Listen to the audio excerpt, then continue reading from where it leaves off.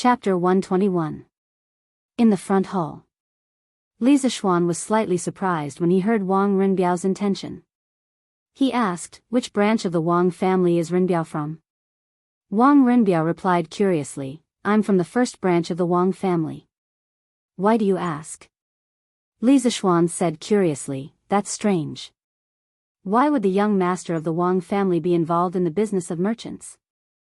Forgive my rudeness, but haven't you also been involved in the business of merchants? Li Zixuan shook his head and said, my family's situation is special. Before His Majesty made me a baron, my family was a merchant's family.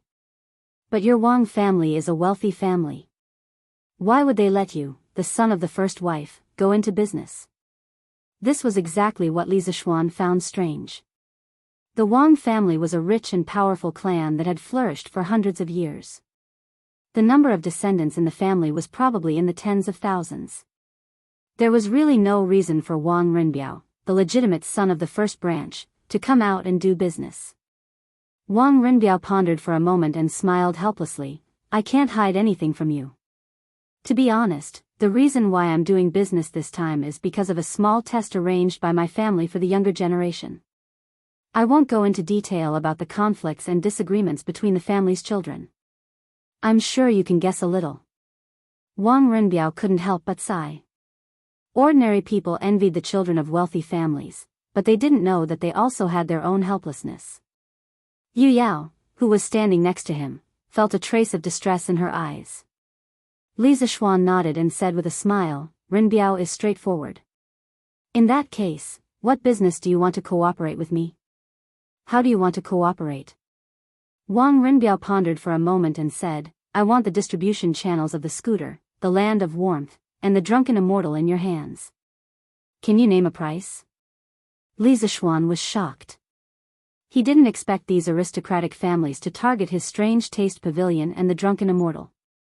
He shook his head and said, that won't do. Renbiao seems to be a straightforward person, so I won't beat around the bush with you. You must be clear that the scooter, the tender land, and the drunken immortal are in short supply in Jianghu.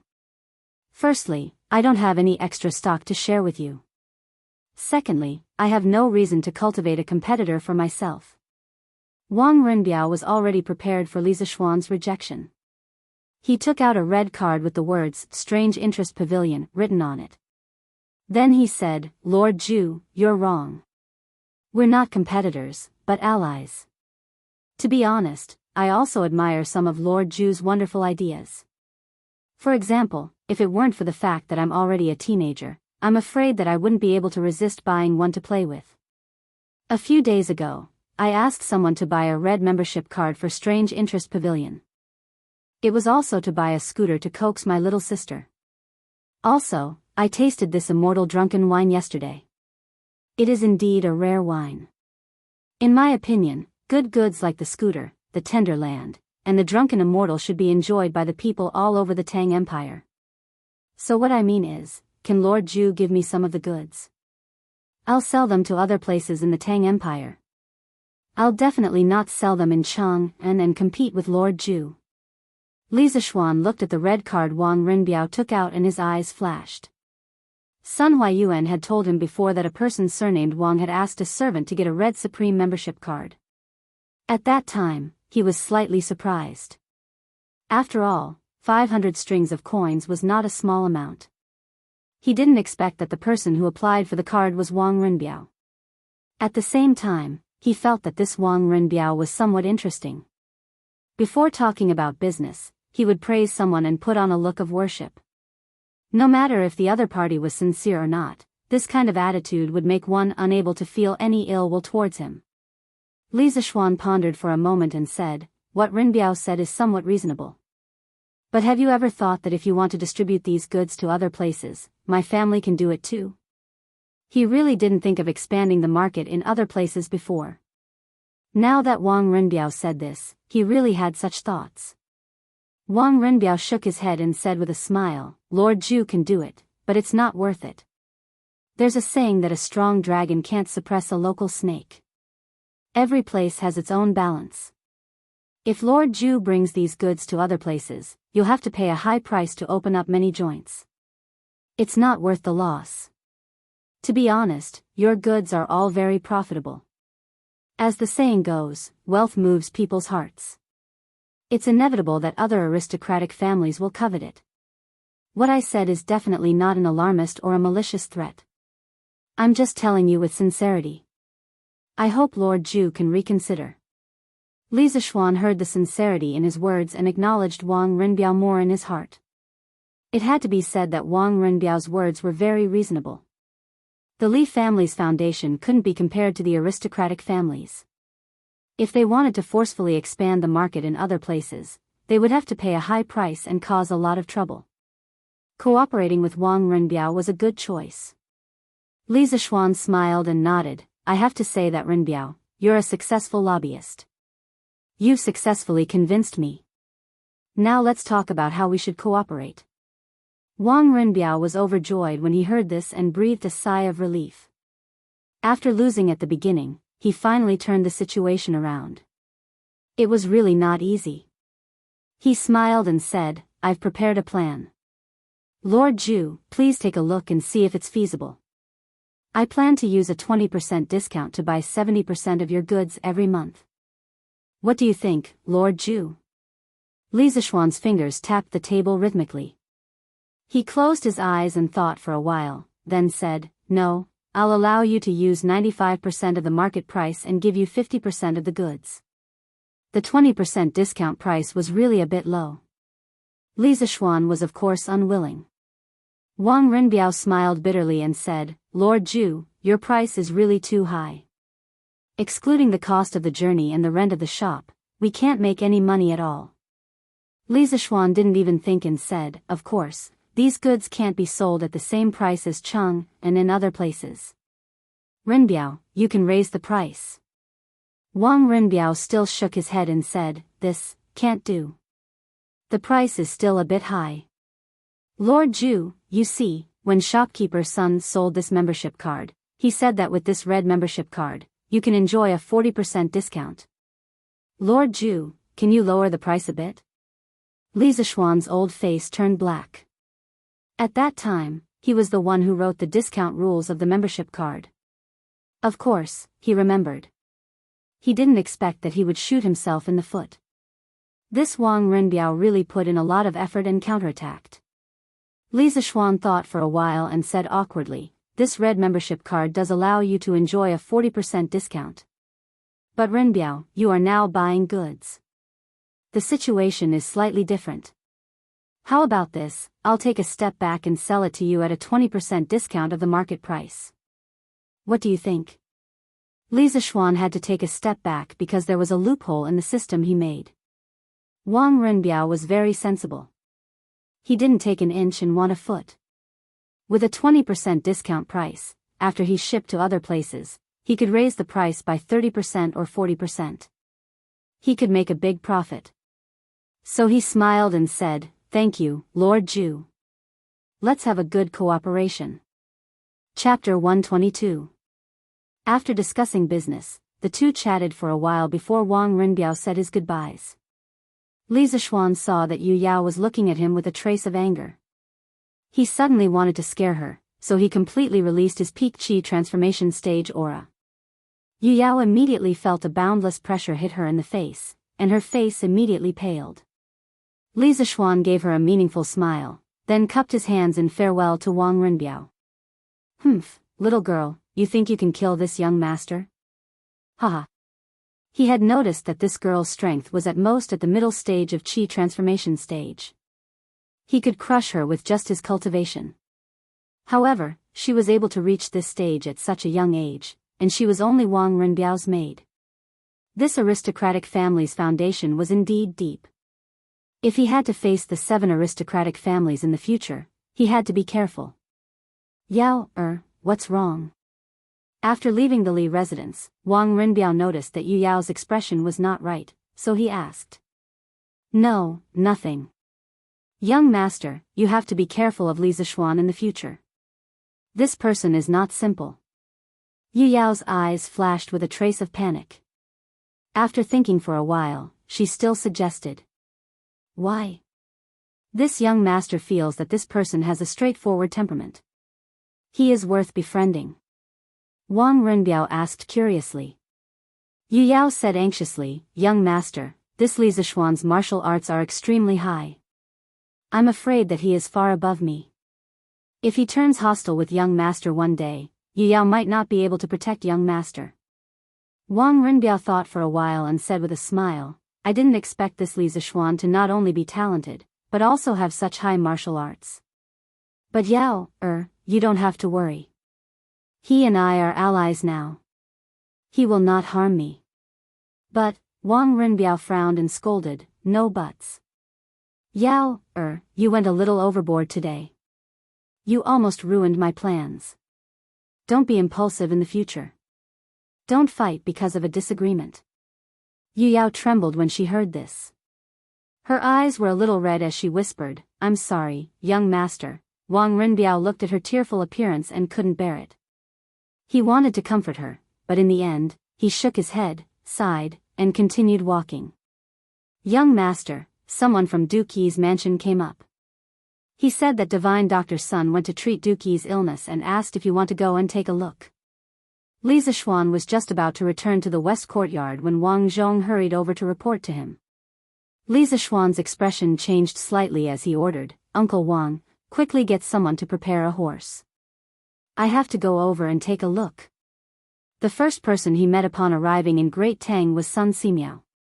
If not for him saving him, even though his soul had transmigrated over, he would still be severely injured and probably wouldn't have been able to wake up. In any case, this was a life-saving grace, so he had to express his gratitude in person. If it weren't for the fact that Sun Simiao had always been like a wild crane, his whereabouts unknown, he would have gone to look for him long ago. On the other hand, he still needed Sun Simiao's help to treat the Hu siblings' illness. Yes, young master. This old servant will arrange it right away. When Wang Zhong saw Li Zishuan's anxious expression, he quickly turned around and arranged for someone to prepare the horses. Li Zishuan rode his horse to Qin's mansion and saw 12 halberds erected in front of the vermilion gates. The majestic appearance made Li Zishuan very envious. However, not everyone had the qualifications to erect such a thing. Only those with unparalleled military achievements and the emperor's personal permission could erect such a thing. Looking at all the civil and military officials in the imperial court, there was only one such family. The manservant at the gate had already been instructed to ask about Li Zishuan's identity and quickly came over to help Li Zishuan lead the horse and lead the way. After making many turns along the way, Li Zishuan came to a small courtyard. A 15 to 16-year-old young man walked towards him. He was slightly taller than Li Zishuan and had sharp facial features. He looked valiant and extraordinary. The young man cupped his hands and smiled. Are you the man from Lantian County? I am Qin Huayu. Dr. Sun is currently treating my father in the room. Please follow me in. So it was Qin Xiong's son. Li Zishuan returned the greeting and said, Thank you, Brother Qin. Brother Qin can just call me Little Xian. Uncle Qin treats me like a nephew, so let's call each other brothers. Qin Huayu hesitated for a moment and nodded. He brought Li Zishuan into a side room behind him. When he opened the door and entered, he saw that there were already 4 people in the room. Qing Yao Jin, Sun Simiao, Qin Shubao who was half lying on the bed, and a woman in white. Li Zishuan guessed that this woman should be Qin Xiong's wife. Sun Simiao was currently holding Qin Xiong's pulse and was in deep thought with his eyes closed. Qing Yaojin's expression was serious. He nodded at Li Zishuan and didn't say anything. Li Zishuan came in front of the woman and bowed slightly. He greeted her softly, Greetings, Auntie Qin. The woman in white reluctantly squeezed out a smile and nodded. Good boy. Li Zishuan also saw that all her thoughts were now on Qin Shubao, so after greeting her, he quietly stood aside and waited with Qing Yaojin and the others for Sun Simiao's diagnosis and treatment results.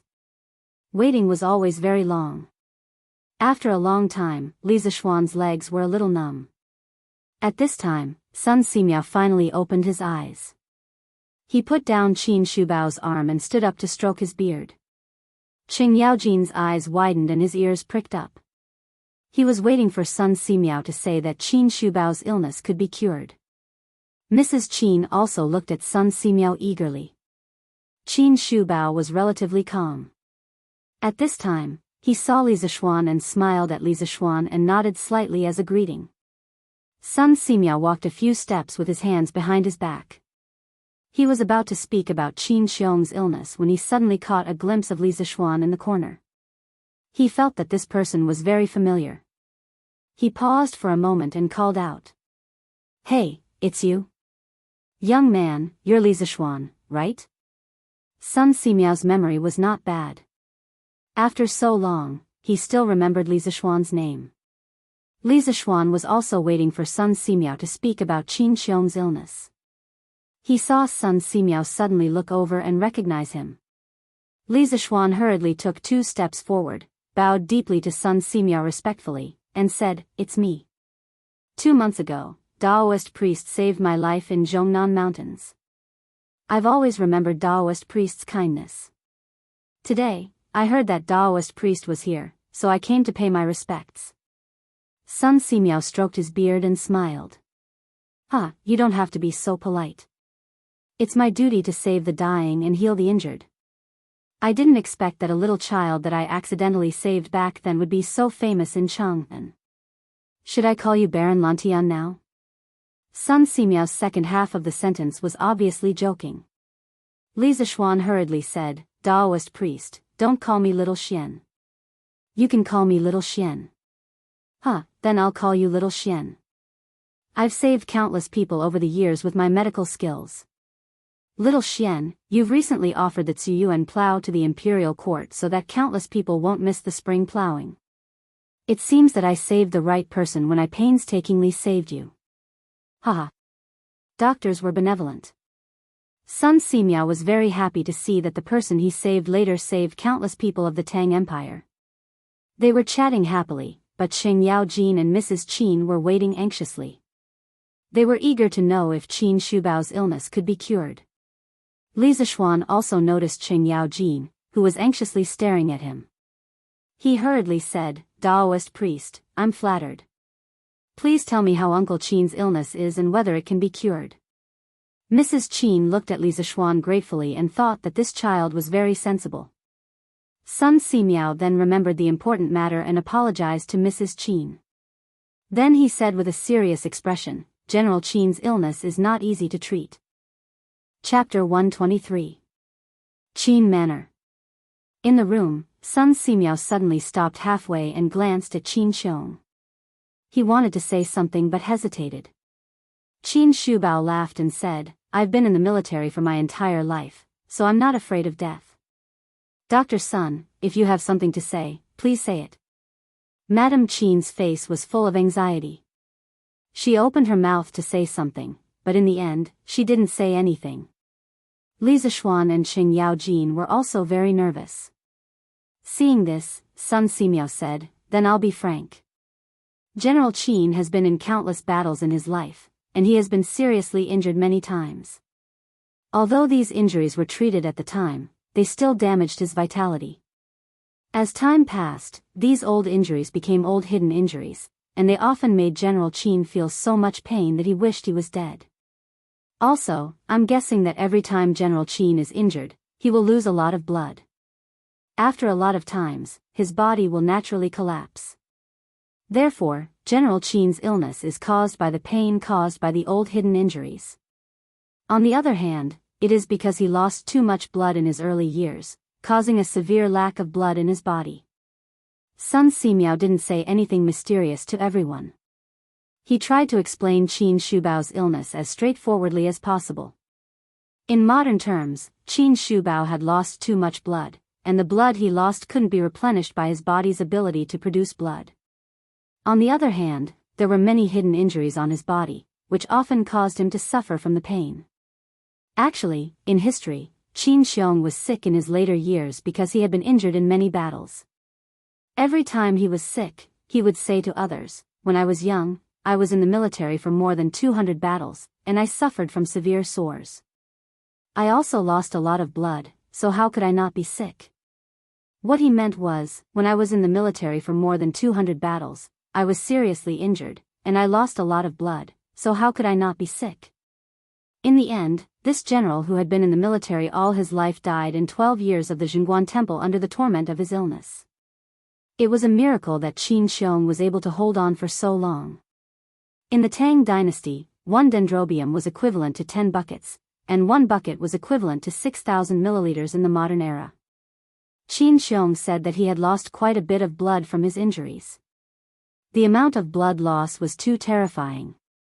It should be known that the blood of a normal adult should be around 7% to 8% of their body weight. A person weighing 60 kilograms would have a total blood volume of about 4,200 to 4,800 milliliters. Generally speaking, if the amount of blood lost was less than 10% of the total amount, there would be no obvious impact on the human body's health. Qin Xiong had fought for his entire life, and the amount of blood he had lost was more than 100,000 milliliters.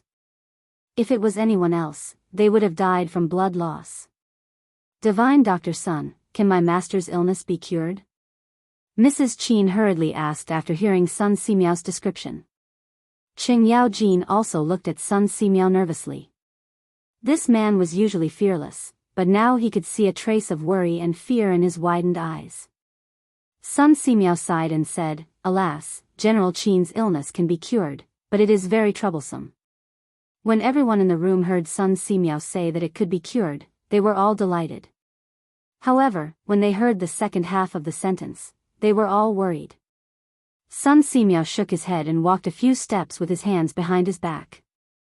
He then said, "I can give General Qin a few prescriptions to replenish his blood and qi. It might be able to slightly alleviate his blood loss. However, it has been too long since General Qin suffered from those internal injuries in his early years. Even if I use acupuncture, I can't completely cure it. This is a bit tricky." Mrs. Qin couldn't help but cry when she heard this. She said, "Then what should we do? My old master has just passed the age of 40. Li Zishuan also looked at Qin Shubao sadly. From his face, it was impossible to tell that he had just passed 40 years old. Instead, he looked like an old man in his 60s. He must have suffered a lot of pain over the years. Qin Shubao was displeased. "Madam, I'm not dead yet. What are you crying for? Don't let Taoist priest and Jijia see you as a joke." Mrs. Qin hurriedly wiped away her tears, but she still looked sad. Qing Yao Jin said anxiously, "Second brother, how can you say such discouraging words? Taoist priest's son, is there really no other way? As long as you can cure my second brother's illness, no matter what precious medicinal herbs you need, I can ask someone to find them for you." Sun Simiao still closed his eyes and shook his head. Qin Shubao said with an indifferent face, "Madam, Jijia, don't make things difficult for Dr. Sunday. In the past few years, I have been a little breathless and dizzy after playing with the golden mace twice. I am already very satisfied that Dr. Sun can alleviate my blood loss. As for those old injuries and old pains, it's fine if you don't treat them. This little pain is nothing in my eyes." Qin Shubao's words were indifferent, but Li Zishuan could hear the desolation of a hero past his prime. Back in the day, Qin Shubao had been a peerless hero, but in his later years, he could only struggle at death's door on a sickbed.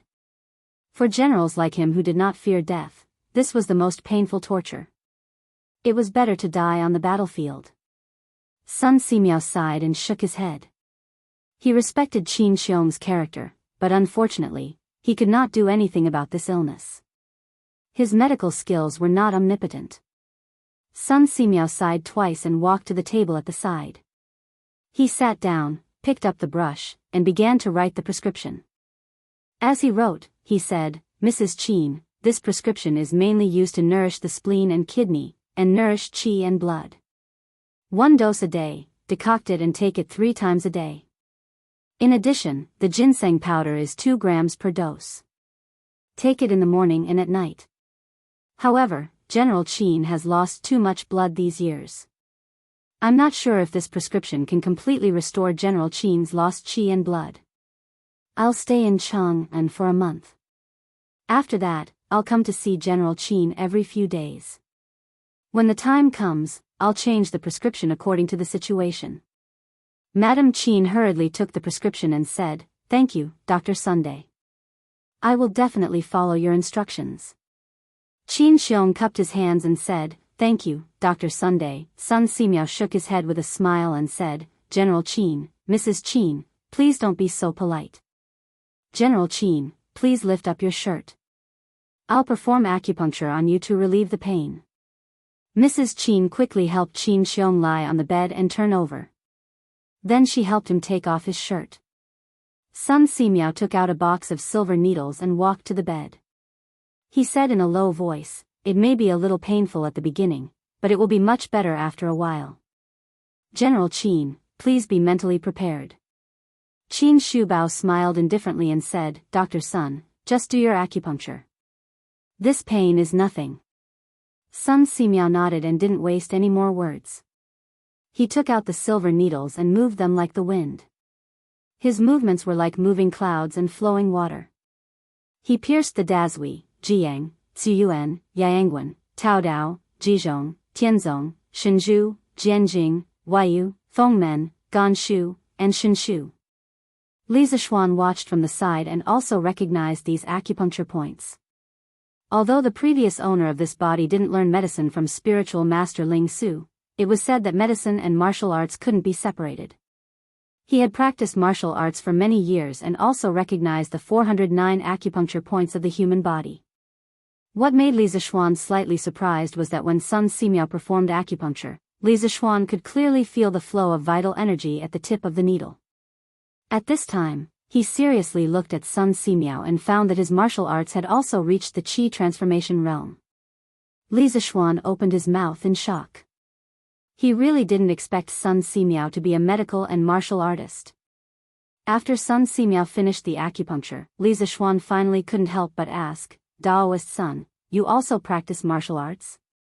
Sun Simiao waved his hand and said with a smile, because some acupuncture techniques need to be combined with vital energy to be more effective. This poor Daoist has practiced Daoist Qigong for more than 10 years. Of course, this poor Daoist's Kung Fu is mainly to cure diseases and save people. In terms of fighting, it is definitely not comparable to you real martial artists. Li Zishuan suddenly understood and nodded. Daoist focused on cultivating vital energy and health. Sun Simiao was a medical and martial artist, so it wasn't unreasonable that he could live to 140 years old. When he went back, he would ask Sun Simiao for advice on health and let his father and mother practice it. After a few minutes, Sun Simiao removed all the silver needles from Qin Shubao's back and then walked to the basin to wash his hands. Mrs. Qin quickly came over and dressed her husband. Qin Shubao tried to get out of bed and walked 2 steps. He praised, "Dr. Sun's medical skills are really good. I feel much more relaxed than before." After Sun Simiao finished washing his hands, he looked at Qin Xiong and said, "General Qin, don't be too proud. Your illness hasn't been completely cured yet. First, follow this poor Daoist's prescription and recuperate for a few days. During this time, don't do any strenuous exercise. As for your internal injuries, this poor Daoist will think about it and see if there is a way to completely cure them." Qin Xiong cupped his hands and said, "Dr. Sun, thank you for your trouble."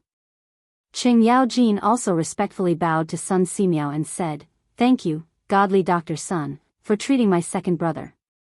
If godly doctor needs anything in the future, Qing Yao Jin will definitely do it for you." Sun Simiao waved his hand and said that it was nothing.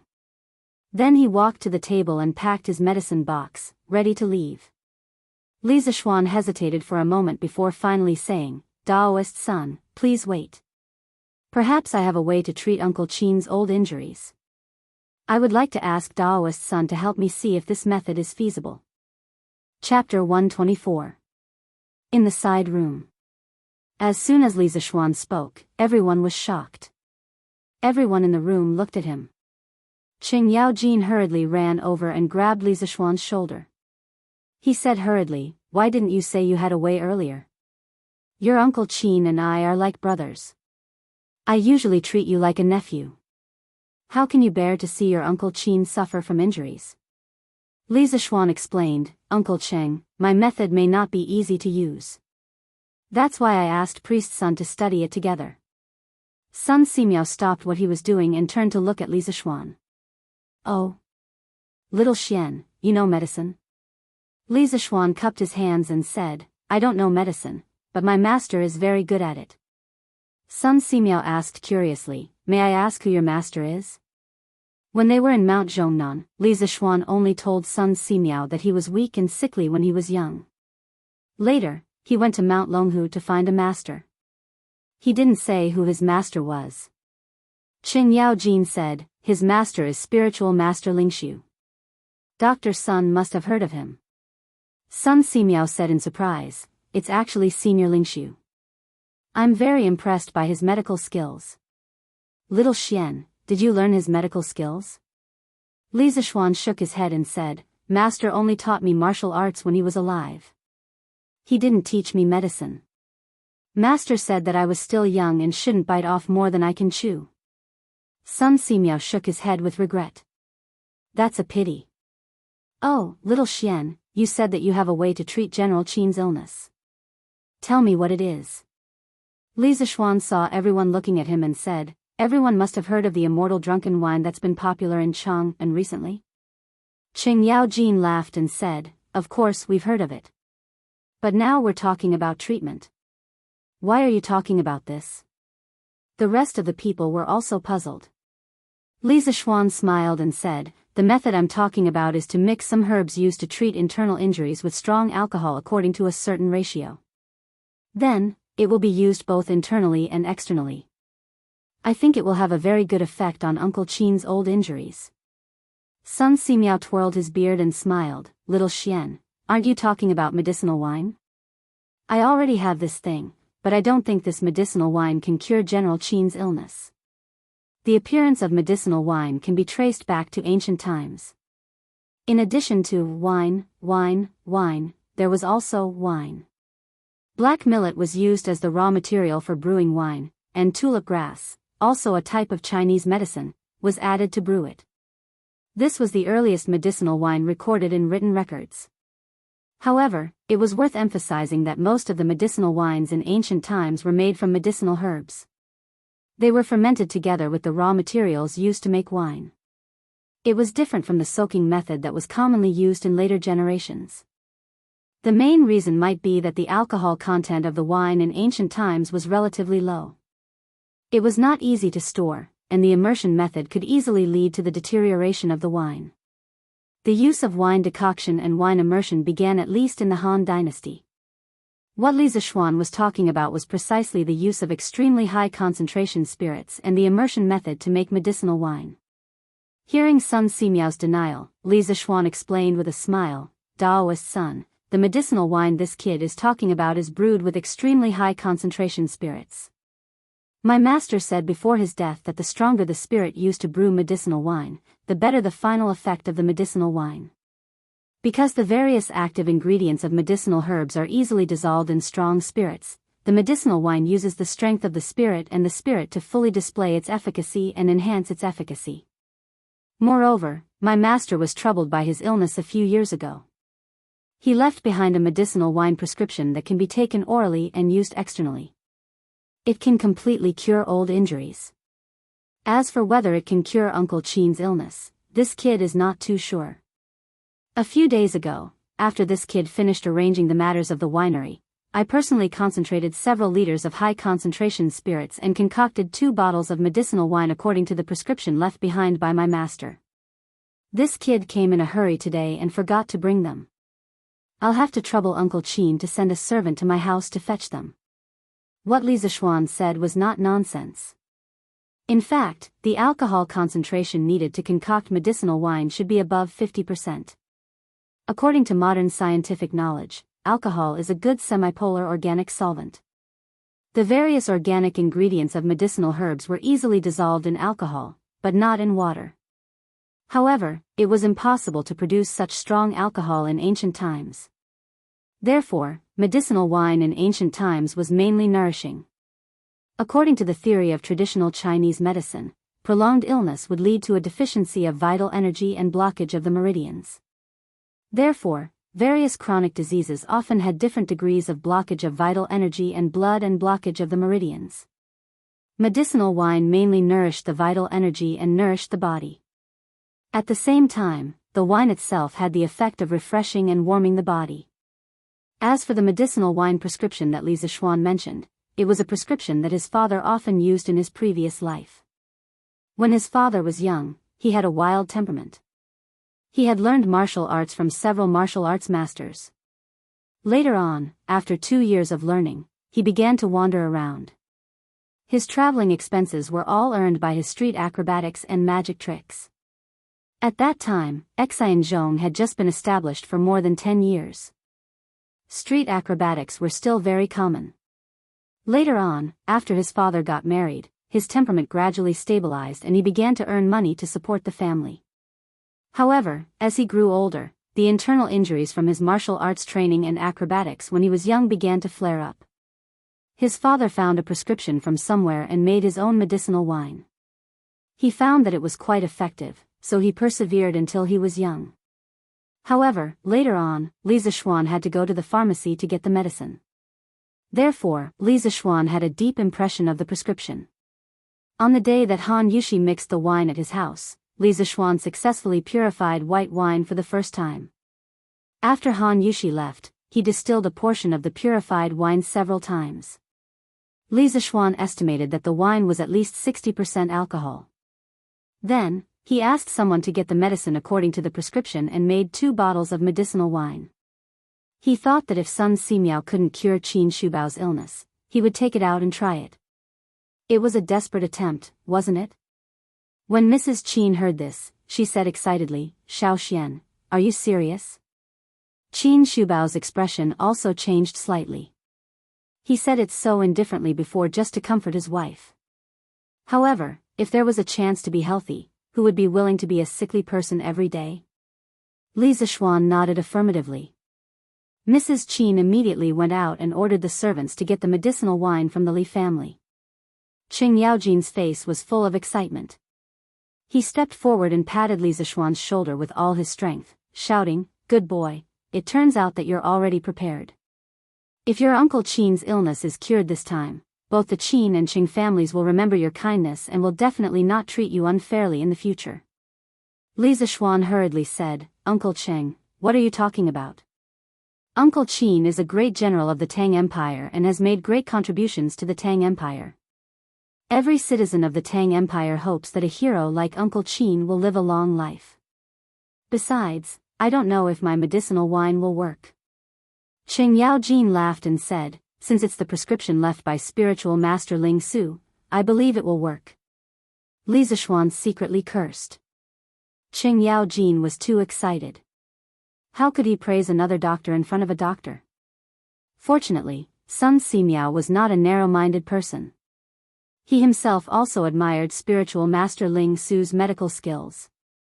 At this time, Sun Simiao said, "Xiao Xian, since you haven't brought back the medicinal wine, can you write down the prescription for me?" He was also eager to find out. When he heard that the prescription was left by spiritual master Ling Su, he wanted to find out.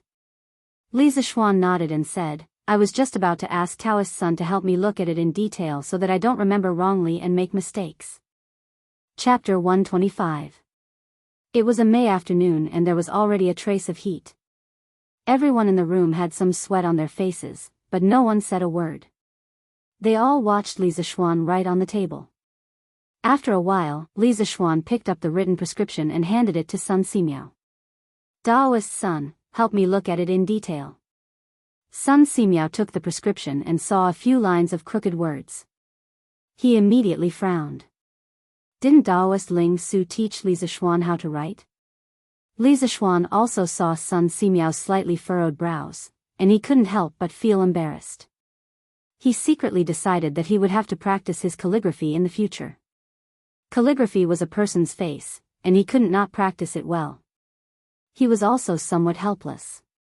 In the memory of the body he merged with, there was really no experience in writing. Perhaps his predecessor also didn't practice writing.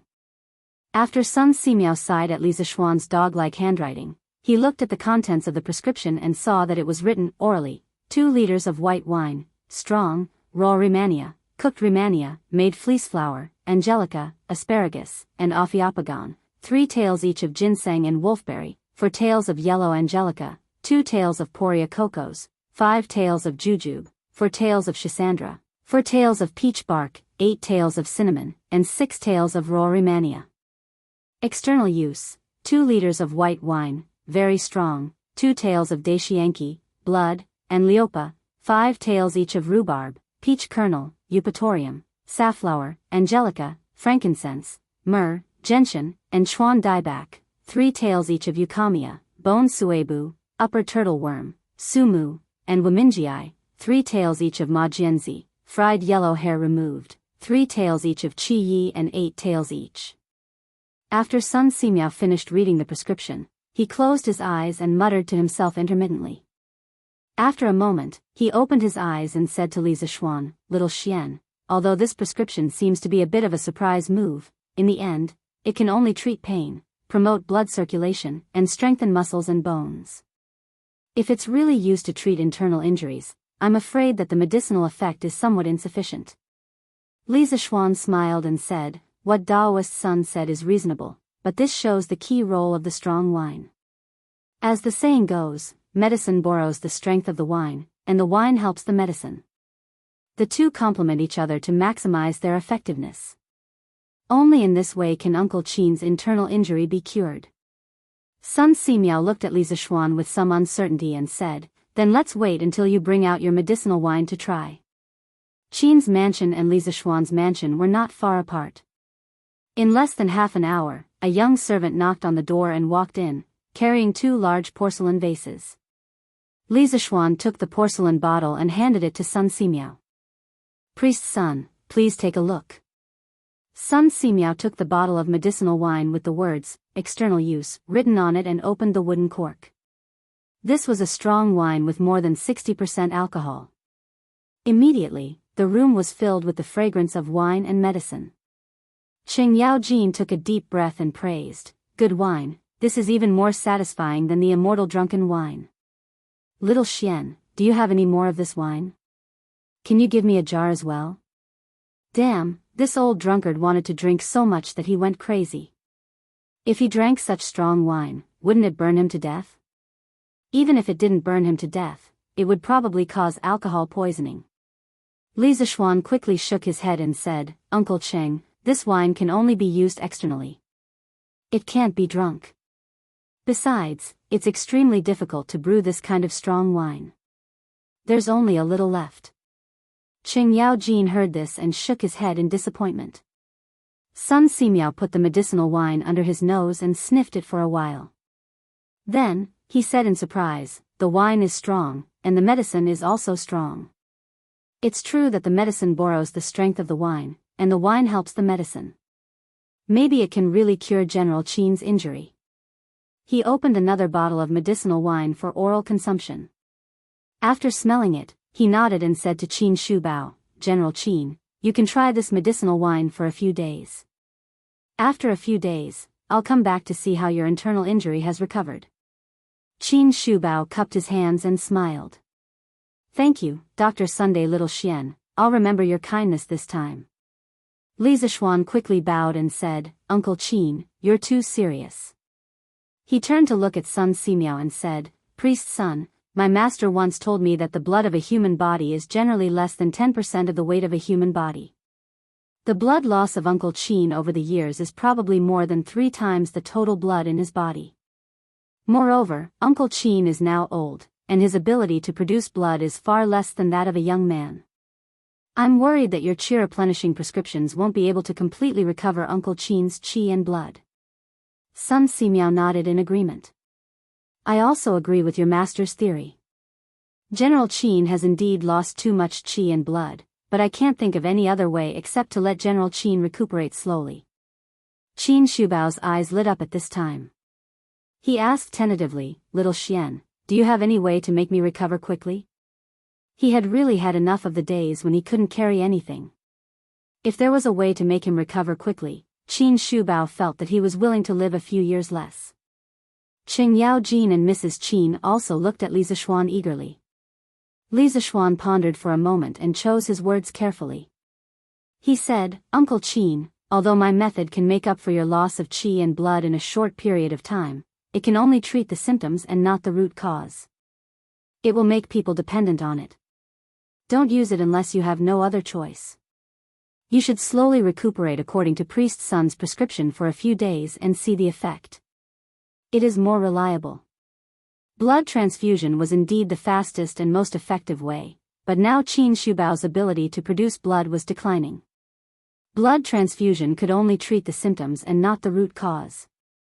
After one blood transfusion, there would be a second and third blood transfusion. Moreover, he didn't have any tools for blood transfusion. Qin Xiong waved his hand and smiled. As long as it can make me feel good for a while, anything is fine. Little Xian, tell me quickly. Sun Simiao also asked curiously, Little Xian, what method do you have? Tell me first and I'll help you think about it in detail. Li Zishuan hesitated for a moment and said, I don't know if Priest Sun has heard of the blood-stealing technique to prolong life. Hearing this, Sun Simiao's expression suddenly changed and he sternly scolded, Little Xian, as a disciple of the Spirit Void sect, how dare you mention this kind of sorcery?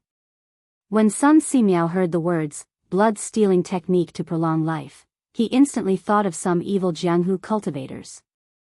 He had been practicing medicine all his life, how could he watch Li Zishuan go astray? That was why he sternly stopped him. Li Zishuan saw Sun Simiao's extreme reaction and knew that he had misunderstood. He hurriedly explained, Priest Sun, the blood-stealing technique to prolong life is not a sorcery. My master once said that a person will continue to produce blood. If a little blood is drawn out at a time, as long as it doesn't exceed 10% of the total blood in the body, nothing will happen. Instead, it will be good for the body's metabolism. Is that true? Sun Simiao asked. It's true.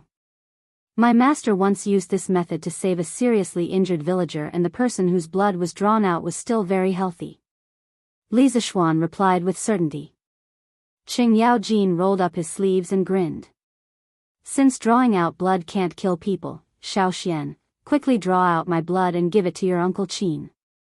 Li Zishuan shook his head and said, Uncle Cheng, there are 5 types of blood in this world. Except for a very special blood type, different blood types can't be mixed together. Moreover, when I went down the mountain, I didn't bring back the blood transfusion tools left by my master. Therefore, Uncle Qin's weak blood and qi are best treated with medicine. If the effect isn't ideal, I'll find a way to make a set of blood transfusion tools for Uncle Qin. Qin Shubao could only nod and say, then I'll do as Xiao Xian said. I'll recuperate for a while. Qing Yaojin slapped Li Zishuan twice and said, You wastrel, your master's things are so precious. Why didn't you bring them back?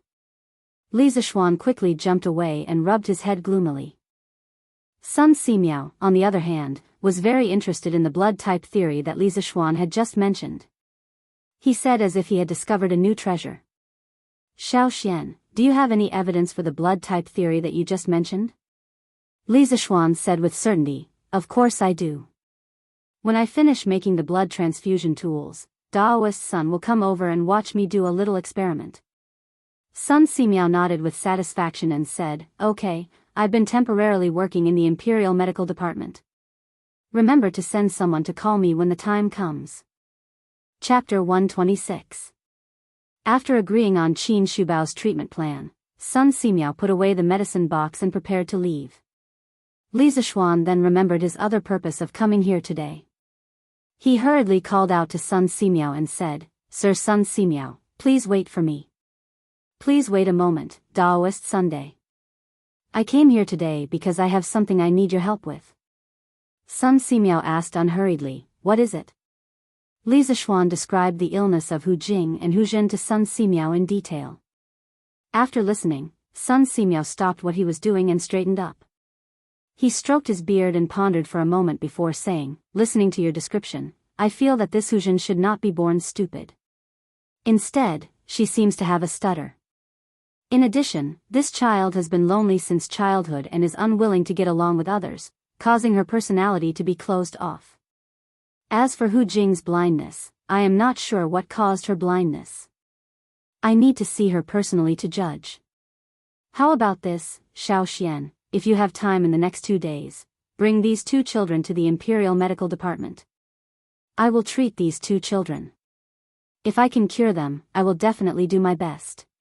Li Zishuan hurriedly said, Thank you, Sir Sunday. Sun Simiao waved his hand and said with a smile, This is my duty. Besides, these 2 children are also pitiful. After saying that, he picked up the medicine box and said goodbye to Qin Shubao and his wife before leaving. Li Zishuan looked at Qin Shubao and suddenly asked, Uncle Qin, I wonder if you still remember Han Tianhu? He suddenly remembered the past of Han Lijing that Han Yushi told him last time, so he asked tentatively. Qin Shubao had just been treated by Sun Simiao's acupuncture and tried Li Zishuan's medicinal wine. He immediately felt that the illness in his body was much better. At this time, he was walking comfortably in the room. When he heard Li Zishuan mention Han Tianhu, Qin Shubao could not help but pause. He asked excitedly, Xiao Xian, how do you know about Han Tianhu? Do you know his whereabouts? Li Zishuan nodded. Qin Shubao hurriedly walked over and pressed Li Zishuan's shoulder. Really? Xiao Xian, quickly take this old man to see him. Back then, Han Tianhu risked his life to block an arrow for this old man in front of the Turks. Later, he was afraid of dragging this old man down, so he chose to leave alone with the name of deserter. But after he left, this old man has been feeling guilty all these years. I have been sending people to look for him. I didn't expect to receive news from you today. Tell me quickly, tell me, how has his family all these years?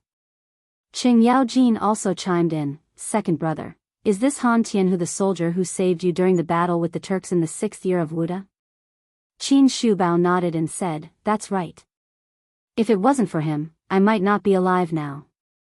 Mrs. Qin said with a face full of fear, Little Xian, quickly tell us where this Han Tianhu is. He is our Qin family's benefactor, and we must properly thank him. To be, quickly, tell me, quickly, where is, this, quickly tell me, this. I, old Cheng, will treat him to a drink. He is a good man. Li Zishuan replied, Uncle Qin, Auntie Qin, Uncle Cheng, this Han Tianhu is the Han village's Han Lijing.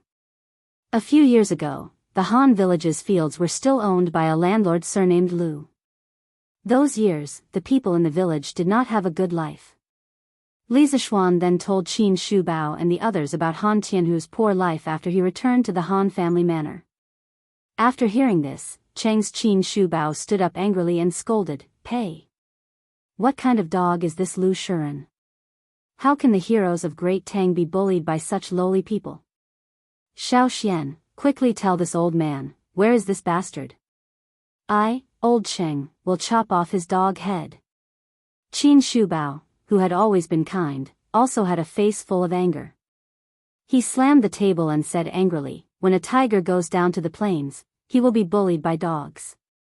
How dare such a lowly person bully Great Tang's good men? This old man will definitely report to His Majesty and punish this person for treason. Li Zishuan comforted, Uncle Cheng, Uncle Qin, please calm down. This Lu Shuren has already been dealt with. Thus, he told them about how he had beaten up Lu Shuren and his father, and how they were attacked by the people of Plum Village. Madame Qin could not help but laugh, evil really has its retribution. This pair of father and son really deserved it. Cheng's Qin Shubao laughed and said, Good. Xiao Xian, you did well. This is really satisfying. At least that Lu guy knew what was good for him and left Plum Village. Otherwise, I, old Cheng, would definitely go to his door and teach him a lesson. Li Zishuan secretly wiped the sweat on his forehead. He thought to himself that Lu Shuren and his father had hit the jackpot and escaped. Otherwise, if they were targeted by the devils incarnate, they would suffer more than death. Qin Shubao also looked at Li Zishuan with praise and said, You know right from wrong and know what's right from wrong. Good young man. Xiao Xian, bring this old man to the Han Manor tomorrow. This old man wants to see Han Tianhu personally. Cheng Xiaojin patted his chest and said, I'll go too. You brat, bring 2 jugs of good wine tomorrow. This old man wants to have a good drink with Han Tianhu. Li Zishuan was speechless. He suspected that Cheng Xiaojin was going to drink wine and not to see Han Tianhu. Yes, it just so happens that this little one is going to the Han Manor tomorrow to bring the Hu siblings into the city. When the time comes, I'll accompany the 2 uncles to Han Lijing's house. Li Zishuan nodded and agreed. Madame Qin said, Xiao Xian, Auntie heard you say that Han Tianhu's daughter was able to support a family by herself at the age of 7. This girl is really a miracle in Great Tang. Li Zishuan nodded and said, yes, that's true. Han Yushi's character is very strong. Those years were not easy for her. Madame Qin looked at Qin Shubao and discussed, Lord, this Han Yushi is a good daughter. Han Tianhu is also our family's great benefactor. This concubine wants to take Han Yushi as my adopted daughter. This way, this child can have a good identity and marry into a good family in the future. What do you think, Lord? Qin Shubao stroked his beard and pondered for a moment before agreeing. Madame's suggestion is very good. This old man will discuss it with Han Tianhu tomorrow. If he agrees, we will officially take Han Yushi as our adopted daughter. This child has suffered a lot these years. When Li Zishuan heard this, he was delighted. Although he did not care about status, it did not mean that others did not care. Han Yushi was now the adopted daughter of the current Duke of Yi. If he were to marry Han Yushi in the future, Han Yushi would not feel inferior because of the difference in status. In that case, it would be easier for them to be together. The joy that flashed through Li Zishuan's eyes was caught by the old and experienced Cheng Xiaojin. Cheng's heart instantly became lively as he thought, when this brat was talking about Han Tianhu, 8 out of 10 sentences were related to that Han Yushi. Now that he heard that second brother Qin wanted to take Han Yushi as his adopted daughter, he was secretly happy. Could it be that this brat is interested in Han Tianhu's daughter? Hee, I have to observe carefully tomorrow. Chapter 127. Everyone in the room chatted for a while before Li Zishuan took his leave. Cheng Yaojin also followed him out. Li Zishuan and Cheng Yaojin walked side by side on the main road. He suddenly remembered that the Cheng family was also one of the shareholders of the winery. He didn't even ask for the Cheng family's permission to cooperate with Wang Renbiao in the morning. Thinking of this, Li Zishuan said somewhat embarrassedly, Uncle Cheng, there's something I forgot to tell you today. I'll tell you now, but you can't be angry. Cheng Yaojin waved his hand carelessly and laughed. You gave this old man a jar of strong wine just now. This old man won't be angry with you. Li Zishuan was speechless, but he also knew that Cheng Yaojin was making fun of him. After thinking for a moment, he told Cheng Yaojin about his cooperation with Wang Renbiao to open up the market of immortal drunken wine and gentle village in other regions. After hearing this, Cheng Yaojin became serious for once. He pondered for a long time and looked around. After confirming that there was no one around, he said to Li Zishuan, Little Xian, this old man actually doesn't want you to get involved in the affairs of the aristocratic families. In today's world, apart from the imperial family, the 6 aristocratic families have tens of thousands of direct descendants. There are also countless officials, scholars, and Jianghu wanderers who rely on the aristocratic families. This has already formed a huge force that is enough to threaten the stability of the Tang Empire. His Majesty is already thinking of weakening the aristocratic families.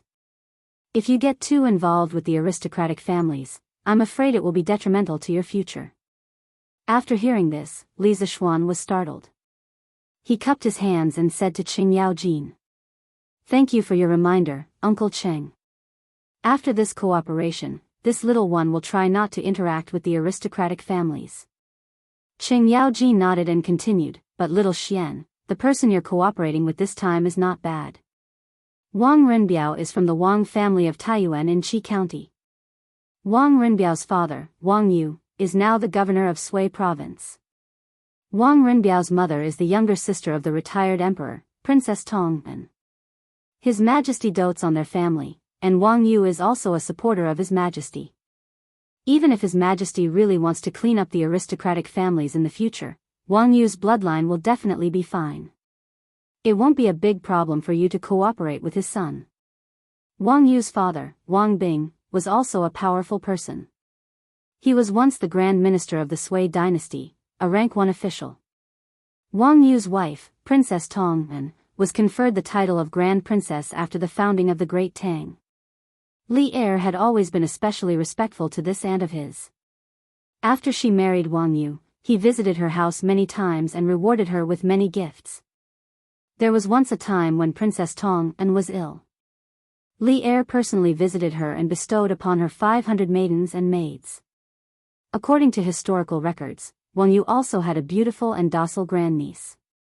Princess Tong mentioned to Li Er that Li Ji took her as his princess consort. She was Empress Wang, who was later killed by Wu Zetian. Wang Yu's grandson, Wang Fangyi, was also a famous general during the Gaozong era. From this, it could be seen that Wang Yu's family was a true aristocratic family in the Tang dynasty. Under the background of the emperor's efforts to weaken the aristocratic families were all excluded from the center of the imperial court. Very few of them were able to reach rank 4 and above. As for the branch of the Wang family of Taiyuan in Qi County, Wang Yu relied on the emperor's favor to first become a secondary third-grade provincial governor. Finally, he was promoted to a secondary first-grade provincial governor. This level of favor from the emperor was rare among the aristocratic families of that time. The next day, Li Zishuan, Qin Shubao, and Qing Yaojin met up and rushed to the Han Manor. "Uncle Qin, is your body okay riding a horse? Why don't we hire a carriage for you?" Li Zishuan looked at Qin Xiong's sallow face and asked worriedly. Qin Xiong laughed and waved his hand. He said in a clear voice, "This old man is not that fragile. After taking Dr. Sun's medicine yesterday and drinking your medicine, this old man feels much better today." Qing Yaojin said excitedly, "Then in a few months, second brother Qin will be as lively as a dragon and as lively as a tiger. When that time comes, we two brothers will be able to fight side by side on the battlefield." "Ha, great, great." When the three of them arrived at the Han Manor, it was already close to noon. Li Zishuan planned to bring them directly to the Han Manor's small courtyard. Along the way, many villagers saw Li Zishuan and greeted him enthusiastically. "Oh, Lord Zhu, you're here. Can you come to my house for lunch? My husband's cooking is very good." "Nonsense, old man Wang, can your husband's cooking be eaten? Lord Zhu, you should come to my house. I hunted 2 wild rabbits on the mountain yesterday and stewed them today. I hunted 2 pheasants and a rabbit this morning. Lord Zhu, come to my house for lunch. Come to my house, come to my house." Li Zishuan hurriedly dismounted from his horse and comforted these people. Only then did they reluctantly open up a path for him. Qin Xiong and Qing Yaojin stroked their beards and stood quietly at the side. They nodded at this scene. "Xiao Xian, I didn't expect you to be so popular in the Han Manor," Qin Xiong said with a casual smile as they walked on the path in the manor. Li Zishuan said humbly, "Uncle Qin, you must be joking. This is just the love of the villagers. Actually, I didn't do much for them." Qin Xiong shook his head and smiled without saying anything. Qing Yaojin chuckled and said, "You brat, you're learning from those rotten scholars. Aren't your words sour? If second brother Qin and I praise you, you have to accept it. You're dawdling like a woman." Li Zishuan was speechless.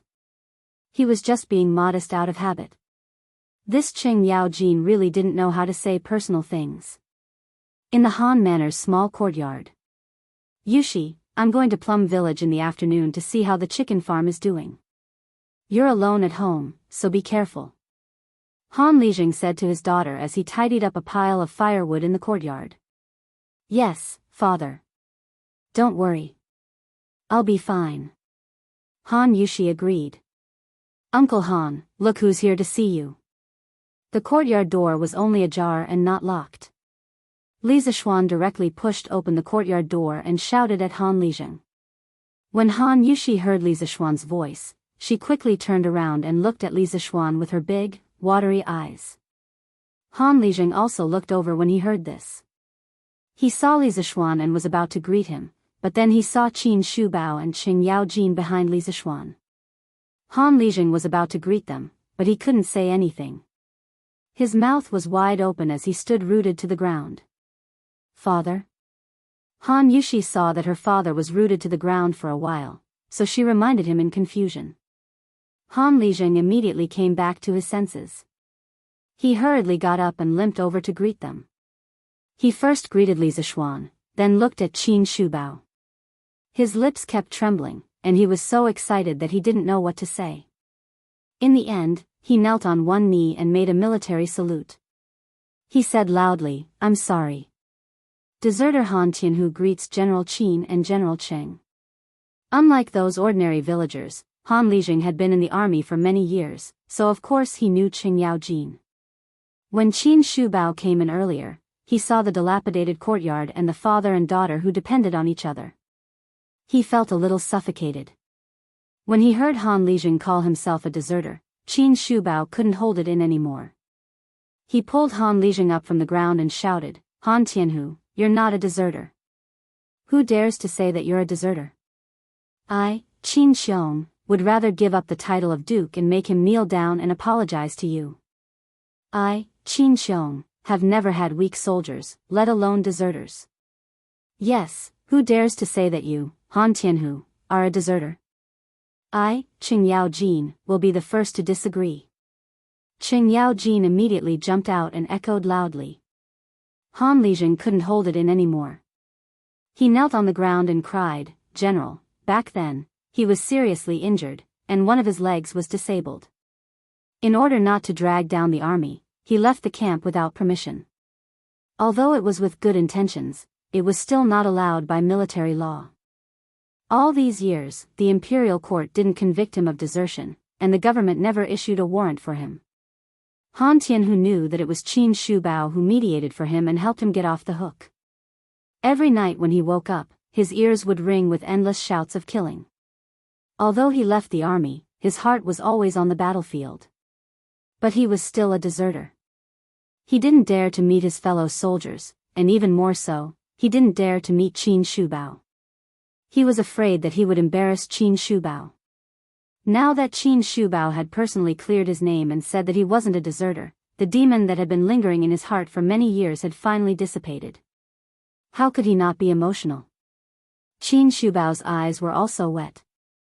He squatted down and pressed on Han Lijing's shoulder, comforting him, "Tianhu, you have suffered all these years." Han Lijing choked and said, "I didn't suffer. As long as the general doesn't think that I am a deserter, I am satisfied and can die without regrets." These incomparably sad words deeply touched Qing Yaojin and Qin Shubao, who had been on the battlefield for a long time. The two of them couldn't help but cry. The three men hugged each other and cried bitterly, reminiscing about the years of killing each other. Li Zishuan stood at the side and saw this scene. He was also very touched. At this time, he really wanted to sing Lu Tianwang's "It's Not a Crime for a Man to Cry." But after all, he had never been on the battlefield. He couldn't empathize with these veterans like Qin Shubao and Qing Yaojin. He sighed for a while and left the three old men hugging and crying. He went to talk to Han Yushi, who was not far away. Chapter 128. In the small courtyard of the Han family. "Yushi, how have you been recently?" Standing side by side with Han Yushi under the parasol tree in the courtyard, Li Zishuan had a lot of things he wanted to say, but he could not bring himself to say them. In the end, he stammered for a while before squeezing out such a meaningless sentence. When Han Yushi saw Li Zishuan walking straight towards her, she was very shy and happy.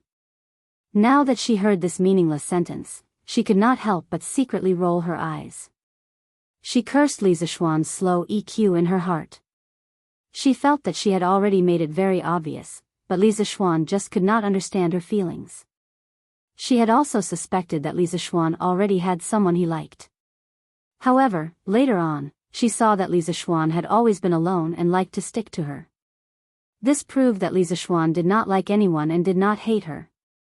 After thinking about it, Han Yushi could only attribute it to Li Zishuan's slow EQ. I've been doing well recently. It's just that I kind of miss. Han Yushi was not careful and almost blurted out her true thoughts. Fortunately, she sobered up and stopped in time. Miss what? Miss what? Li Zishuan was overjoyed and quickly asked with anticipation in his eyes. I miss the iron egg. Han Yushi secretly glanced at Li Zishuan's handsome face and understood the anticipation in his eyes. Although she was happy in her heart, she swallowed the words that were about to come out of her mouth. How could a girl take the initiative to admit such a thing? Therefore, her mind raced and she quickly thought of this excuse to smooth things over. Oh, you missed the iron egg. Li Zishuan was overjoyed by this sudden turn of events and scratched his head in disappointment. Yushi, go and prepare some food and wine. General Qin, General Cheng, and young master are all having lunch at our house. After the three old men in the courtyard finished crying, Han Lijing walked over and said to Han Yushi. Yes, father. Your daughter will go now. Han Yushi responded and glanced at Li Zishuan before walking to the kitchen.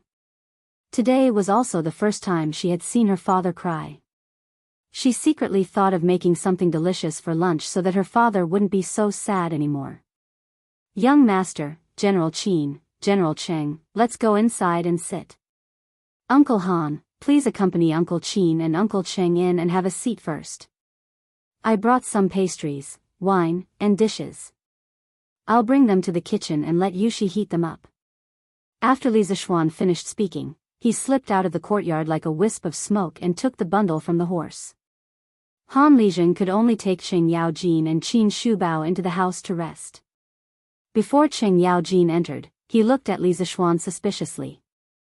Yushi, you don't have to cook other dishes. I brought a lot of dishes over. You can just heat them up and eat them. Li Zishuan walked into the kitchen with a big food box and said. He came today not only to bring 2 pots of wine for Cheng Yaojin, but he also asked the cook at home in advance to make a few dishes that could only be eaten by the Li family and brought them over. Because he knew that Qin Shubao and Cheng Yaojin would definitely eat at Han Lijing's house when they came over. At that time, Han Yushi would be busy preparing a big table of dishes. He didn't want her to work too hard, so he did this. Ah. Young master, how can this be? Isn't it too rude? Han Yushi was a little hesitant. The 2 people who came today were both founding dukes. It was really unreasonable to heat up the dishes that had been cooked before for them. Hey, there's nothing rude about it. Yushi, listen to me. It's okay. Uncle Qin and Uncle Cheng definitely won't have any objections. Li Zishuan said affirmatively. Qin Xiong and Cheng Yaojin probably hadn't eaten braised pork, braised lion's head, and other pork dishes. It would be strange if they had any objections to this. Han Yushi saw that Li Zishuan said firmly and finally nodded. Yushi, let me help you. Li Zishuan wanted to stay here for a while longer. The air smelled especially good when he was with a beauty. Ah. Young master, get out quickly. How can you be in the kitchen? When Han Yushi heard this, she hurriedly pushed Li Zishuan out of the kitchen without any explanation. Although she also liked to stay with Li Zishuan, she still understood the principle of, a gentleman should stay away from the kitchen. Hey, Yushi, don't push me. Let me help you. Li Zishuan could only helplessly return to the front hall to accompany the 3 old men. Inside the house, Qin Shubao was talking to Han Lijing. When he saw Li Zishuan enter, the 2 of them nodded at him as a greeting. Cheng Yaojin deliberately threw a very strange look at Li Zishuan, causing Li Zishuan to be confused. Tianhu, our Qin family owes you for so many years. Qin Xiong looked at the 4 bare walls in the front hall and sighed. Han Lijing hurriedly said, this subordinate is afraid. Back then, this subordinate was the general's personal army. Protecting the general is this subordinate's duty. The general does not owe this subordinate anything. Qin Xiong patted Han Tianhu's shoulder and said in a deep voice, you don't have to say that. This old man can still distinguish between right and wrong. How can I, Qin Xiong, be someone who doesn't repay kindness? I have discussed with my wife that I want to take Yushi as my adopted daughter. This way, This child will have a bright identity in the future and can marry into a good family. Today, I came here to ask for your opinion. Han Tianhu stood up in shock and bowed. How can this be? General Qin is a duke. How can my family be worthy of you? Qin Xiong shouted unhappily. Nonsense. Didn't this old man's current position rely on you, my former comrades on the battlefield, to fight for it? Back then, if you hadn't risked your life to block an arrow for this old man might have died long ago. Now, there might not be any Duke of E. Besides, if you don't think for yourself, don't you think for this child, Yushi? This old man has also heard that in those years when you left, this child supported the entire family on her own. She has suffered so much. As her father, don't you want her to marry into a good family and enjoy the rest of her life? Qin Xiong's words made Han Lijing hesitate in his heart. As a father, he more or less knew his daughter's thoughts. Now that his young master had been conferred the title of Baron, his daughter was just a peasant girl. The difference in status was too great. Even though his young master did not care about status, it was inevitable that others would gossip. Therefore, he had always been pessimistic about his daughter's relationship with Li Zishuan. However, he owed his daughter a lot, so it was impossible for him to stop her. Now, Qin Xiong's suggestion made him see a glimmer of hope.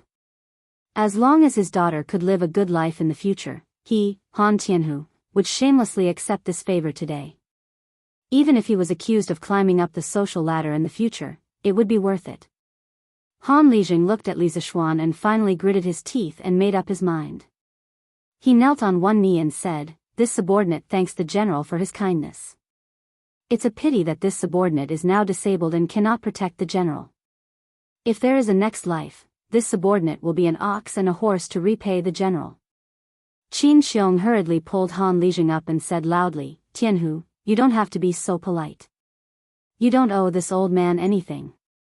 Today's action is this old man repaying your kindness. You don't have to feel that you owe me." Qing Yaojin also chimed in, "Second brother Qin is right. Han Tianhu, you are a man. I, old Cheng, like honest men like you. Later, you must accompany me for a few drinks." Han Tianhu smiled and cupped his hands. "I dare not disobey." This subordinate's alcohol tolerance in the army was excellent. "I'm just afraid that General Cheng won't be able to drink as much." Qing Yaojin slammed the table and said anxiously, What big words.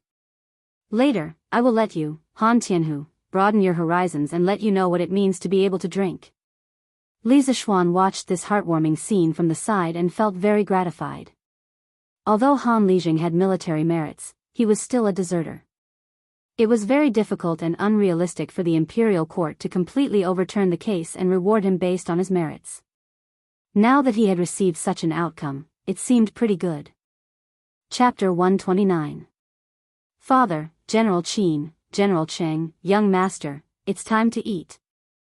Han Yushi walked in with 2 plates of dishes and shouted. She placed the dishes on the table and turned back to the kitchen to get the rest of the dishes. General Qin, General Cheng, young master, come to the table and eat."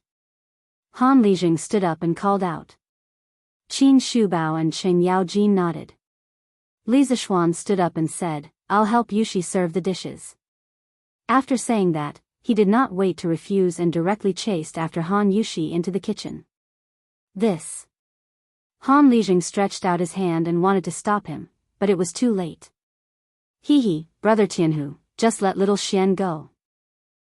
I think it won't be long before I attend your wedding. I wonder if old Han's family has a daughter Red?"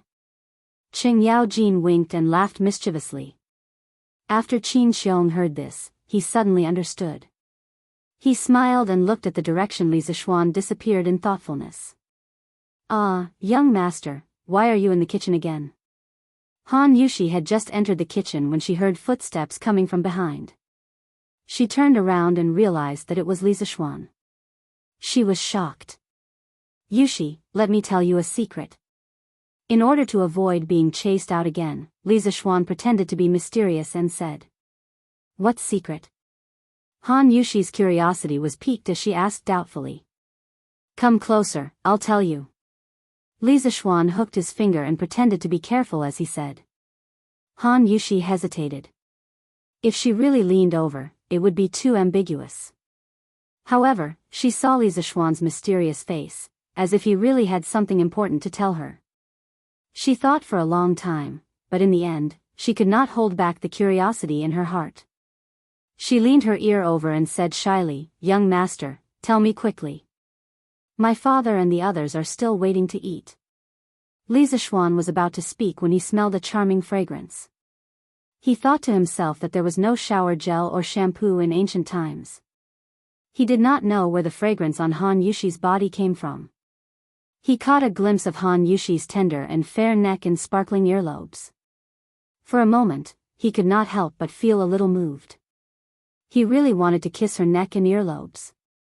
Han Yushi was tickled by Li Zishuan's hot breath beside her ear, but she waited for a long time and did not hear Li Zishuan speak.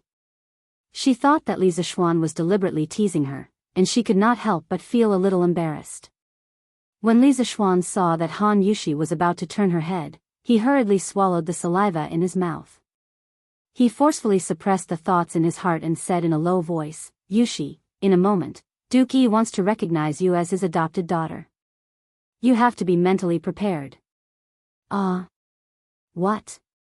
When Han Yushi heard this, she did not care about the shyness in her heart and asked in disbelief. Li Zishuan smiled and said, "What I said is true. Let's take the dishes out quickly." After saying that, he did not care about Han Yushi, who was still in a daze at the side. He carried 2 plates of dishes and went out. Sigh, Han Yushi reacted and was about to ask Li Zishuan to put down the dishes, but Li Zishuan had already walked far away. She stomped her feet in anger, but she felt a little sweet in her heart. When the dishes were served, Han Lijing said to Han Yushi, "Yushi, father wants to tell you something. Tianhu, let me say it." Qin Xiong waved his hand and interrupted. Then, he looked at Han Yushi and asked, "Yushi, my wife and I want to take you in as our adopted daughter. We just discussed it with your father and he agreed. What do you think?" Although Han Yushi had just heard Li Zishuan mention this in the kitchen, she still could not hide her surprise when she heard Qin Shubao say it himself. She looked at her father hesitantly, hoping to get some pointers from him. Seeing Han Lijing gently nod his head, Han Yushi bowed and said, "Yushi greets foster father." Good child, quickly get up." Qin Xiong laughed heartily, but it was not appropriate for him to pull her up. He could only tell Han Yushi to get up quickly. Han Yushi stood up and poured a cup of tea for Qin Xiong. She raised it with both hands and bowed as she said, "Foster father, please have some tea."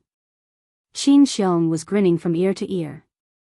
He took the teacup, took a sip, and put it down. He said, "Good child, go to the Qin manor to visit your foster mother another day. She likes a sensible daughter like you very much." "Yes, foster father." Qin Xiong said with a smile, "All right, you will be my daughter from now on. If anyone dares to bully you, just tell me. I will definitely uphold justice for you." Han Yushi's heart warmed as she thanked him sincerely, "Thank you, foster father." Second brother Qin, you have taken in an adopted daughter today. This is a joyous occasion. We must drink to our heart's content. Brother Tianhu, don't you think so? Qing Yaojin laughed heartily. He looked at the delicious food on the table and thought of the wine Li Zishuan brought. He could not help but want to eat. General Cheng is right. I must toast to the 2 generals today. Han Lijing smiled. Qing Yaojin could not wait and said, Xiao Xian, quickly take out the good wine you brought." Li Zishuan smiled as he went to take 2 pots of wine and put them on the table. He said to Qin Shubao, "Bad wine will hurt your stomach. Uncle Qin, your old injury has not healed yet. You should not drink this kind of strong wine. You should drink the fruit wine." Qin Shubao opened his mouth and looked depressed. However, in his opinion, Li Zishuan was equivalent to half a doctor. He could not refute and could only nod helplessly. Qing Yaojin glared and said, "Xiao Xian, the medicinal wine you took before, second brother Qin was fine after drinking it. Why can't he drink it now?" Qin Shubao's eyes lit up when he heard this. He looked at Li Zishuan. Li Zishuan still shook his head and said, Uncle Cheng, these are two different things. The wine in the medicinal wine is just a catalyst. The main body is still medicine. Uncle Qin's old injury is very bad for his recovery if he drinks this kind of strong wine. Yushi, go and get some fruit wine. I will drink with Uncle Qin. Han Yushi responded and went to the inner room to get the fruit wine. Qing Yao Jin could only say gloomily, forget it. Brother Tianhu, let's drink a few cups today. I dare not to. After the meal, Qing Yao Jin and Han Lijing were both drunk. After all, the immortal drunk was too strong. The other three people in the room looked at the two drunk people and smiled bitterly at each other. Alas, there was no other way. Li Zishuan could only do this kind of hard work himself. He could not let the sick Qin Shubao and the weak Han Yushi go. Li Zishuan dragged the two into the room and threw them on the bed to let them rest. Xiao Xian, Yushi, go do your work. I will walk around the Han family manor. When Jijia wakes up, we will go back to Chang'an. Qin Xiong remembered the strange words Qing Yao Jin said and wanted to matchmake them. He also felt that Li Zishuan had a good character. If he could be together with Han Yushi, it would be a good thing. Li Zishuan quickly said, Uncle Qin, please be careful. Han Yushi also said with concern, Godfather, your body is not well yet. Why don't I go with you? Qin Xiong quickly waved his hand and said, No, your godfather is much better now. It's okay. If he let Han Yushi come, wouldn't his efforts be wasted? So he quickly left the courtyard after saying that. P.S. The subscription data is terrible. Readers who like this book, please pay a few cents to subscribe so that Swordsman will have the motivation to continue writing. Thank you. I can't continue writing like this. Please subscribe. Don't read the pirated version. Brothers, you still have to subscribe when you need to. Chapter 130. Yushi, do you want to enter the city with me today? We can go to Uncle Qin's house and visit Aunt Qin. In the courtyard, a man and a woman were alone. It was very ambiguous. Li Zishuan really wanted to spend the rest of his life quietly with Han Yushi. Han Yushi looked at Li Zishuan, who was sitting on the swing beside her. She felt a little amused. This swing was tied to the iron egg by Han Lijing in the past. Now, Li Zishuan was sitting on it to play. Her young master was sometimes mature and steady, but sometimes he was like a child. Hearing Li Zishuan's words, Han Yushi thought for a while and replied, Young master, when you go back today, it will definitely be late. If I go, I probably won't be able to make it back in time, so I'll go tomorrow. Li Zishuan subconsciously wanted to say, if you can't go back, then stay at my house. However, he was afraid that he would offend the beauty, so he could only swallow the words that were about to come out of his mouth. Then you have to be careful when you go alone tomorrow. Or you can go with the farmer who is going to the market tomorrow. Li Zishuan thought for a while and still instructed. He still had no clue about the martial arts expert who stole the wine that Han Lijing mentioned last time. He always felt that the person's goal was not that simple. Han Yushi's heart warmed. She replied softly, Young master, don't worry. Yushi will be careful. Li Zishuan's heart was slightly relieved. He looked up at Han Yushi, who was holding the rope of the swing. Suddenly, his childish heart was awakened. He smiled and said, Yushi, sit on top. I'll help you on the swing. Han Yushi frowned and said, Young master, this is for children. Who said that this thing can only be played by children? Didn't you see that I played with it just now? Han Yushi was speechless. Come up quickly. If you don't come up, I'll carry you up. Li Zishuan was a little unrestrained at this moment. Don't, I'll go up myself. Young master, put me down quickly. It's too high. Han Yushi closed her eyes and grabbed the rope tightly with both hands as she shouted. Don't worry, I'll protect you. You won't fall. No, put me down. Don't, Yushi, don't you think it's very interesting? Don't be afraid. With my martial arts, even if you fall, I can catch you. After a while, Han Yushi finally adapted to this height. She stopped screaming and gradually quietened down. Under the setting sun, a flower-like young girl sat on a swing. Behind her, a handsome man was slowly pushing the swing. Both of them were silently enjoying this rare tranquility and warmth. Cough cough. Qin Xiong felt that he had returned late enough, but he did not expect to see something that he should not have seen. He hurriedly coughed twice to remind them that someone had come. Han Yushi was like a frightened rabbit. She hurriedly grabbed Li Zishuan's hand and signaled him to stop pushing. Then, Han Yushi got off the swing. Li Zishuan only felt a burst of warmth and smoothness in his hand, and he couldn't help but stop. Then, the wonderful touch disappeared, and he couldn't help but feel a sense of loss. Godfather, you're back. Han Yushi clenched her hands and greeted Qin Xiong like a child who had done something wrong.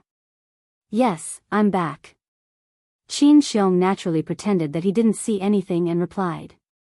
Uncle Qin, how was your tour of the manor? Li Zishuan spoke to hide his awkwardness.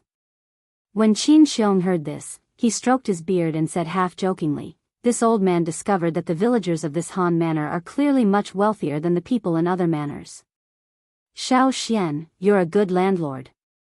Li Zishuan chuckled and said, you're flattering me. Qin Xiong wanted to say something but hesitated.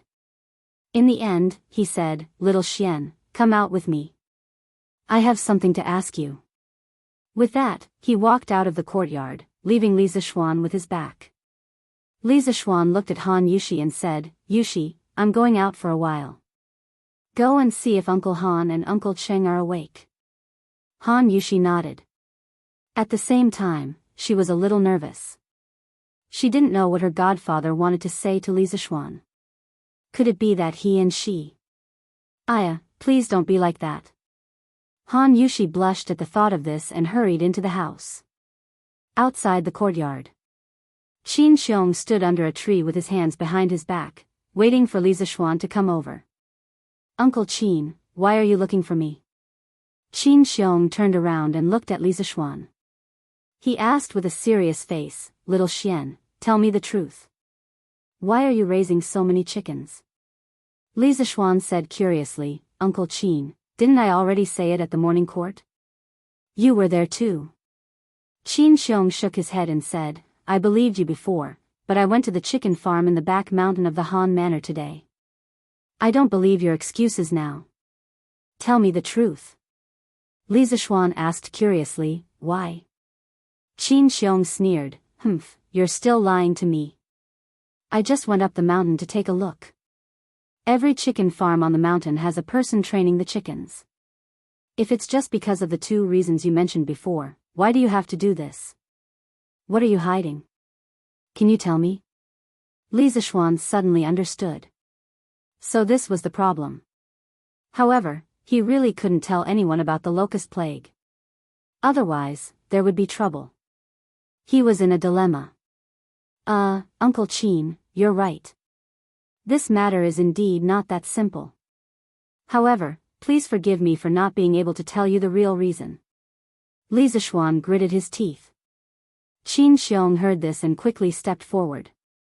He grabbed Li Zishuan's arm and said anxiously, what can't you tell me? I'm not a talkative person.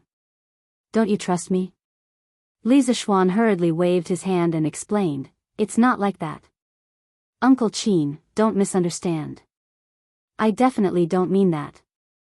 It's just that I really can't tell anyone about this. Uncle, please don't make things difficult for me. Qin Xiong released his hand and turned around. He looked at the setting sun and sighed. Forget it, I won't force you. However, I feel that something big is going to happen behind this. This old man joined the army when he was young, and after many twists and turns, he finally joined the Great Tang. After hundreds of battles, the world was finally at peace. Even if this old man fell ill, this old man has no regrets, because the Han people can finally settle down and recuperate. Little Xian, you're the disciple of an immortal. You may not know the suffering of the human world. A few years ago, the world was in chaos and the Central Plains was empty. People's lives were worse than dogs. I really can't bear to see the people suffer. Because the people's suffering is the shame of us Tang Empire soldiers. We didn't protect them well. Qin Xiong turned around and stared into Li Zishuan's eyes. He said seriously, I've heard that spiritual master Ling Su is one of the immortals. He has great wisdom and ability. As his disciple, you must know many things. I don't care what you're hiding, but I hope that before you do anything, you can consider the people's lives. The people have suffered enough. Chapter 131. Under the tree outside the Han family's courtyard. The old man and the young man were silent. Finally, Qin Xiong broke the silence. He looked up at the sky and said, It's getting late. Call Jijia. Let's go back to Chang'an. After saying that, he walked towards the courtyard door, leaving behind a bleak figure. Li Zishuan looked at the old man who had fought for the country all his life. He couldn't bear it.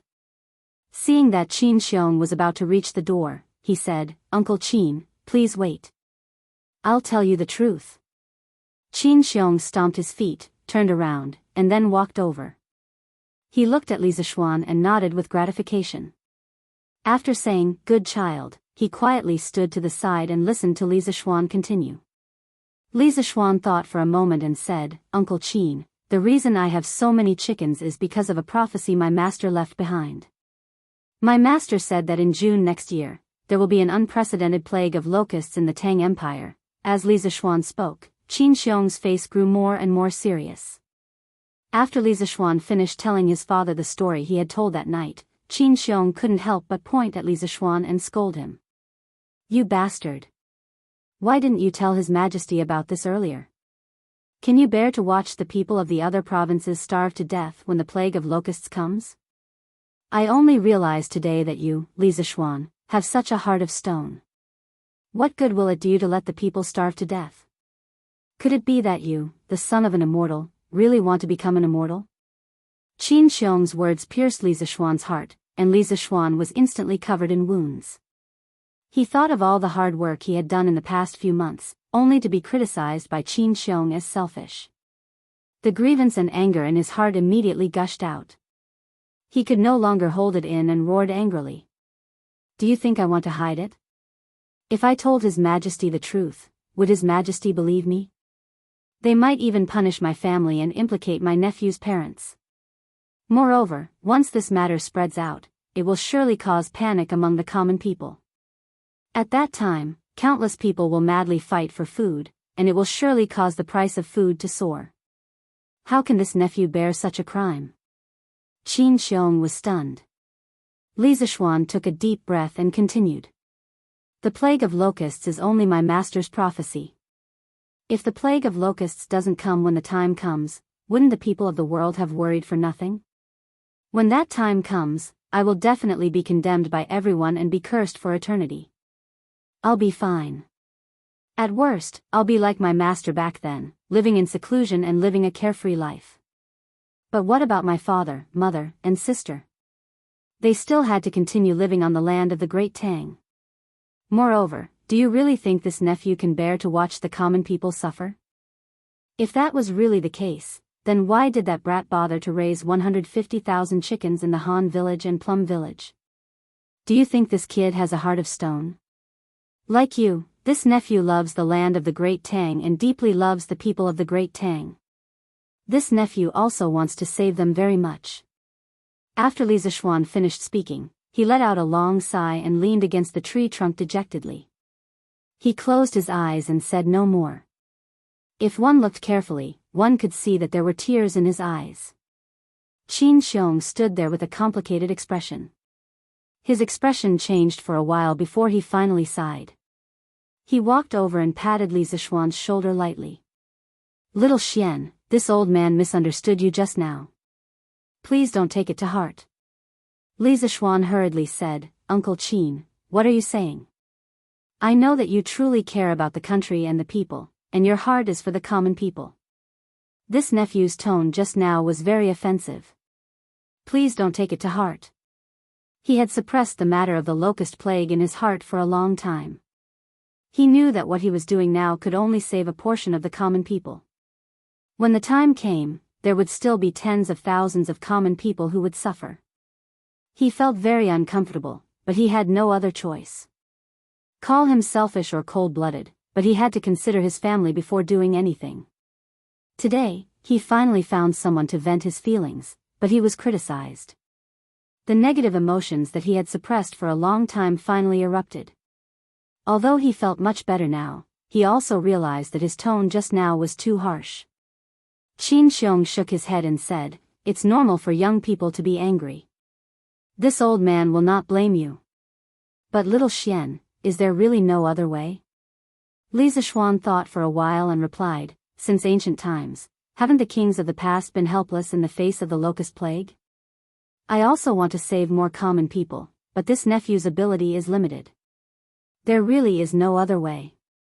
Qin Xiong was silent for a long time. Then, he sighed deeply. At this moment, he seemed to have aged 10 years. He angrily punched the tree trunk and said unwillingly, "This old man will go back today and draft a secret report. Tomorrow, I will present it to His Majesty. If His Majesty has any blame, this old man will bear it."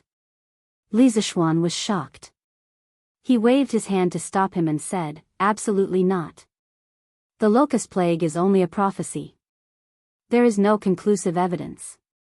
Uncle Qin, please think twice. Don't be rash." Qin Xiong shook his head and said, "Little Xian, it's better to believe in this kind of thing than not. Otherwise, when the locust plague really comes, all we can do is wait for death. Moreover, the weather this year is so abnormal. It's just May and it's already so hot. This old man estimates that there will be a drought this year. As the saying goes, after a drought, there will be locusts. Your master's prophecy is not without reason. Your strength is limited. If you want to save all the common people of the Tang Empire, you have to rely on the power of the imperial court."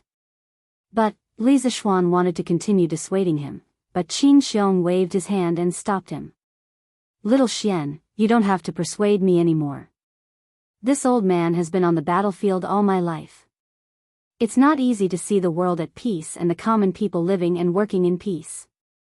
I will not watch them starve to death because of the locust plague. My hands are already stained with the blood of countless people. I should have been taken away by the heavens long ago and fallen into the cycle of reincarnation. Now, I can still use this broken body to do something for the common people. Even if I am condemned by His Majesty or condemned by everyone, this old man will have no regrets." Li Zishuan was moved by the old man's sad words. He felt that he was so small compared to Qin Xiong. At this moment, he felt that a man should take responsibility like Qin Xiong, so he said, "Uncle Qin, this happened because of me. How can I let you take responsibility? Uncle Qin, please report to His Majesty. If His Majesty wants to punish you, I will take responsibility with you." Qin Xiong said in surprise, "How can I do that? Little Xian, you are still young and have a long way to go. Don't let your emotions affect your decisions." Li Zishuan said firmly, "I am not letting my emotions affect my decisions. This is a decision I made after careful consideration. If Uncle Qin does not agree, I will write to His Majesty alone." Qin Shubao saw that Li Zishuan had made up his mind, so he could only nod and say, "All right, I will also write your name in the secret memorial. The two of us will write together. It's getting late now. Call Jijia and let's go back to the city." Li Zishuan returned to the small courtyard and found Han Yushi waiting for him in the courtyard. He smiled at her, indicating that he was fine. Cheng Yaojin sat in the courtyard with his eyes slightly closed. He probably hadn't completely recovered yet. He didn't see Han Lizheng. He was probably still drunk. Li Zishuan went over to say a few words to Han Yushi and reminded her again to be careful when she entered the city tomorrow. Then, he pulled Cheng Yaojin, who was slightly sober, and called Hu Jing and his brother over. Anyway, they were just 2 children and weren't heavy. Each of them could sit on one more. Just like that, the 5 of them rode 3 horses and left the Han family village. Under the setting sun, they rushed towards Chang'an City. Chapter 132. In the evening. The five of them finally returned to Chang'an.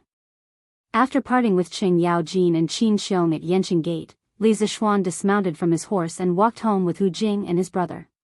He had the servants settle the siblings in 2 rooms on the west side of Minghua Pavilion. At this time, Wang Zhong came to find him. "Young master, this is the account book that shopkeeper Lu sent over today. He said he wants you to take a look." Wang Zhong handed over a small booklet and said respectfully. Li Zixuan nodded and took the booklet curiously. He was shocked when he opened it. It turned out that it was the profits of the Drunken Immortal restaurant for the past few days. The day before the launch of the Drunken Immortal restaurant, the Drunken Immortal restaurant earned a total of 352 strings of cash. On the day of the launch of the Drunken Immortal restaurant, the Drunken Immortal restaurant earned a total of 672 strings of cash. On the second day, they earned 956 strings of cash. On the third day, they earned 1,167 strings of cash. Today, they earned 1,450 strings of cash. Li Zixuan was shocked. The profits were too terrifying. They earned more than 1,000 strings of cash in a day. The Drunken Immortal restaurant had become a money tree. It seemed that he only needed to lie at home and count money in the future. Li Zixuan thought happily. Haha. Not bad, not bad. Uncle Wang, tell shopkeeper Lu to do well. Li Zixuan chuckled as he handed the account book back to Wang Zhong. After thinking for a moment, he said, "Uncle Wang, bring Hu Jing and his brother to the Imperial Physician Bureau tomorrow and hand them over to Dr. Sunday. I'll go take care of some matters first and then go take a look." Wang Zhong smiled and nodded. "Yes, young master." Yinshi Pavilion. "Young master." Xiaoying trembled as he bowed to the young master by the window. Just as he was about to say something, he saw a ball of paper flying towards him. He didn't dare to dodge and could only let the paper ball hit his head. "Trash, I left the Yinshi Pavilion to you to manage. Look at what it's become now. I helped you find the Imperial Chef, but you still can't beat the Drunken Immortal restaurant. Now our restaurant has fewer and fewer customers and the Drunken Immortal restaurant has more and more people. What use do I have for you?" The young master turned around and scolded Xiaoying while pointing at his nose with a sinister expression. After scolding him, he still wasn't satisfied. He picked up the teacup on the table and threw it at Xiaoying's feet. Xiaoying's voice trembled in fear as he said, this subordinate has failed in his task. Please calm down, young master." "Calm down? What can you use to appease this young master's anger? Do you know how much the Drunken Immortal restaurant earns in a day? Nearly 1,500 strings of coins. That's equivalent to 4 days of profit for our Yinshi restaurant. This young master has always had high hopes for you, and this is how you repay me? What a waste." The more the young master spoke, the angrier he got. In the end, he couldn't help but kick Xiaoying twice. Xiaoying gritted his teeth and endured it. He did not make a sound. He immediately got up from the ground and cupped his hands. "Young master, I've investigated. The reason the Immortal Indulgence Inn has been so popular recently is mainly because they've launched 2 new wines, the Immortal Drunken Wine and the Paradise of Warmth. These 2 wines have unique concocting methods and extremely unique tastes, so they've attracted batch after batch of returning customers." The young master calmed down a bit and ordered, "Then send someone to their winery and steal the secret recipe for their new wine. We also want to imitate this new wine." Xiaoying awkwardly said, "Young master, I'm afraid this won't work." Li Zixuan placed his new wine in Duke Lu's winery to brew it. There are many guards from the Qing residents around the winery. Those people used to be soldiers and their skills are not bad. If we force our way in, I'm afraid we'll get into big trouble. After all, in Jingguan Great Tang, the title of Demon King Qing Yaojin was very intimidating. No one was willing to provoke this old demon. Then who else knows the secret recipe? The young master helplessly asked. Replying to young master, the craftsmen of the winery naturally know the recipe, but they have signed a contract with the Qing family. I'm afraid they won't easily reveal it. But according to what this subordinate knows, there should be another person who knows the recipe. Who? Speak quickly. Xiaoying cautiously said, replying to young master, that person is Han Tianhu's daughter. According to this subordinate's investigation, Han Tianhu's daughter is very likely to have participated in the brewing of the new wine. Moreover, she's one of the earliest participants. Oh. The young master raised his brows in surprise. Then, he paced back and forth in the room with his hands clasped behind his back. Xiaoying hesitated for a moment before he clenched his teeth and cupped his fists. Young master, this subordinate has another matter. I don't know. The young master unhappily waved his hand and said, speak. Yes, young master. The subordinate reported that Miss Leng Yuyao has also arrived in Chang'an. Yesterday, she and eldest young master went to Li Zishuan's residence and stayed there for a total of 2 hours. As for what they discussed, this subordinate doesn't know. The young master halted his steps upon hearing this. His expression changed before he finally scolded with a cold expression. It's this little bitch again. Send someone to investigate what my big brother discussed with Li Zishuan yesterday. This young master feels that this matter isn't simple. Xiaoying cupped his fists and replied, yes. This subordinate will arrange it now. Wait. The young master muttered, there's no need to investigate.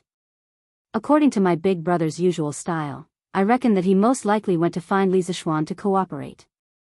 It's too late to investigate now. The immortal drunken wine's profits are huge. No matter what agreement they reached, it's extremely disadvantageous to us. We must find a way to turn the situation around as soon as possible.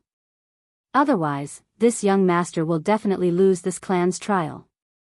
Xiaoying softly said, I'll follow young master's instructions. The young master thought for a moment before saying to Xiaoying, come closer. Xiaoying hurriedly did as he was told. The young master whispered a few words in his ear before returning to his normal voice. Do you understand? Xiaoying replied, this subordinate understands. Young master, please rest assured that nothing will go wrong. The young master coldly said, if there are any more mishaps, you don't need to live anymore. Xiaoying's body trembled as he cupped his fists and said, yes. The young master continued, this immortal drunken wine's profits are so huge. We're definitely not the only ones keeping an eye on it. You have to move quickly and pay attention to propriety. Don't kill anyone. If this matter gets out of hand, this young master won't be able to explain. Do you understand? Xiaoying nodded and said, this subordinate understands. The young master nodded with satisfaction and instructed, to ensure that nothing goes wrong, you'll go this time as well. But if this matter is exposed, you must not reveal your identity. This time, all of you should avoid Han Tianhu as much as possible. Don't cause any trouble. This subordinate understands. The young master waved his hand and said, go. The faster, the better. Xiaoying slowly retreated. In the room, after a long time, the young master's muttering voice could be heard. Since young, you've always been better than me in everything. Everyone looked down on me. This time, I definitely won't lose to you again. However, no one noticed that a black-clothed man on the roof lightly flew away. Chapter 133. Azure Dragon District, Wang Renbiao's residence. Young lord, that's all Yuyao heard. As for what second young lord said to Xiaoying, Yuyao doesn't know. Leng Yuyao softly reported to Wang Renbiao in an exquisitely decorated room. Wang Renbiao stood up, closed his fan, and gently tapped his left hand. He slowly walked to a row of bookshelves, pondered for a moment, and sighed. Alas, Yao, even if you didn't hear those words, this young lord can guess most of it. It seems that this younger brother of mine is going to do something foolish. Leng Yuyao was curious, but she didn't ask. This was also her nature. In her mind, if the young lord was willing to tell her, he would tell her even if she didn't ask. Wang Renbiao hesitated for a moment, then finally made up his mind. No, Li Zishuan is no longer the same as before. If second brother is allowed to do as he pleases, it will definitely bring disaster to the Wang family. Besides, I just started working with Li Zishuan. How can I let him ruin it?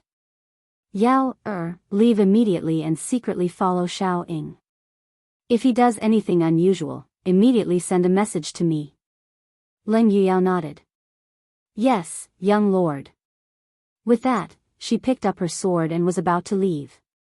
Wait. Wang Renbiao called out to stop her. Leng Yuyao turned back and asked, Young lord, do you have any other orders? Wang Renbiao took a deep look at Leng Yuyao's beautiful eyes and said in a deep voice, Be careful in everything you do. Don't try to be brave. If you're discovered, remember to withdraw in time. Nothing is more important than your life. A trace of gentleness flashed across Leng Yuyao's frosty face. She said softly, Don't worry, young master. Yuyao's divine breathing technique is a secret technique of my sect. Even a grandmaster-level expert would find it hard to detect it. Wang Renbiao nodded. Leng Yuyao pushed open the door and left the courtyard, disappearing without a trace in a flash. The next day. In Taiji Palace, the morning court had reached its end. Your Majesty, the 30,000 curved plows manufactured by the Ministry of Works have all been distributed to the county offices near Chang'an. They will be rented or sold to the farmers. Yan Lai bowed. Li Er nodded in satisfaction. That's great. Minister Yan, you've worked hard. Although it's a little late for spring plowing now, we can still recover some of the losses for the people. Your Majesty is wise. After saying that, Yan Lai returned to his original position. Is there anything else you would like to report? Li Er secretly rubbed his old waist and asked the officials. In his heart, he thought that he seemed to have overworked himself last night. He should get the imperial chef to make some tiger penis soup to replenish his energy. The ministers looked at each other and then lowered their heads. Seeing this, Li Er announced the end of the court session. Not long after, the officials dispersed. Only Qin Xiong walked out and quietly turned back. After Li Er left the court, he went to the back hall of Taiji Palace. Just as he was about to change his clothes and go to the west inner garden to rest, a servant came in and reporting to your Majesty, Duke requests an audience. Li Er stopped what he was doing and said in surprise, Oh? What business does Shu Bao have? Hurry up and announce it. Yes. The attendant cupped his hands in acknowledgement and slowly retreated. A moment later, Qin Xiong walked in shakily and bowed to Li Er. Greetings, Your Majesty. Li Er hurriedly said, Shu Bao, quickly dispense with the formalities. Men, give me a seat. The attendant brought over a stool. Qin Xiong cupped his hands and said, Thank you, Your Majesty. Li Er waved his hand and asked, Shu Bao, why do you want to see me? Why didn't you say it in the court session just now? Qin Xiong looked at the surrounding palace maids and servants. After hesitating for a moment, he cupped his hands and said, This is an important matter. If I may be so bold, Your Majesty, please dismiss your servants. Li Er was even more curious. He waved at the palace maids and servants and said, You may leave first. Yes. After they all left the inner hall, Li Er looked at Qin Xiong and smiled. Shu Bao, this is the first time you are discussing matters with me so seriously. Now that everyone has left, Shu Bao can speak, right? Qin Xiong took out a memorial from his sleeve and stood up to present it to Li Er with both hands. He said, Your Majesty, please take a look. Li Er smiled and took the memorial. He casually opened it and took a look. A moment later, Li Er's expression suddenly changed. The relaxed expression on his face was no longer there. Qin Xiong stood quietly at the side with his hands behind his back, silent. About 15 minutes later, Li Er put down the memorial. His face was as black as the bottom of a pot. He stood up and stared at Qin Xiong. Shu Bao, do you believe the prophecy of spiritual master Ling Su? Replying to Your Majesty, this old subject believes that it is better to believe that such a thing is true than not. Furthermore, spiritual master Ling Su is an immortal with great achievements. I think that this prophecy is credible. Li Er said angrily, "Nonsense. Do you want me to order the people of the world to deal with the locust plague in advance because of a prophecy? Do you know that this matter will cause chaos in the world if it gets out? This nonsense must have come from that brat Li Zishuan's mouth, right? That brat is restless every day. I think that he has had enough of his leisurely days." Qin Xiong hurriedly said, "Your Majesty, this matter was brought up by me. Li Zishuan did not intend to speak of this prophecy. He was forced by me to speak of the truth. My personal honor is irrelevant. I only hope that the people of the world will suffer less. I am willing to bear the consequences of this matter." Qin Xiong bowed deeply to Li Er. Although he and Li Zishuan had agreed yesterday that they would jointly sign the memorial and share the responsibility when something happened, Qin Xiong had thought about it and decided not to write Li Zishuan's name when he was writing the memorial last night. In his opinion, Li Zishuan was still young and had a long road ahead of him. As for himself, he was already a crippled person. He would just take it as sharing the burden for the younger generation. Only then did Li Er's expression change. He hurriedly helped Qin Xiong up and said, "Shu Bao, why do you have to do this? You are dedicated to the country and the people. How can I not distinguish right from wrong? But Shu Bao, are you so sure that this prophecy will come true?" Until now, Li Er was still unwilling to believe that there would be a locust plague. Because once the locust plague happened, there would definitely be people spreading rumors that the ruler was heartless and that this was a punishment from the heavens. Qin Xiong said, "Your Majesty, have you noticed that this year's weather is really abnormal? It is just May and it is already so hot. In the history books, there have been several locust plagues. The first year was a drought. So when I heard this prophecy, I felt that something would happen next year."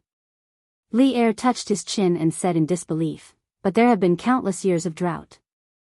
I have never seen so many locust plagues in history."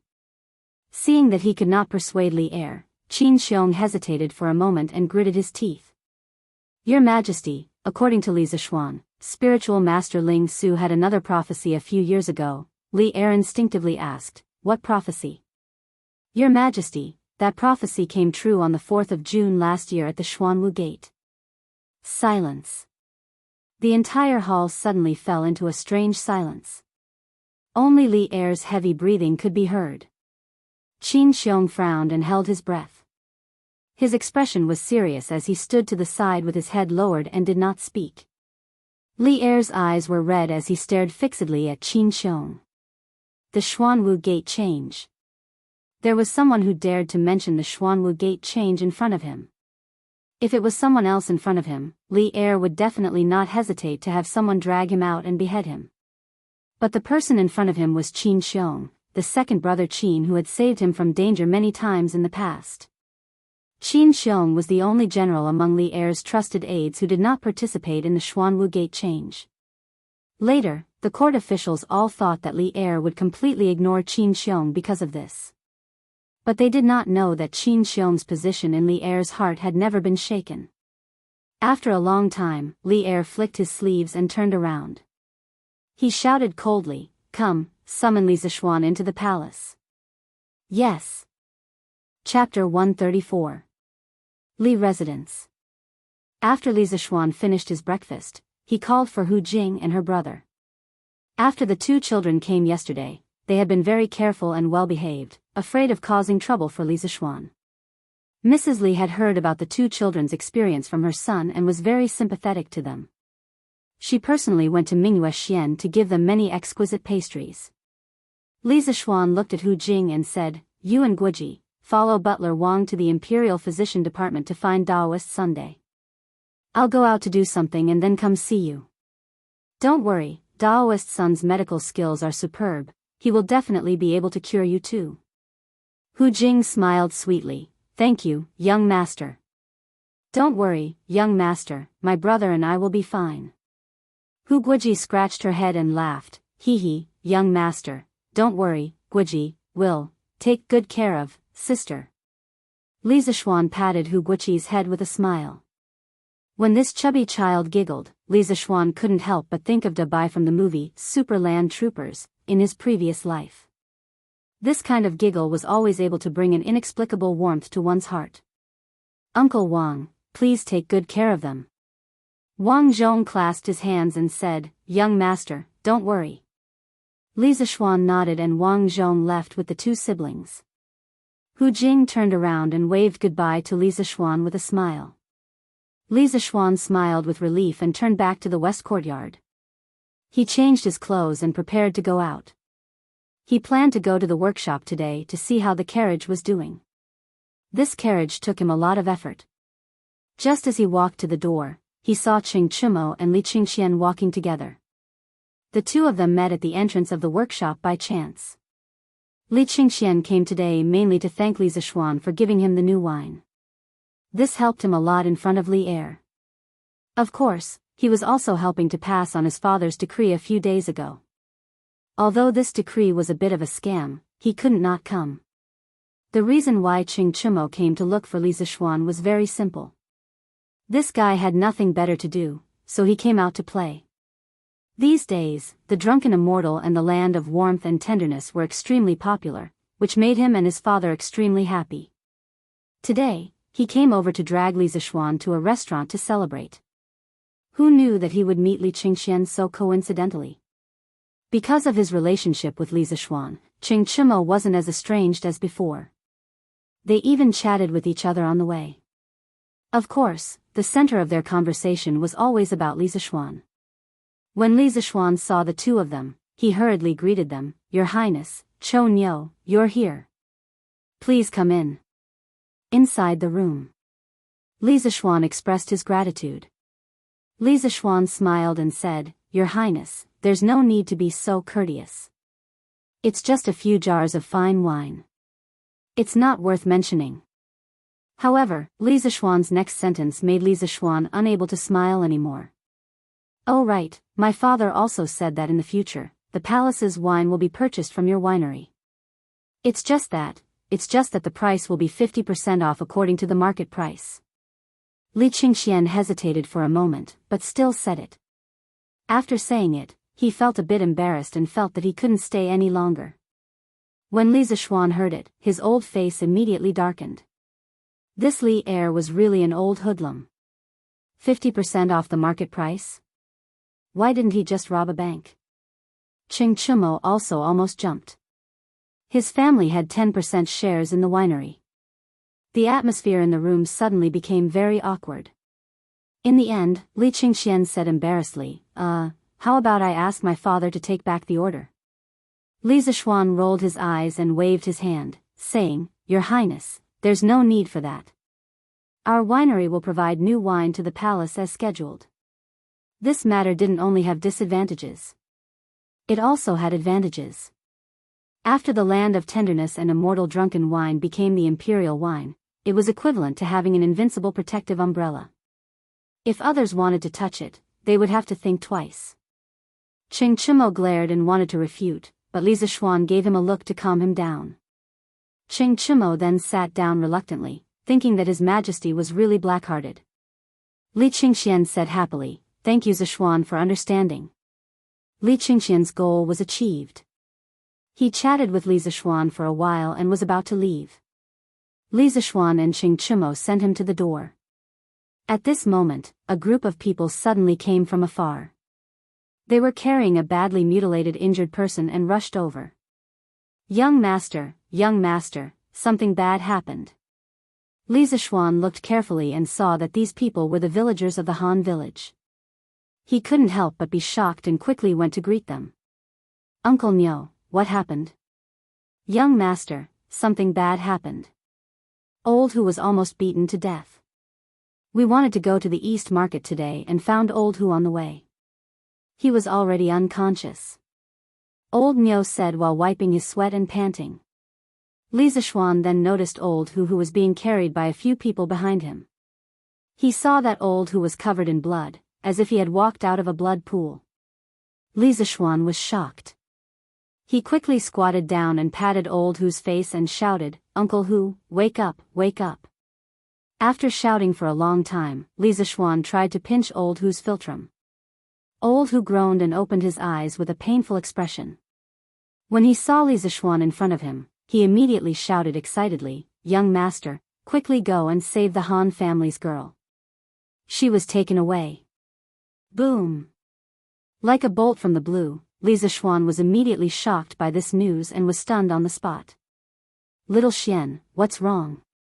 Ching Chimo walked over and saw Li Zixuan as if he had lost his soul. He quickly shook his arm and asked with concern. Li Qingxian also looked at him with a worried face. Li Zixuan immediately reacted. Now was not the time for him to be sad. He looked at old Hu and asked anxiously, "Uncle Hu, quickly tell me where Yushi was taken, who took her, and where did they take her?" Old Hu held his breath, afraid that he would faint at this critical moment. He quickly bit the tip of his tongue, and blood immediately flowed out of the corner of his mouth. He said weakly, "Young master, it's four black-clothed masked men and a group of bandits. Me and Han girl, at Rhinoceros Slope, were blocked by them. Old Hu couldn't beat them. Han girl was taken away by them. They went to the Qinling Mountains. Young master, quickly go save." Before old Hu could finish speaking, he fainted again. "Ridiculous, little Xian, don't worry. I'll go back now and ask my father to send someone to help you find her. Han Yushi is now Uncle Qin's adopted daughter. I believe Uncle Qin will also send someone to help you." Ching Chimo understood the whole story and immediately shouted. Li Qingxian also said, "These bandits are too arrogant. Zixuan, don't be impulsive.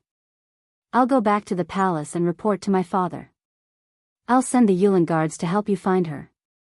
Li Zixuan's heart was in a mess. The woman he loved the most had been taken away. He only wanted to kill someone at this moment. He wanted to save her. Even if the other party had thousands of experts, he was not afraid. He still wanted to go. He couldn't even protect his own woman. What kind of man was he, Li Zixuan? "Your Highness, I'll have to trouble you to send Uncle Hu to the Imperial Medical Department. I'll go save Yushi." His voice was bone-chilling, without a trace of emotion.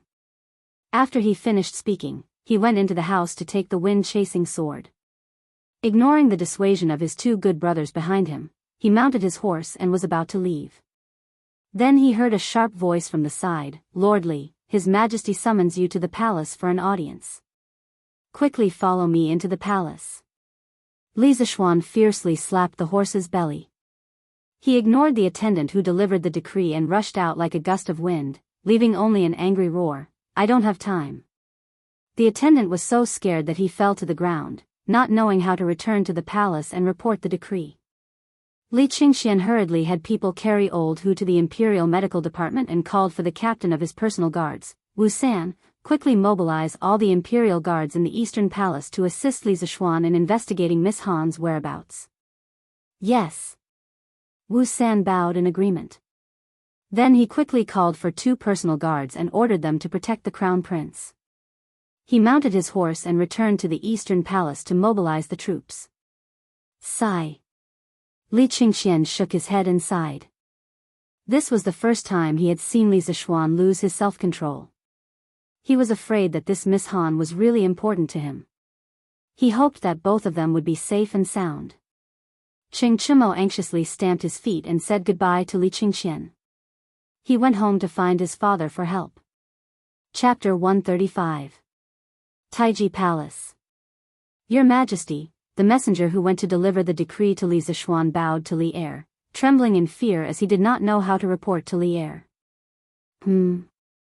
Where's Li Zixuan? Li Er frowned and asked unhappily. Your Majesty, Lord Li. Lord Li said he's not free. The messenger felt Li Er's blade-like gaze and hurriedly told the truth. Of course, he omitted the first 2 words of Li Zixuan's sentence. Although Qin Xiong, who was standing at the side, remained calm on the surface, his heart was in turmoil. He thought to himself that this Li Zixuan was really bold. Li Er slammed the table and said angrily, impudent, this brat is simply lawless. Men.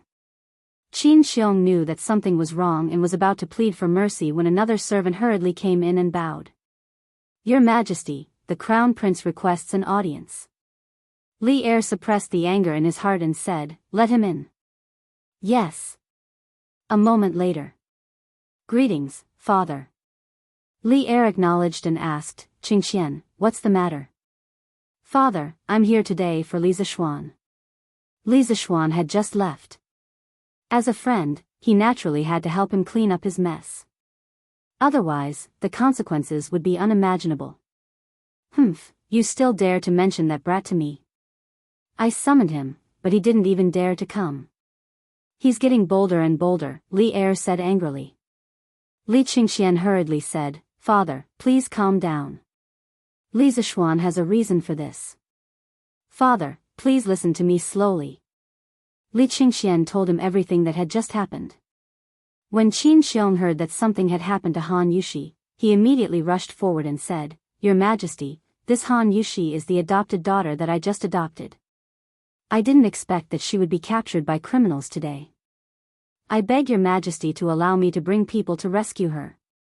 Li Er said in surprise, "Shu Bao actually adopted a daughter?" Qin Xiong nodded anxiously and said, "Your Majesty, I just acknowledged it yesterday." Li Er saw the anxious expression on Qin Xiong's face and knew that now was not the time to ask for details. He said, "Shu Bao, you are injured and cannot go. Men, summon Dugu Xan." "Greetings, Your Majesty." Dugu Xan, clad in radiant armor, cupped his fists at Li Er. Li Er ordered, "Dugu Xan, take 1,000 featherwood guards and immediately search for Han Yushi's whereabouts in the vicinity of Mount Qinling. If you encounter bandits who resist stubbornly, you can kill them without mercy." Dugu Xan said awkwardly, "Your Majesty, I don't know Han Yushi." Li Er thought for a moment and said, "Go to the Imperial Physician's office and bring an uninjured Han village villager with you. Have him search with you." "Yes." Dugu Xan cupped his fists and left. "Wait." Li Er glanced at Qin Xiong and added to Dugu Xan, "You must ensure the safety of Han Yushi and Li Zishuan." Although he was angry at Li Zishuan, he did not want Li Zishuan to die. He also admired Li Zishuan's talent. "Yes, Your Majesty." "Your Majesty, I wish to return home and send my men to search." "Your Majesty, please allow me," Qin Xiong said with a sorrowful expression. At this time, there was no time to continue discussing the locust plague. Thus, Li Er nodded and said, "Shu Bao, take care of yourself. Go." Soon, only Li Er was left in the hall. After thinking for a long time, he shouted, "Summon Li Junxian." Then, a valiant young man in martial attire entered the hall. He bowed and said, "This general, Li Junxian, greets Your Majesty." Li Er nodded and told Li Junxian about Han Yushi's capture.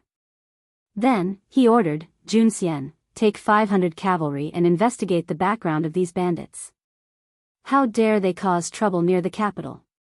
This general obeys the decree. At the same time, in the Qing residence, "What? You said that Han Yushi was captured?" Qing Yaojin's eyes widened as he exclaimed. "Yes, father, quickly send someone to search for her. Your son is about to go crazy from seeing little Xian." Qing Chumo said anxiously. Qing Yaojin said, "Of course we have to search for her. She is the adopted daughter of second brother Qin. In the end, she is half my adopted daughter. How can I just stand by and watch?" After saying that, Qing Yaojin rushed outside the house and shouted, "Zhuang Qi." A few seconds later, a man came in and bowed. "Master." Qing Yaojin said, "Zhuang Qi, immediately take all the guards in the residence and search for Li Zishuan in the Qinling Mountains.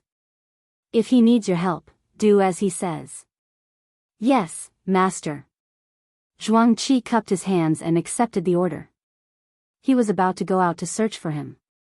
"Wait, father, I'll go with them," Qing Chumo said anxiously. He remembered how cold-blooded and violent Li Zishuan was, like a demon from hell. He was worried about his good brother. If he did not go personally, he would not feel at ease. Qing Yaojin nodded. "All right, Chou Niu, you go first. I'll look for Shu Bao and come later." Qing Chimo and Zhuang Qi immediately mobilized their men and headed for the Qinling Mountains. Qin Manor. Master, why are you leaving court so late today? Madame Qin asked when she saw that the other officials in the square had already returned home. Qin Xiong was full of impatience. He did not have the time to chat. He hurriedly said, Madam, we don't have time to talk about this now. Han Yushi has been captured.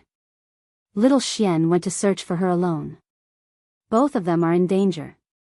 I have to rescue them as soon as possible. Ah. Madame Qin was shocked at first, then she was endlessly anxious. Yesterday, Qin Xiong told her that Han Yushi had agreed to acknowledge him as her godfather. Madame Qin was overjoyed from the bottom of her heart.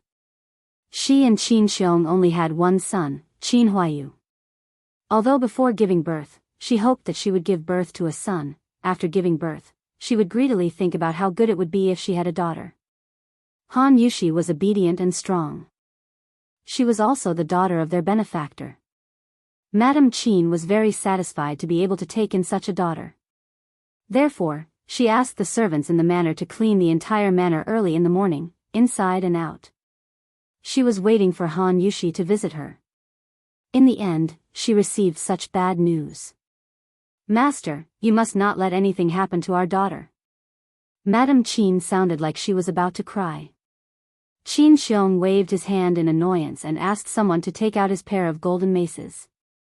He walked into the courtyard and shouted, Ding Quan, quickly gather all the guards in the manor and follow me to save them.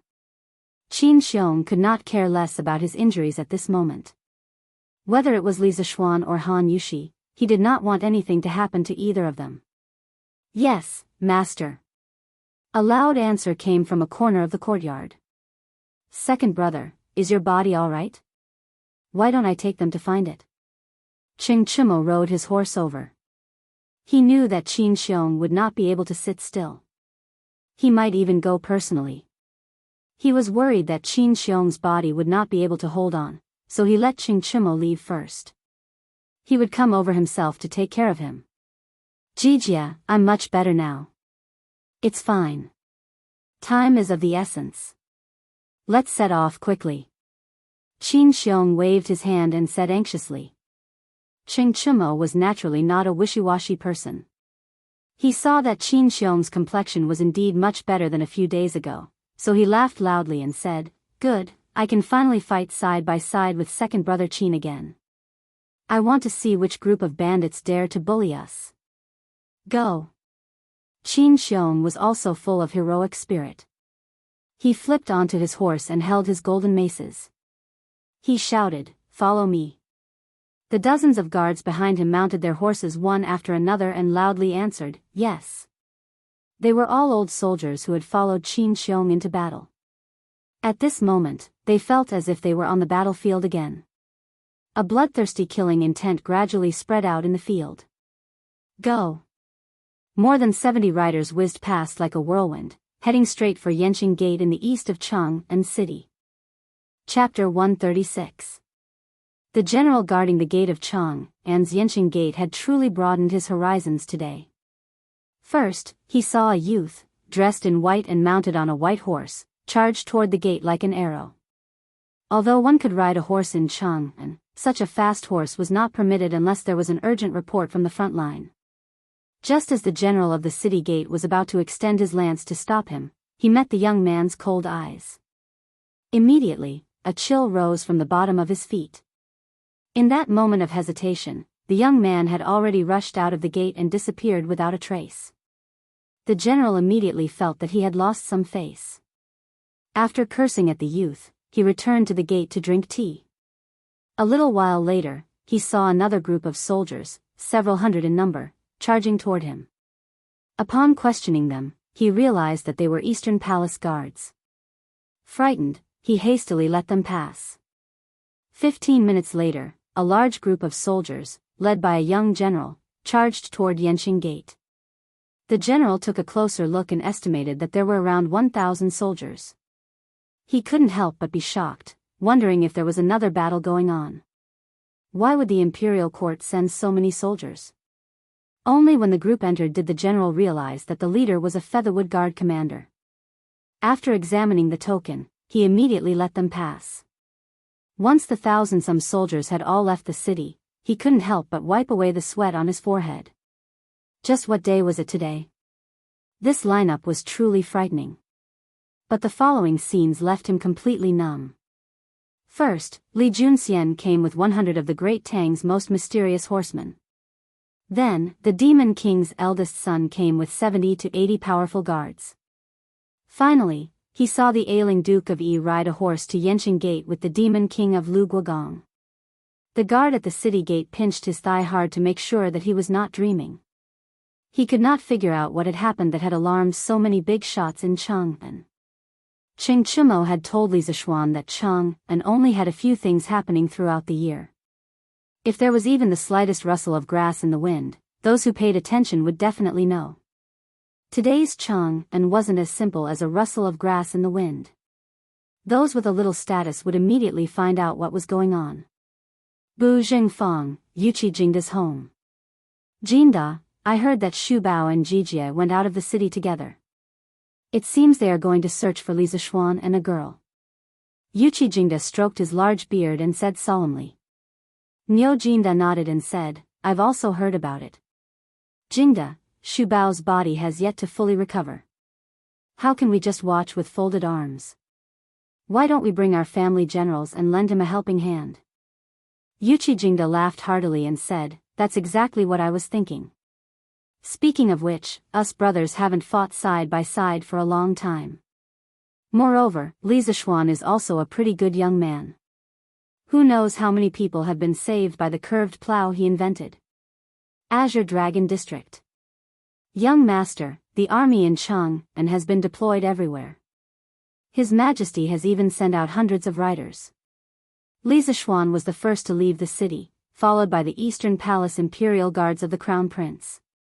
Then, Qing Yaojin, Qin Xiong, Yuqi Jingda, Niu Jinda, and other military generals have also led their families out of the city. In the courtyard, Lu Yun reported the unusual movements in Chang'an city to Wang Renbiao. Hearing this, Wang Renbiao's face turned ashen. He frowned in disbelief and shouted, How did this matter become so big? Han Yushi is just a peasant girl. It's fine if Li Zishuan is crazy about her, but why are these military generals also? Lu Yun carefully said, Young Master, it said that Han Yushi is the adopted daughter of Duke Yi yesterday. Wang Renbiao's face suddenly froze. After a long while, he said in a deep voice, We can't let second brother continue to mess around like this. He's going to harm our entire Wang family. Where is Yao now? Young Master, Miss Yu Yao is following Xiao Ying and the others. They are going to the Bloodwind stronghold. Wang Renbiao's face changed and muttered, Second brother is actually mixing with such desperados. This is simply ruining the family's reputation. Quickly send a message to Yao and ask her to do her best to assist Li Zishuan and save Han Yushi. Yes, young master. Lu Yun responded and hurriedly left. On the mountain road outside the eastern city of Chang'an, Li Zishuan was burning with anxiety as he galloped wildly on his horse. Although the big white horse under him was a famous horse in the western region, it couldn't withstand such a wild gallop. However, Li Zishuan couldn't care less about the horse now. He just wanted to find Han Yushi quickly. If he had known that something like this would happen today, he would have taken Han Yushi back to Chang'an yesterday even if he had to forcefully snatch her. Unfortunately, there was no medicine for regret in this world. Thinking of Han Yushi's gentle personality and peerless appearance, Li Zishuan only hated himself for not taking the initiative to pursue Han Yushi earlier. Then, she would have stayed in the Li residence and this kind of thing wouldn't have happened. In less than a quarter of an hour, Li Zishuan had already arrived at the Rhinoceros Slope, which was 10 miles away from Chang'an city. He saw 4 or 5 pools of blood on the ground and many traces of a fight. It was enough to show that the battle was fierce. Previously, he had heard from Han Lijing that Old who had also been a government soldier a few years ago. Judging from the traces of the battle, Old who's kung fu was probably not weak. It was just that 2 fists couldn't fight against 4 hands. Before Old who fainted, he said that the group of thieves took Han Yushi and fled in the direction of the Qinling Mountains. Li Zishuan raised his head and looked at the vast Qinling Mountains in the north. He couldn't help but feel despair in his heart. Where could he start looking for such a large mountain range? The more delay, the more danger Han Yushi would be in. Li Zishuan had never been so desperate and anxious as he was at this moment. He was unwilling to give up and shouted to the north, "Yushi, where are you?" The roar lasted for more than a mile before it gradually subsided. The pedestrians on the road heard the roar and stopped to look in this direction. Li Zishuan vented the depression in his chest, adjusted his mood, and mounted the horse. No matter how big the Qinling Mountains were, even if he had to search for a lifetime, he would find Han Yushi. At this moment, a ball of object flew towards Li Zishuan's face. Although the speed was fast, Li Zishuan didn't feel any killing intent. He tilted his head and used his strength to grab the ball of object in his palm. Who is it? Li Zishuan looked around and saw that there was nothing around except trees and weeds. He paused and looked at the object in his hand suspiciously. He saw that it was a silk cloth wrapped around a stone. Li Zishuan threw away the stone and opened the silk cloth. He saw the words on it, "If you want to save Han Yushi, go to the Bloody Wind Stockade of Mount Mang quickly." Li Zishuan was suddenly shocked and hesitated. He didn't know if the person who delivered the letter was purposely making a diversion to distract him or was sincerely helping him. After hesitating for a moment, Li Zishuan gritted his teeth. He had to risk it. Having a specific location was much better than him running around like a headless fly. He threw away the silk cloth and walked to an open area. He found a passerby and asked for the location of Mount Mang. He rode his horse and galloped over. Chapter 137. Giddy up. On the mountain path to the southeast of the Qinling Mountains, Li Zishuan whipped his horse and galloped wildly. The white horse beneath him seemed to have sensed his master's anxiety. Its four legs were crisscrossing at an extremely high frequency, kicking up a trail of dust. Li Zishuan's mind kept thinking about Han Yushi's smile and the words on the silk cloth. Blood Wind Stockade, Blood Wind Stockade. He could not help but murmur. At this time, he felt that Blood Wind Stockade sounded very familiar. Suddenly, he quivered. Wasn't the previous owner of this body accidentally knocked off the cliff to save a woman from the bandits of Blood Wind Stockade? According to his memory, these bandits were extremely vicious. They even dared to kill people. If Han Yushi fell into their hands, wouldn't she be in great danger? Thinking of this, Li Zishuan became more anxious. The horse was urged faster and faster by him. Suddenly, the white horse under him neighed tragically and fell forward. Li Zishuan quickly flew down from the horse. After stabilizing himself, he saw that the white horse was panting heavily and its front legs were retracted. It seemed to be injured. Li Zishuan quickly went forward to check carefully. He found that the horse's front hooves were nailed with thorny vines. Li Zishuan touched the white horse's ears and said softly, "You've worked hard today. From now on, you can follow me and enjoy your life. You stay here first. When I'm done, I'll take you home." The white horse seemed to understand his words. It shook its head on the ground and gently touched Li Zishuan's palm with its nose. Li Zishuan gave a knowing smile and patted its head. Using the cloud-piercing steps, he rushed towards Mang in the north. Time was of the essence and he did not have the time to find another horse. He could only rely on his Qinggong to hasten his journey. At the foot of the North Mang Mountain, a group of bandits in ragged clothes were escorting a flower-like girl up the mountain. "Boss, this little girl is crying and walking so slowly. Why don't you let this little one carry her?" A wretched young man flatteringly said to the leader. After he finished speaking, he couldn't help but glance at Han Yushi's stunning face. "If you dare to touch me, I will immediately bite my tongue and commit suicide." Han Yushi's eyes reddened when she heard this. She had been sad for the dead old Hu the whole way. After all, old Hu had been beaten to such a state. Han Yushi thought that old Hu must be dead. That family, which was already very unfortunate, had now lost its pillar of support because of her. Thinking of this, she could not help but feel a wave of grief in her heart. She cried all the way, almost forgetting the dangerous situation she was in. Along the way, she also discovered that although these people were ferocious, they didn't seem to dare to force her too much, especially the leader of the bandits. He was very wary of the black-clothed middle-aged man beside him. The bandit leader slapped the young man's head and scolded him. "Put away your tricks. Do you think I don't know what you're trying to do? If this juicy little girl could do it, would it be your turn? Get lost." After saying that, he kicked the wretched young man twice. The middle-aged masked man next to the bandit leader nodded when he saw this. He turned around and said in a suppressed voice, "Han Yushi, you'd better hurry up. Don't stall for time.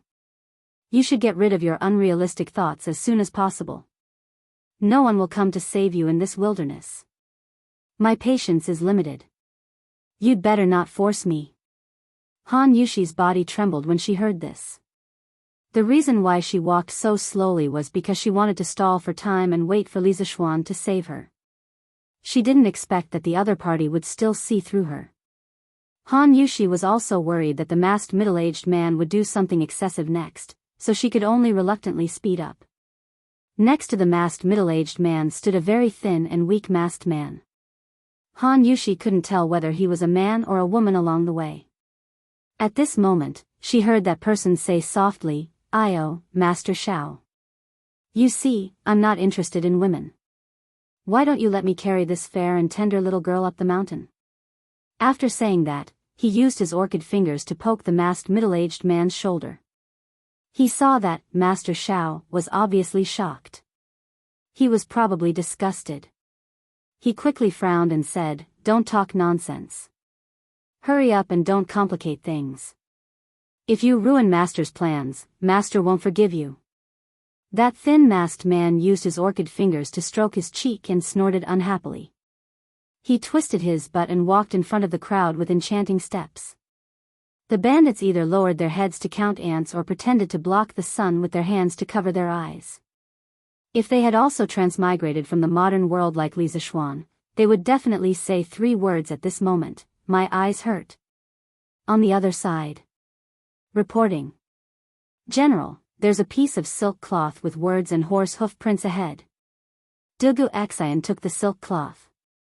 On it was written, "If you want to save Han Yushi, quickly go to Mount Mang's Bloodwind stronghold."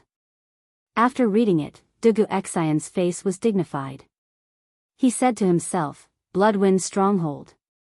It's actually Bloodwind stronghold." In the past few years, the imperial court has sent troops to clean up the mountain bandits, but the bandits of Xifeng Stockade have not been eradicated. This time, I will uproot you and see if you can still harm the people. "Hey, Wooden Face, did you find little Xian's whereabouts?" Not far away, there was a sudden shout. The person who spoke was Qing Chumo. Although the Qing family soldiers were old soldiers who retired from the front line, after all, they had slacked off for so many years. They naturally could not compare with the elite Yulin Guards. Therefore, they arrived a little later than the Yulin Guards. As the second-generation leader of the military, Qing Chumo certainly knew Dugu Xian. However, this person often put on an indifferent expression that kept strangers away. Therefore, everyone privately called him Wooden Face. However, no one called him by his nickname like Qing Chumo. When Dugu Xian heard Qing Chumo call him Wooden Face, he immediately became angry. He threw the silk cloth into Qing Chumo's hand and said, "See for yourself. I will lead the Yulin Guards first. You send your soldiers to inform the 2 Grand Dukes behind."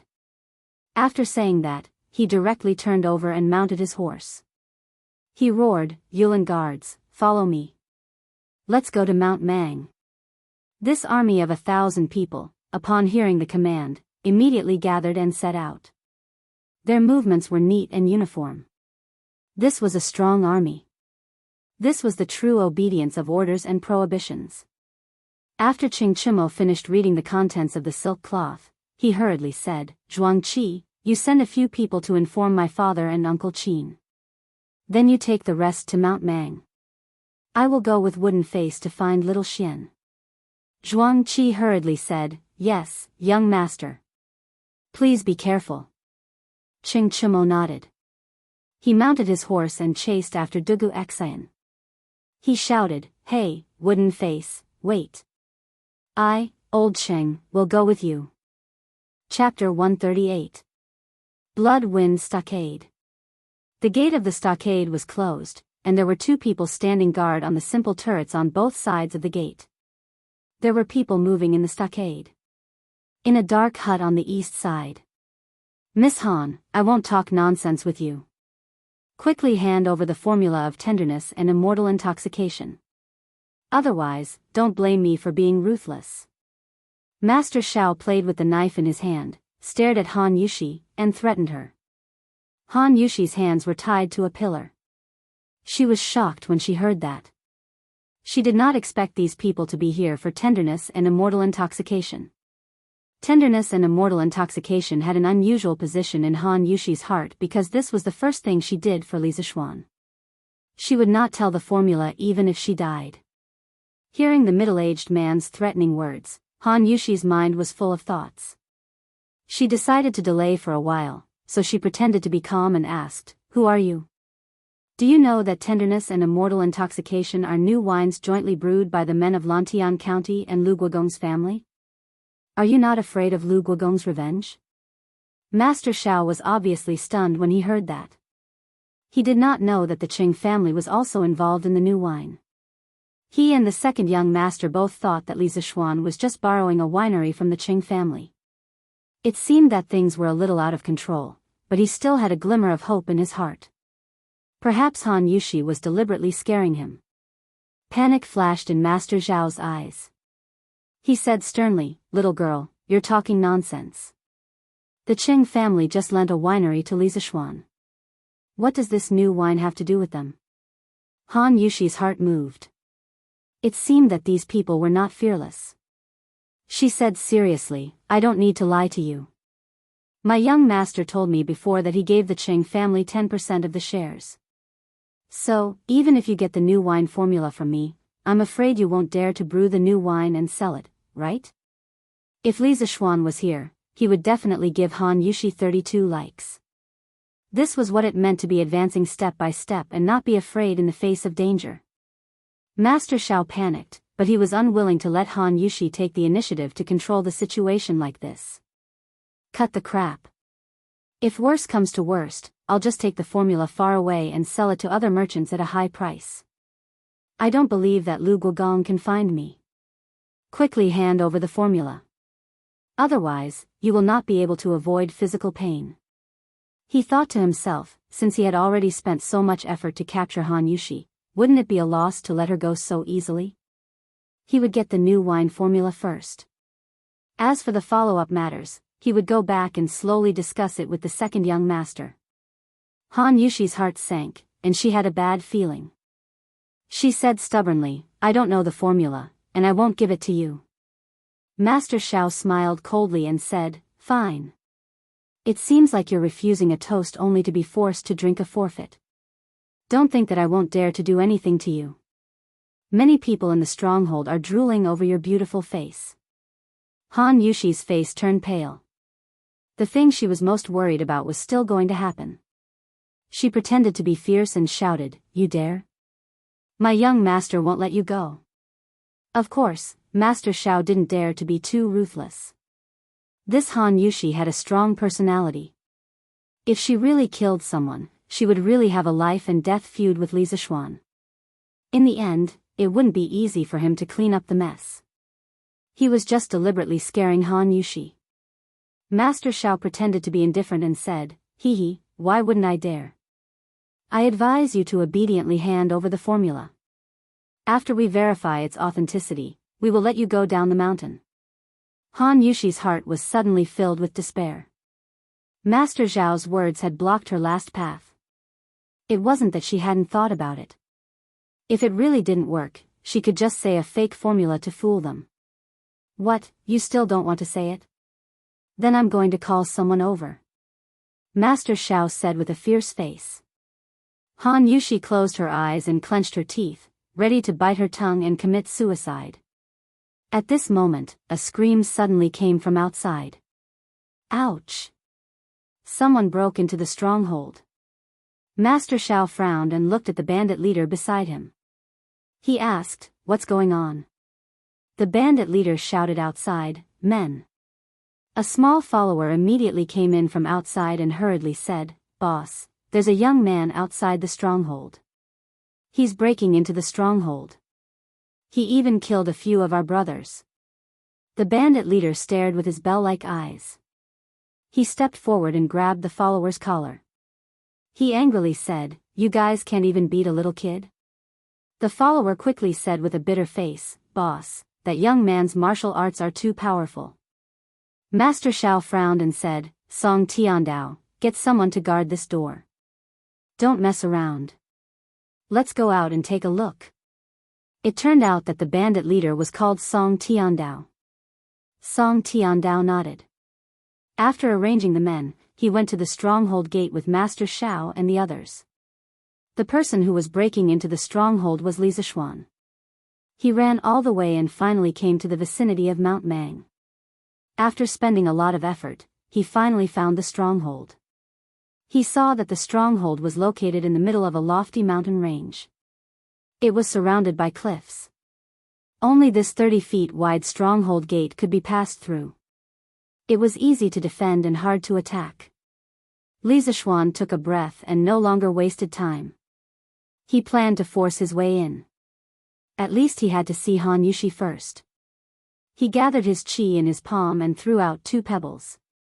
With his current power, just his hand's strength alone had the strength of 1,000 pounds. The 2 pebbles instantly shot out like bullets and sank into the space between the eyebrows of the 2 bandits who were dozing off on the turret. Yes, Li Zishuan did not plan to leave anyone alive. From the moment he heard that Han Yushi was captured, he had been suppressing a killing intent in his heart. Anyone who dared to touch his woman must die. He used the cloud-piercing steps and directly crossed the stronghold gate.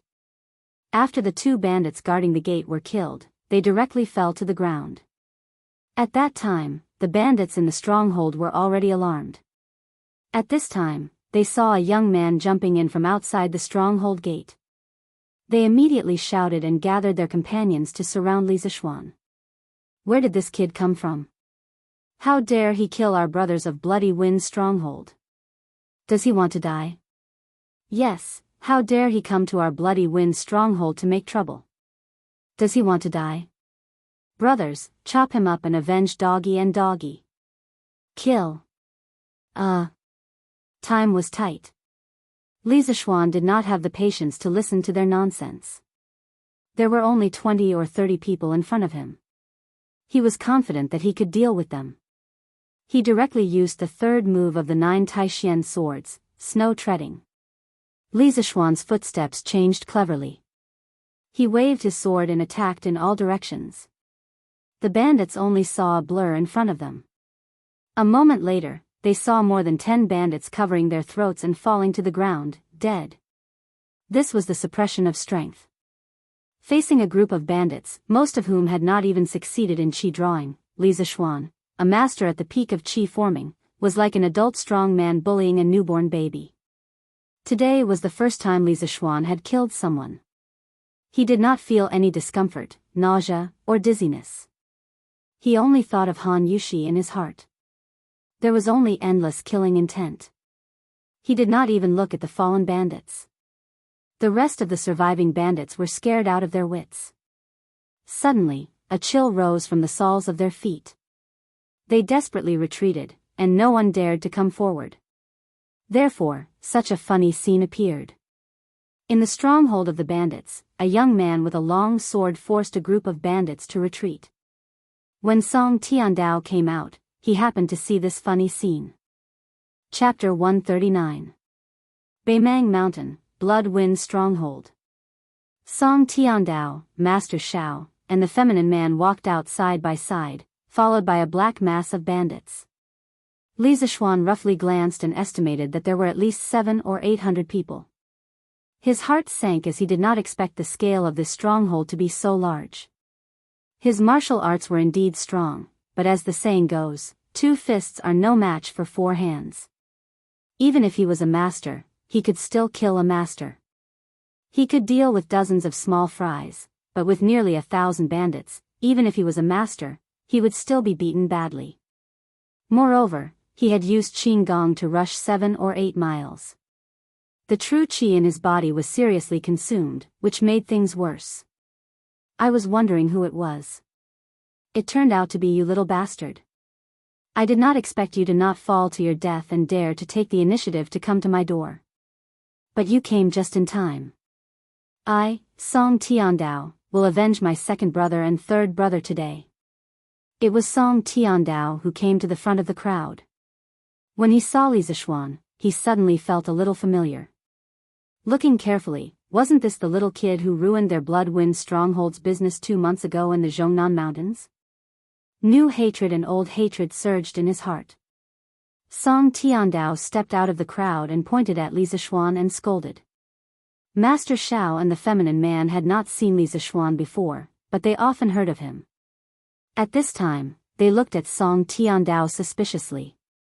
They did not expect Song Tiandao to have an old grudge with the young man in front of them. Li Zishuan smiled contemptuously. Loser, how dare you be arrogant?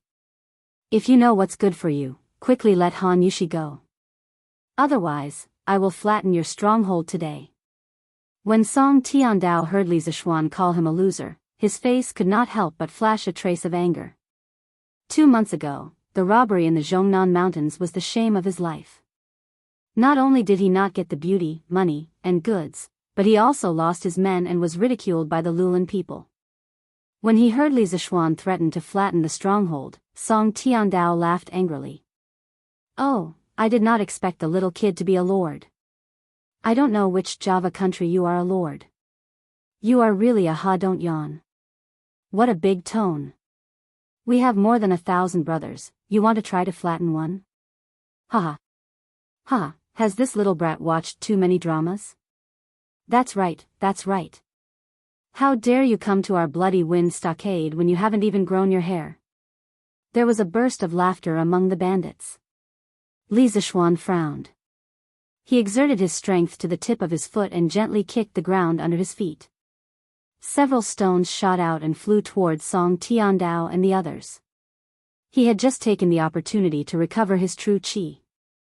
Although he had not recovered to his peak, he was almost there. He had not seen Han Yushi for so long, and the ominous premonition in his heart was getting stronger and stronger. He could not wait any longer. No matter how many bandits there were in front of him, he had to kill his way out. Song Tiandao, Master Xiao, and the feminine man easily avoided Li Zishuan's sneak attack. However, the bandits behind them did not have time to dodge. 4 or 5 bandits were instantly killed and fell to the ground.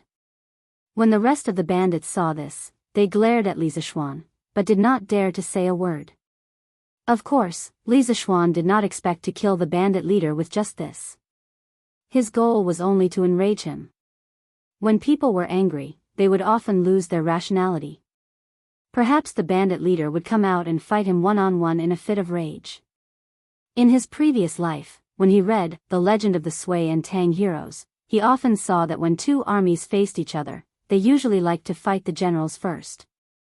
Although he was not sure if there would be such a thing in the real Tang dynasty, he still wanted to try. In a one-on-one fight, he was certainly not afraid of the defeated general. At that time, he might be able to capture him and save Han Yushi. Song Tiandao saw that Li Zishuan dared to kill his men under his nose. As expected, he was furious. He shouted angrily. How dare you? Men, take my broadsword. Little child, you'd better tell me your name first. Otherwise, you'll be a nameless ghost after you die. Li Zishuan saw that Song Tiandao was indeed enraged and wanted to fight him one-on-one. He was delighted. At this moment, he looked at the hundreds of thatched cottages behind the bandits. He did not know where Han Yushi was locked up. He shouted loudly. I am Li Zishuan, the man of Lantian County, who was personally conferred by the emperor. You gathered in the forest and kidnapped my fiancé. If you don't want to die under the encirclement of the imperial army, immediately put down your weapons and hand over my fiancé. I will spare your lives. His shout contained a bit of true qi and traveled far. His purpose was to tell Han Yushi that he was here and to tell her not to do anything stupid. Han Yushi was in the house, like a lamb waiting to be slaughtered. Her heart was filled with despair. Suddenly, she heard Li Zishuan's voice. Her desperate heart was instantly filled with joy. When she heard Li Zishuan say, "My fiancé," Han Yushi could no longer hold it in and cried emotionally. She had waited for this sentence for a long time. Finally, it came. In front of the stronghold, Master Shao was obviously stunned. He never expected that Li Zishuan could find Han Yushi so quickly after he captured her in the wilderness. He also did not expect that Li Zishuan would dare to break into the stronghold alone. He also did not expect that Han Yushi was Li Zishuan's fiancé. The situation was getting more and more serious. They only wanted the new wine formula. They did not intend to fight to the death with Li Zishuan. The hatred of snatching his wife was comparable to the hatred of killing his father. This time, the grudge was big. Song Tiandao did not have so many scruples. His heart was full of hatred and anger. He raised the 9-eared chain knife that his subordinates carried over and scolded, "Bah, Grandpa, I don't care if you are some bullsh** tea master Jew. Last time, you ruined Grandpa's good deed and caused my second and third brothers to be captured and beheaded by the imperial court's dog officials. Today, Grandpa, I want you to pay with your life. Hey, watch the knife." Song Tiandao took 2 steps and jumped up. He aimed at Li Zishuan's forehead and chopped it with great force. When the blade was less than an inch away from Li Zishuan's forehead, Li Zishuan's body leaned back, showing a strange 20-degree angle with the ground. Taking advantage of this gap, he lifted the sword with one hand and pushed the blade away. His other hand gently supported himself on the ground. His whole body drew a semicircle with his heel as the center. With such a fall, a lift, and a turn, Song Tiandao's powerful killing blow was easily resolved by Li Zishuan. Li Zishuan did not stop. He used the third sword of 9 Taishian swords, Snow Treading. Song Tiandao suddenly felt his eyes blur. Then, he felt that every part of his body was about to be attacked. Song Tiandao was shocked. He did not understand why this little boy's skill had improved so much in just 2 months. He desperately waved the big knife, trying to protect the vital parts of his body. However, he was only at the peak of body refining and had not yet reached the Qi transformation realm. How could he be Li Zishuan's opponent? After a while, he could not hold on anymore. His body had suffered more than 10 minor injuries. Li Zishuan saw that the time was right. He poured genuine qi into his feet and used the orchid butterfly steps, ready to capture Song Tiandao. At this moment, Li Zishuan saw a strange black shadow suddenly flash in front of Song Tiandao. Its speed was so fast that it was not inferior to his orchid butterfly steps in the slightest. He saw the black shadow reach out and pull Song Tiandao out of the battle. Li Zishuan was furious. This person did not follow the rules. He directly used his fastest sword, the 5th sword of 9 Taishian swords, parting the dust. The sword parted the dust and was bleak and cold. It went straight for Song Tiandao's back. Since he could not capture him, he would kill him. After killing so many people, Li Zishuan's killing intent was getting heavier and heavier. Song Tiandao only felt a cold chill piercing his back. He secretly said, "My life is over." The feminine man next to him had no time to save him. The main reason was that Li Zishuan's sword was too fast. At the critical moment, Master Shao flung his sleeve. An iron ball flew out and hit Li Zishuan's sword. This sure-kill sword finally deviated from its trajectory and only cut off Song Tiandao's left arm. A thick and heavy arm fell to the ground with a clang. Even though Li Zishuan hurriedly retreated, he was still splashed by the blood from Song Tiandao's shoulder. Suddenly, his white clothes turned red. The elegant young master turned into a demon god. Chapter 140. Silence. The bandits were cheering for their leader's bravery, but in the blink of an eye, Song Tiandao's arm was cut off and he almost died. They were all scared out of their wits and stood rooted to the ground. Master Zhao's heart was also in turmoil. He and the second young master had focused on Li Zishuan's ability to make money, but they didn't make a correct assessment of Li Zishuan's strength. They didn't expect this weak youth to have such high martial arts. It was really unexpected. Li Zishuan returned to his original spot and secretly used the Taishian Sutra to recover his internal energy. In the battle just now, he had used up 20 to 30% of his qi. Leader Song, you can't beat him one-on-one, so you plan to fight together? Li Zishuan said sarcastically. Song Tiandao covered his right arm and his face was pale. Facing Li Zishuan's sarcasm, he had nothing to say and could only stare back angrily. On the other hand, the skinny man who had just rushed in walked out with one hand on his waist and the other hand on his thumb and middle finger. He said in a sweet voice, our Lord Li is young and has a high position. His martial arts are also so good. My little heart is beating fast. Lord Ju, why are you so angry? Why don't I accompany you to the front of the flowers under the moon? Ugh, Li Zishuan was disgusted.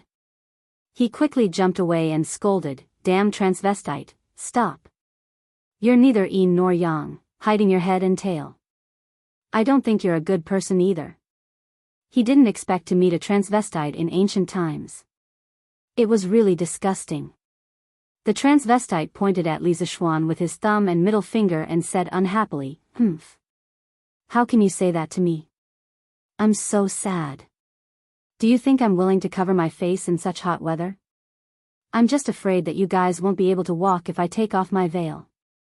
Also, what's a transvestite? Why do you say I'm a transvestite? Ugh, cough cough. Master Shao couldn't help but retch. He shouted, Flying Snake, come back. Don't mess around.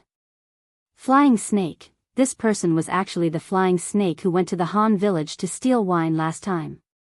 Flying Snake waved his hand discontentedly and said, Master Shao, let me interact with this handsome young man. Li Zishuan was furious. He pointed his sword at the Flying Snake and cursed, what bullshit Flying Snake. You just disturbed my duel with Song Tiandao. Now, I will turn you into a dead snake. Li Zishuan had secretly observed that this Flying Snake was only in the middle stage of qi transformation, but his movements were too strange. As long as Master Shao didn't interfere, Li Zishuan was confident that he could defeat him. Yo, since you're so fierce to me, I'll play with you. After saying this, the Flying Snake's aura suddenly changed. He was no longer as frivolous as before. He took the initiative to move forward, and 3 arc-shaped spikes suddenly extended from his sleeves. They emitted a faint blue light, and were obviously dipped in poison. The Flying Snake waved his spikes and clawed fiercely at Li Zishuan's face. Li Zishuan had long been on guard against this person's ghostly speed. As soon as the Flying Snake moved, he had already channeled his strength to his feet. Seeing the Flying Snake's poisonous spikes attack, he dodged to the side, raised his sword, and slashed at the 3 poisonous spikes.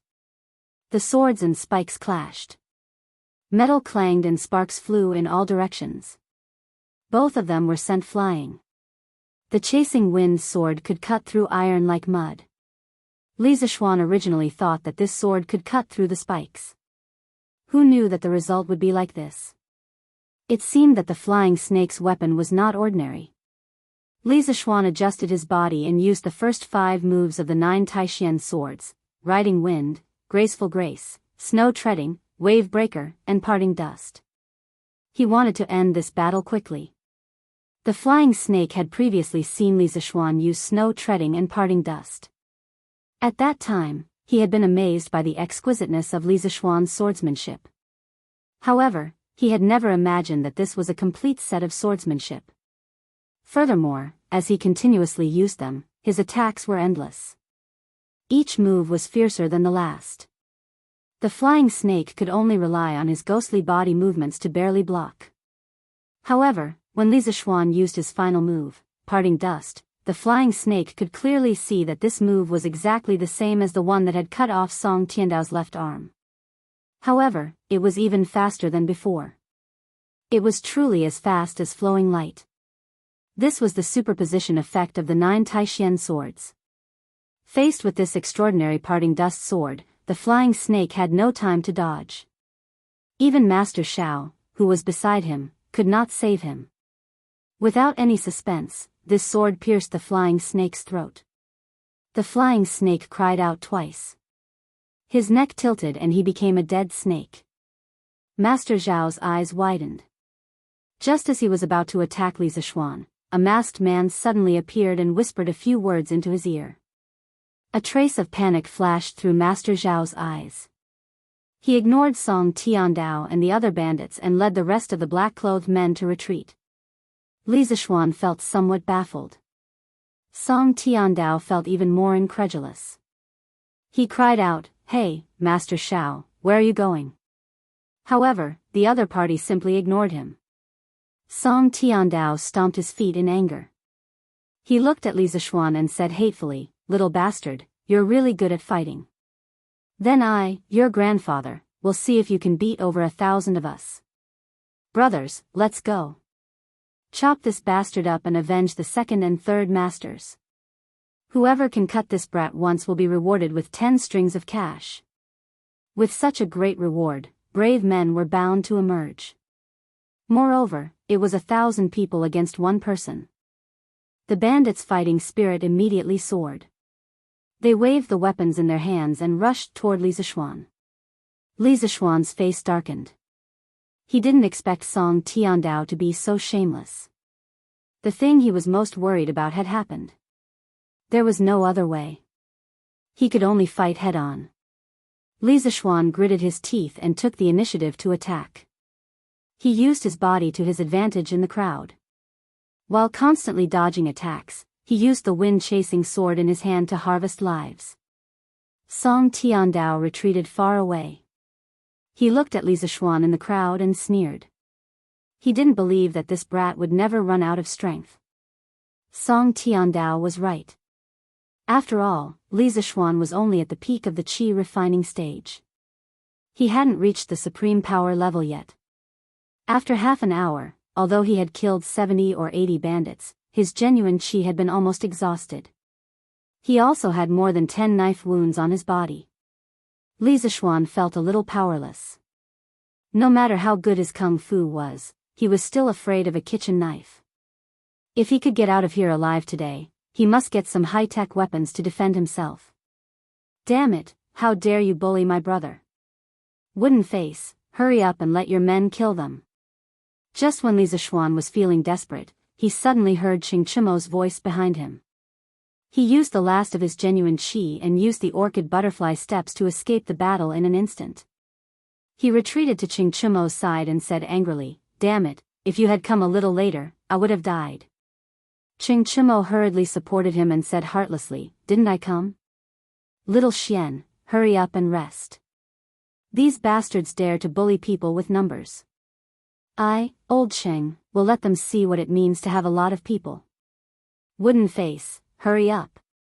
Li Zishuan looked back and saw an old acquaintance. He smiled and said, "Thank you for your trouble, General Dugu." Dugu Xian bowed and said, "This is this general's duty." Today was different from the past. Li Zishuan was now a noble, so the necessary respect was indispensable. Dugu Xian waved his hand. 1,000 featherwood guards in bright armor entered in a line with murderous intent. It's the imperial court's officers and soldiers. It's the featherwood guards. It's over. Run. When the numerous mountain bandits saw the dense mass of soldiers swarming in from the stronghold gate, they were immediately thrown into disarray and were about to scatter and flee. They were nothing more than a motley crew. How could they dare to cross hands with the elite regular army of the Featherwood Guard? All officers and soldiers, listen to my order. Don't let anyone go. If there is resistance, kill without mercy. Yes. The bandits pushed and shoved each other in panic. The well-trained Featherwood Guards wrapped all the bandits like dumplings in a moment. There were also bandits who were unwilling to be captured and wanted to kill their way out of the encirclement. However, they were cut down by the Featherwood Guards in a few rounds. As the Imperial Army, if they couldn't even defeat the bandits, then wouldn't they, the Featherwood Guards, be laughed at by the other armies? Song Tiandao also wanted to run, but he was surrounded by people. He was seriously injured and couldn't run. A small bandit next to him said with dissatisfaction, "Boss, who did you catch in the end? How did you provoke the Featherwood Guards?" Song Tiandao said angrily, "How the hell did I know that girl's background was so big? It was Master Shao who paid me 3,000 strings of cash to catch her. It doesn't seem like it's just the Featherwood Guards. How come there are people behind them? Hey, that seems to be Lu Guogong. I've seen him before in Chang'an City. First Master, you've put us in a lot of trouble. Why did you provoke that madman Lu Guogong?" Song Tiandao said with displeasure, "Motherf Ker, you were more active than anyone else when it came to splitting the money. Now you have the face to say this? Hey, that's Yi Guogong. And Wu Guogong." It turned out to be the Eastern Palace Imperial Guards following behind the Featherwood Guards. Qing Yao Jin, Qin Xiong, Yuqi Jingda, Niu Jinda, and the others all rushed over one after another. The bandits were scared out of their wits. They never thought that they would alarm so many important people. Now their legs were weak. How could they dare to run? They could only pray that they would suffer less after being caught. Ching Chimo laughed arrogantly at the bandits. "Haha, you want to compete with Laozi in terms of numbers? Motherf Ker, come out and fight again." Li Zishuan ignored that fool. After he thanked Qing Yao Jin and the others, he quickly called a bandit to take him to find Han Yushi. People often don't know how precious they are until they lose something. He really wanted to see Han Yushi right now. He didn't want to wait a moment longer. Chapter 141. The underling led Li Zishuan through many twists and turns before arriving at a small, shabby hut. Then, he respectfully said, "Lord Zhu, it's here." Li Zishuan nodded and said, "Go squat in front of the stockade by yourself. Don't think about running away. As long as you haven't committed murder or arson, I'll get someone to give you a lighter punishment." The henchman immediately bowed excitedly and said, "Thank you, Lord Zhu." "Don't worry, Lord Zhu. I definitely won't dare to run away." Li Zishuan waved his hand and sent him away. Then, he pushed the door open and entered. He saw Han Yushi's hands tied to the pillar. She was looking at him with tears in her eyes. Li Zishuan hurriedly went forward and helped Han Yushi untie the rope. He grabbed her shoulder and asked with concern, "Yushi, are you okay? They didn't do anything to you, right?" Han Yushi shook her head. She looked at Li Zishuan's tattered and blood-stained clothes. She thought of the person in front of her running dozens of miles alone and ignoring the danger. He went deep into the nest of thousands of bandits to save her. She could not help but say sadly, "Young master, why are you so seriously injured?" "It's all my fault. I caused Uncle Hu's death and young master's injury. Yushi is an inauspicious person." Sob sob. Li Zishuan's heart melted when he heard Han Yushi's crying. He ignored the pain in his arm and pulled Han Yushi into his arms. He said gently, "Nonsense. How can you be an inauspicious person? Yushi, you're a fairy given to me by the heavens. At the same time, you're a demon sent to me by the heavens." Han Yushi was obviously stunned when she heard these contradictory words. She stopped crying and looked up at Li Zishuan. "Young master, how can I be a demon?" Li Zishuan stared at Han Yushi's beautiful face that was still stained with tears. He brewed his emotions and said in a slightly magnetic voice, "Yushi, no matter how many lives the flower blooms and how many times the flower falls. No matter where the wind rises and where the wind stops. You will never be able to escape, because you know in your heart that you are my inner demon." Han Yushi had never heard such touching words of love. She could no longer hold it in and threw herself into Li Zishuan's arms. She hugged him tightly and cried bitterly, sob sob, "Young master, Yushi is not worth your effort. Yushi is not worth it. Yushi even killed Uncle Hu before," sob sob. Han Yushi hugged him too tightly. Although Li Zishuan grimaced in pain and gasped, he couldn't bear to break such a warm and romantic atmosphere. He could only grit his teeth and endure. He stroked Han Yushi's soft long hair and said softly, "Silly girl, Who said that Uncle Hu is dead? He's not dead yet. He's being treated at the Imperial Physician's Department.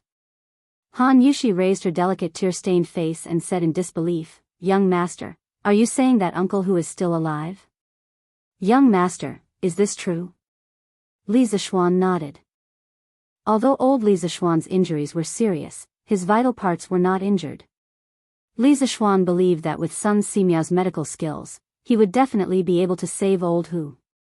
Uncle Hu is indeed still alive. Yushi, don't blame yourself for everything. It's my fault. I didn't protect you well.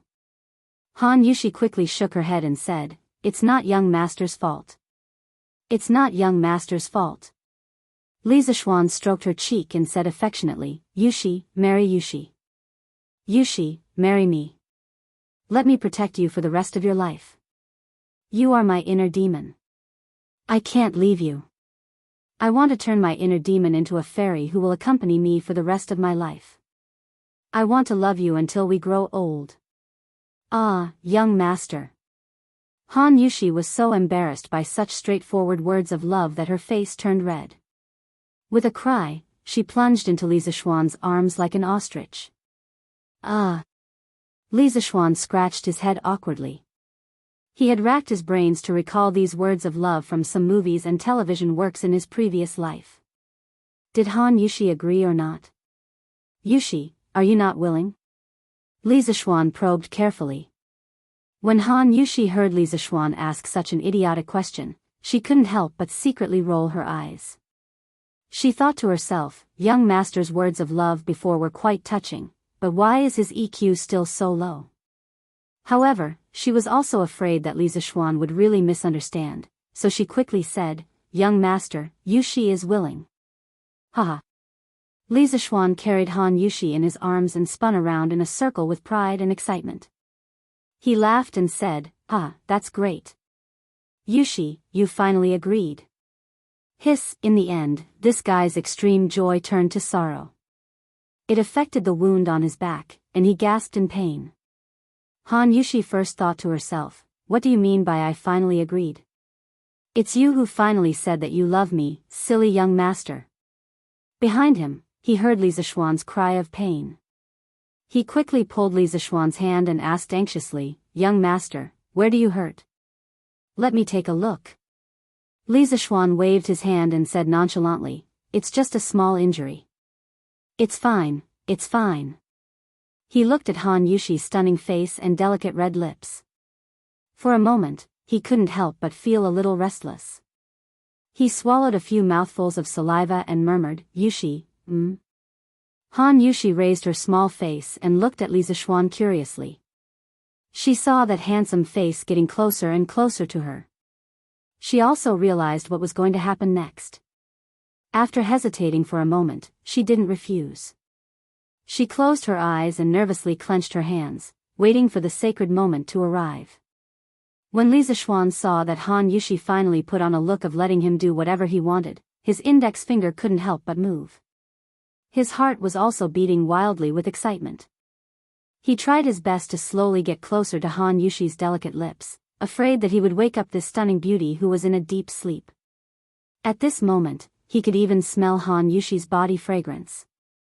He was only 0.01 centimeters away from Han Yushi's red lips. He heard Qing Chumo shouting from not far away, Little Xian. We're going back to the city. Hurry up. Han Yushi suddenly woke up. She was afraid that Qing Chumo, who was not far away, would barge in. She hurriedly broke free from Li Zishuan's embrace and stood at the side with her head lowered shyly. Ciao, Qing Chumo. I won't live under the same sky as you. Li Zishuan roared at the sky unwillingly. The thousands of troops finally set off and returned to Chang'an. Among them were less than 1,000 bandits. Li Zishuan held Han Yushi's hand and walked at the back, mainly to take care of Han Yushi's emotions. This little girl was now so shy that she didn't dare to see anyone. Even when Qin Xiong came over to talk to her, she didn't dare to raise her head. She only stared at the tip of her feet and reluctantly replied with a mosquito-like voice. Qing Yao Jin, Qin Xiong, and the others all laughed knowingly. They let the accompanying military doctor treat Li Zishuan's wounds simply and let the young couple show off their love sweetly at the back. Qing Chimo also wanted to come over and be a troublemaker before, but he was slapped back by Qing Yaojin and scolded, "You little bastard, why don't you hurry up and find a good girl to marry into the family? Why are you running over there blindly to meddle? Look at little Xian. He's so young, but he's already kidnapped a beautiful little girl." Qing Yaojin's words were too king heart-wrenching. Qing Chimo's expression suddenly looked as if he had eaten a pile of shit. He secretly hated Li Zishuan for not being a good brother. He actually found a wife first, causing him, a single young man, to be scolded by his father. Chapter 142. The sun was setting in the west. This huge team of more than 2,000 people finally arrived at the east side of Chang'an City. In the team, there were handsome and energetic generals, tall and heroic dukes, well-trained soldiers in bright armor, simple but powerful family generals, ragged and dispirited bandits, and even more strange was that there was a team of strong men carrying a white horse. Of course, there was also a pair of adulterous couple, who were holding hands and showing off their affection to the crowd. That's right, at least that's what Qing Chimo thought to himself about Li Zishuan. The white horse that was being carried was the horse that was stabbed by vines on the way to Xifeng Stockade village by Li Zishuan. Li Zishuan spent money to hire 10 relatively young Qing family guards to carry the horse back home. At that time, these men refused to take the money. Later, Li Zishuan said, "If anyone dares not to take the money, I will pay a few children to pee in front of your door every day." The 10 guards wiped away the cold sweat on their foreheads and hurriedly took the money from Li Zishuan. They secretly thought that this young master was truly rich and willful. However, this way of thinking was truly too immoral. Han Yushi looked at the familiar Yanqing gate and felt that it was a lifetime ago. During the few hours when she was taken away, she was frightened all the way. She was afraid that the bandits would ruin her innocence and she was prepared to die to protect her innocence. Later, when she was full of despair, Li Zishuan went deep into the village alone to save her. She really did not expect that she could be saved so quickly. After all, Xifeng Stockade village was in the wilderness. It was not easy to find it in such a short time. Thinking of this, Han Yushi could not help but hold his hand tighter, as if this would make her feel safer. They were about to enter the city. Han Yushi did not intend to let Li Zishuan let go of her hand. Although it was embarrassing to be pointed at by so many people, she thought that since the young master liked to hold her hand, then let him hold it. If others liked to say it, then let them say it. She was the young master's woman for the rest of her life. Even if the young master wanted her to die now, she was willing to do so. Holding hands was a small matter and she could just follow the young master's temperament. As for Li Zishuan, ever since this fellow held Han Yushi's smooth and soft little hand, he could not bear to part with this wonderful touch. Today, he had finally won Han Yushi's hand with great difficulty, so he could not bear to let go. If he wanted to hold her hand, he would hold her hand for a lifetime. It had to be said that after experiencing life and death, Han Yushi and Li Zishuan's attitude towards each other had changed greatly. When the citizens of the city saw such a complicated and strange team, they couldn't help but discuss among themselves. "Io, where did so many troops come from? It's been a long time since I've seen so many troops move out together. I don't know. It looks like the Featherwood Guard. Could it be that there's a war somewhere? Hey, why did the Featherwood Guard send so many people? Do you think these people are bandits?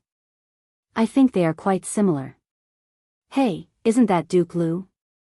There's also Duke Yi and Duke Wu.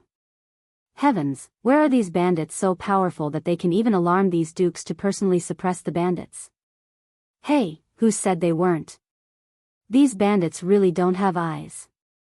How can they casually provoke these people in Chang'an City?"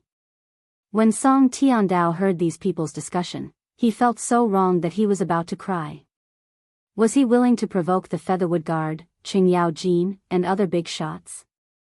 How could he know that a little country girl would have such great power behind her? Song Tiandao was now cursing Master Shao in his heart. If it weren't for him, he would still be the head of the carefree camp in the mountain stronghold. As a result, not only did he not get the 3,000 strings of string of cash, but he also became a prisoner. Thinking about how Li Zishuan was alone among thousands of people in the mountain stronghold, as if he was in a no-man's land. With a long sword, he killed people like cutting melons and vegetables. Thinking of this, Song Tiandao felt goosebumps all over his body. This was not something a 14 or 15-year-old child would do. This was much more ferocious than the authentic bandits. Song Tiandao looked at Qing Yaojin, Qin Xiong, and other big shots in front of him, and then secretly glanced back at Li Zishuan, who was talking about love. He couldn't help but feel despair in his heart. He didn't know what kind of cruel punishment was waiting for him. Yushi, let's go to the Imperial Medical Department to see Uncle Zhang first, and then turn back home. Li Zishuan thought about it and suggested. The main thing was that he was now injured all over. When he went back, his mother would definitely be distressed. Moreover, she might even resent Han Yushi because of this. After all, her son was seriously injured in order to save her. Li Zishuan was sure that according to his mother's personality, this kind of thing could really happen. In order to avoid affecting their relationship, Li Zishuan decided to go to the Imperial Medical Department to see Old Hu first, treat his wounds, and change his clothes before going home. Han Yushi didn't know that Li Zishuan had secretly thought so much for her. Hearing this, she raised her head and said, "Young master, you're going back so late. Will master and madam be worried? Why don't you go home first while Yushi goes to see Uncle Hu?" Li Zishuan smiled and said, "It's okay. I'll send someone back to report that I'm safe." He brought Han Yushi to the front of the group, bowed to Qin Xiong, Qing Yaojin, Yuqi Jingda, and Niu Jinda, and said sincerely, "I thank all of you for your help today. In 2 days, I will hold a banquet at the Drunken Immortal restaurant. I will use the strongest wine and the most delicious dishes to entertain all of you." Qing Yaojin laughed loudly and said, "Haha, good boy, I like hearing these words." Yuqi Jingda and Niu Jinda nodded with a smile. Although part of the reason they came today was because of Li Zishuan, it was mainly because of Qin Xiong. Qin Xiong smiled and said, "Little Xian, you don't have to be so polite to me. Yushi is my adopted daughter. You went to save her alone. I should thank you." Li Zishuan repeatedly said that he didn't dare. He thanked Dugu Xian again and asked him to investigate the person behind this group of bandits. Then, he bid farewell to Qin Xiong and said, "Uncle Qin, I'll bring Yushi to the Imperial Medical Department to see Uncle Hu first." Qin Xiong nodded and said solemnly, "Speaking of which, this Hu Hanyun was injured because of Yushi. It's already late today, so I won't go over. Little Xian, you have to thank him on my behalf. I'll visit him personally another day." Li Zishuan replied, "Don't worry, Uncle Qin. I will." Qin Xiong looked at Han Yushi and said, "Yushi, you have to visit your adoptive mother tomorrow. She has been talking about you. When she heard that something happened to you, she was worried sick at home." Han Yushi bowed and said, "Yes, adoptive father. Yushi will definitely visit adoptive mother tomorrow." Qin Xiong smiled and waved his hand. He said kindly, "Good child, quickly go to the Imperial Medical Department." Chapter 143. "Uncle Hu, are you alright?" Li Zishuan and Han Yushi came to the Imperial Physician's office and asked about Old Hu's room. They pushed the door open and entered. They saw that Hu was indeed serving Old Hu, who was wrapped up like a dumpling, medicine. He quickly walked over and asked. When Old Hu saw Li Zishuan come in, he quickly pushed the medicine bowl away and smiled at Li Zishuan. "Young master, you're here. I'm here today to thank you for helping Jinjing and Jinjing find a miracle doctor.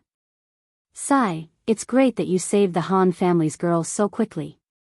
Otherwise, I, Old Hu, would never have the face to return to the Han family village."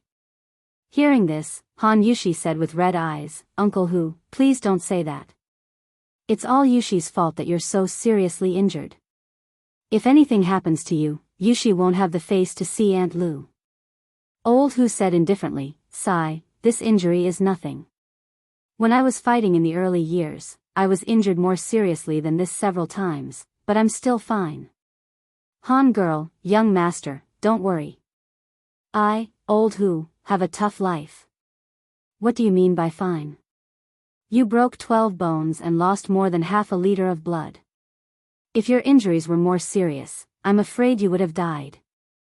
At this moment, Sun Simiao walked in and said angrily. Behind him, Hu Zhen, who had a white cloth wrapped around his eyes, followed. When old Hu heard Sun Simiao's scolding, he laughed embarrassedly and didn't say anything else. Patients were always in awe of doctors. Seeing Sun Simiao come in, Han Yushi bowed to him. Then, she went to pull Hu Zhen to the side. Li Zishuan stood up and cupped his hands to Sun Simiao. Daoist son, is Uncle Hu's injury serious? He was shocked when he heard Sun Simiao say that it was so serious. He secretly thought that old Hu was really tough. If it were someone else with such a serious injury, they probably wouldn't have been able to hold on.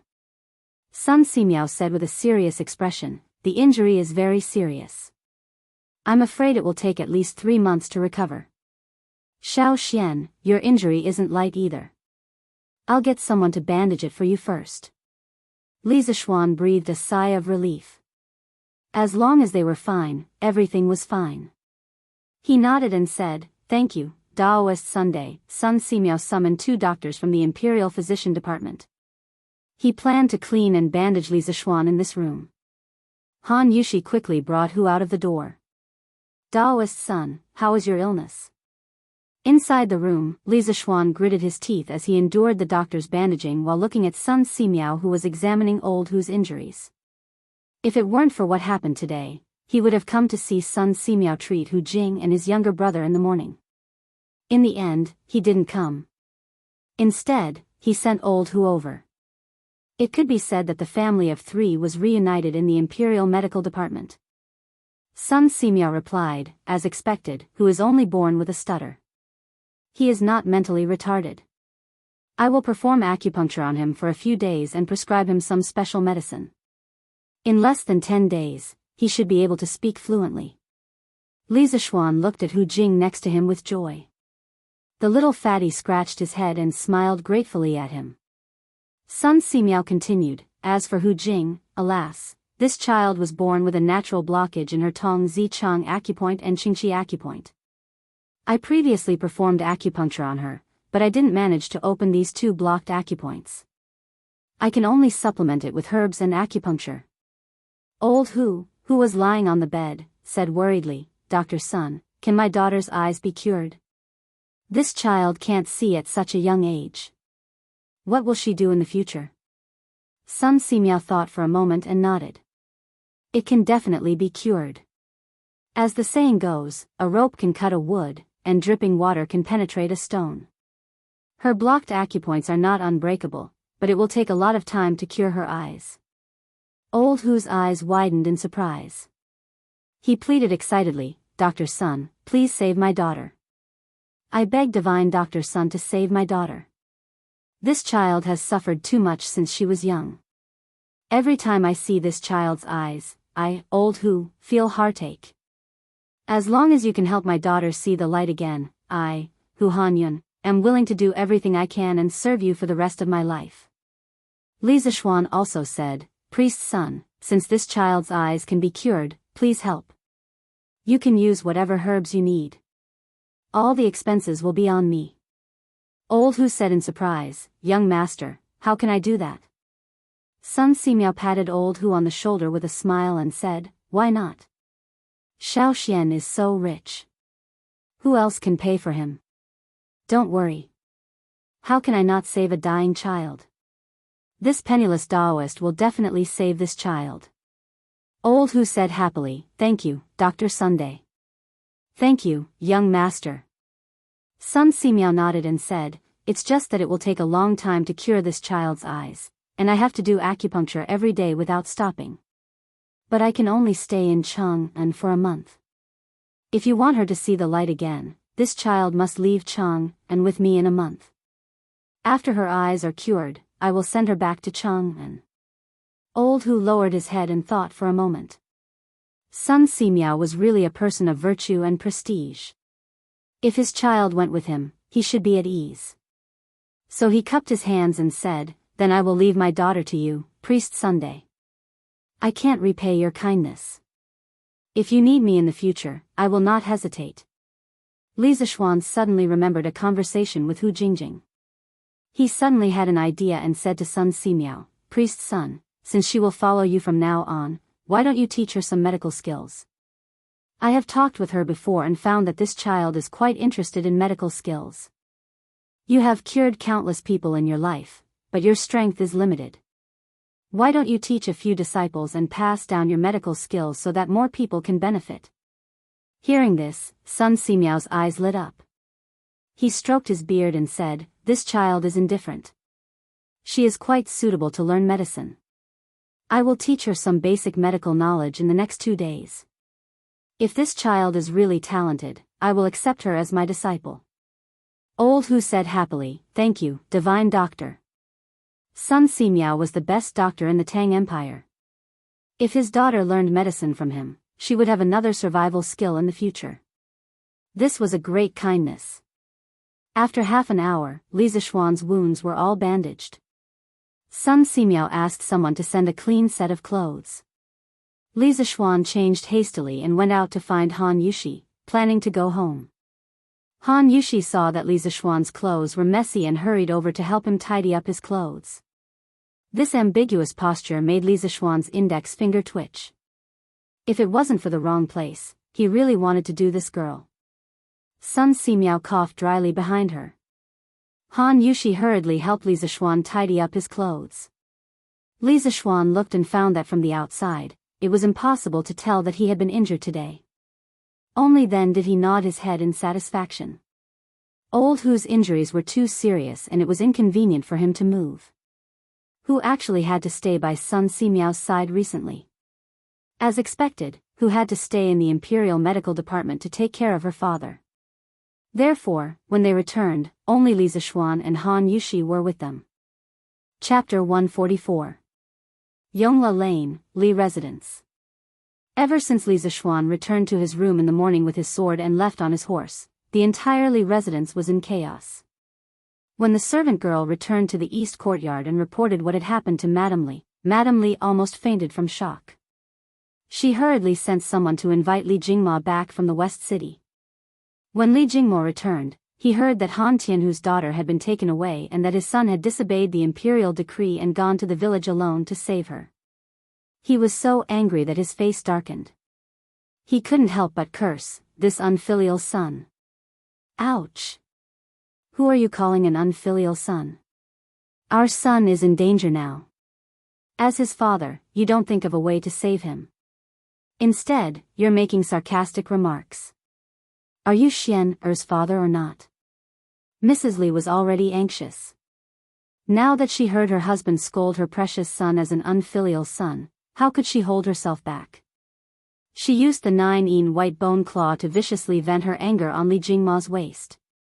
When Li Jingma heard the second half of his wife's words, his already dark face became as dark as the bottom of a pot. However, due to his wife's many years of power, he didn't dare to say anything. He could only wave his hand and say, "Madam, calm down. Your husband will think of a way right now." Humph. Madame Li released her hand hatefully. Li Jingmo rubbed his waist as his mind raced to think of a way. His unfilial son's words were of course words spoken in anger. His concern for his son was no less than his wife's. "Madam, don't be anxious. Your husband will personally go to Duke Lu's residence to ask for help. Duke Lu treats Xian like a nephew. He is also a veteran who has led troops for many years. He will definitely be able to save Xian Li Jingma thought about it and felt that this was the only way at present. Madame Li said anxiously, "Then go quickly, master." Li Jingma nodded and spurred his horse out the door. An hour later, Li Jingmo returned. "Master, how is it? Is Duke Lu willing to save Xian Madame Li asked as soon as Li Jingma entered. Li Jingma handed the reins to the servant and said to his wife, "Madam, I just went to the house of Duke and didn't run into Duke Lu." The servants in their house said that Duke Lu and Duke Yi brought their family to save Han Yushi and Xian Madame Li said in pleasant surprise, that's great. Master, with Duke Lu and Duke Yi taking action, our Xian won't be in any danger, right? When Li Jingma saw his wife looking at him expectantly, he hurriedly nodded affirmatively and comforted her. Of course, High Duke Lu and High Duke Yi were both great generals who could fight against 100 men on their own back in the day. The two High Dukes didn't even take a few bandits seriously. On the way back, I heard that His Majesty had sent 1,000 Yulin guards to assist Xian in exterminating the bandits. Madam, don't worry. Xian will definitely be fine. Madam Li was slightly relieved. When she heard the second half of Li Jingma's words, she said in disbelief, Master, Xian defied the imperial edict and didn't answer the summons. Not only did His Majesty not punish him, he even sent troops to help Xian What's the reason for this? Li Jingma was also somewhat bewildered. He shook his head and said, I don't know. Let's just wait for Xian to return safely. The couple waited for half a day. During this time, Lon and Iron Egg also heard about this matter. Although the two little ones were anxious, this was an adult matter and they couldn't help much. Thus, the two children stayed in the front hall and waited with Li Jingma and his wife. The servants in the house also noticed that the atmosphere in the house wasn't right today. Every one of them was extremely careful, afraid that they would make a mistake. In the evening, San Bao rushed in and said excitedly, Master, Madam, the Yulin guards have already entered the city. Young Master and young Miss Yushi are inside and will probably be back soon. Madam Li stood up excitedly and looked at Li Jingma. She said in a trembling voice, Master, Xian is back. Xian is back. As she spoke, she couldn't help but cry. Although Li Jingma comforted her that her son would be fine, she had waited for so long without seeing her son. God knew how much suffering she had experienced as a mother. Now that she finally heard the news of her son's safe return, her suspended heart finally settled. Li Jingma patted Madam Li's shoulder lightly and said with a smile, Madam, you don't have to worry now. I said before that Xian will be fine. At this time, Lon also cried out happily, Mother, don't cry. Lon knows that Big Brother is the best. He will definitely be fine. Iron Egg heard that his sister and young master were fine and he couldn't help but breathe a sigh of relief. After waiting for half an hour, what they waited for wasn't Li Zishuan, but their family's white horse. Madam Li asked the horse carriers where Li Zishuan went and was told that Li Zishuan and Han Yushi had gone to the Imperial Medical Department to visit Hu Hanyun. When Madam Li heard this, she was secretly annoyed at her son's thoughtlessness. He didn't even know to come back and see his parents first. It wasn't until nightfall that Li Zishuan led Han Yushi back home. Lon was the first to run over. She held Li Zishuan's hand and asked, Big Brother, are you okay? Lon and Mother were worried sick. When Li Zishuan heard this, he patted Lon's head with heartache and said, Big Brother is fine. Madam Li and Li Jingma also walked out at this time. Madam Li hurriedly stepped forward and held Li Zishuan's arms with both hands. She carefully examined Li Zishuan's body for a while before saying, Xian, are you hurt? Li Zishuan hurriedly pretended to be relaxed and said, Mother, I'm not hurt at all. Don't worry, I've learned martial arts for so many years. I'm very powerful. Lon interjected, Mother, you see, Lon already said that Big Brother's martial arts are the best. He'll definitely be fine. At this time, Iron Egg ran over to greet Li Zishuan first. Then, he went to Han Yushi's side and asked softly, Big sister, are you okay? Han Yushi shook her head and whispered, Big sister is fine. At this time, Madam Li looked at Han Yushi with a complicated expression. Every mother was selfish when it came to their children. She did like Han Yushi before, but today, her son was in danger because of her.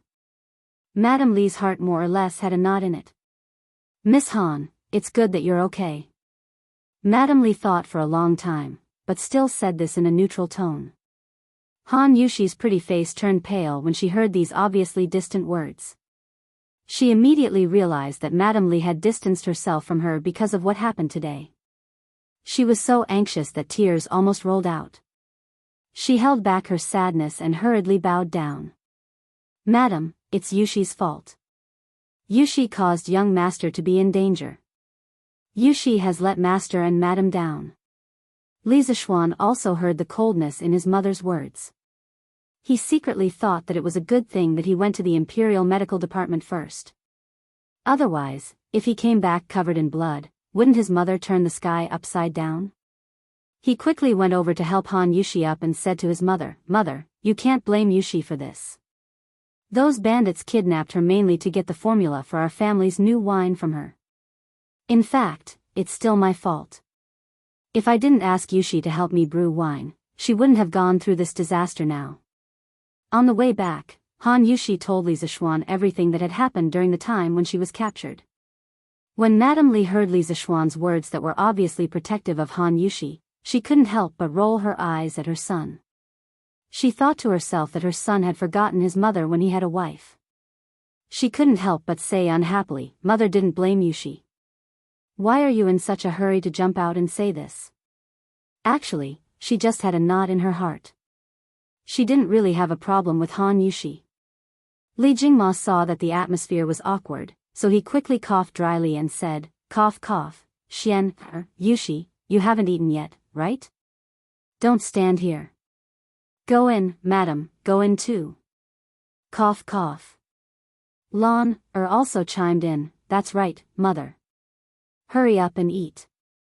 Lan didn't even eat lunch. She's hungry and thin. Pfft. Madame Li couldn't help but laugh.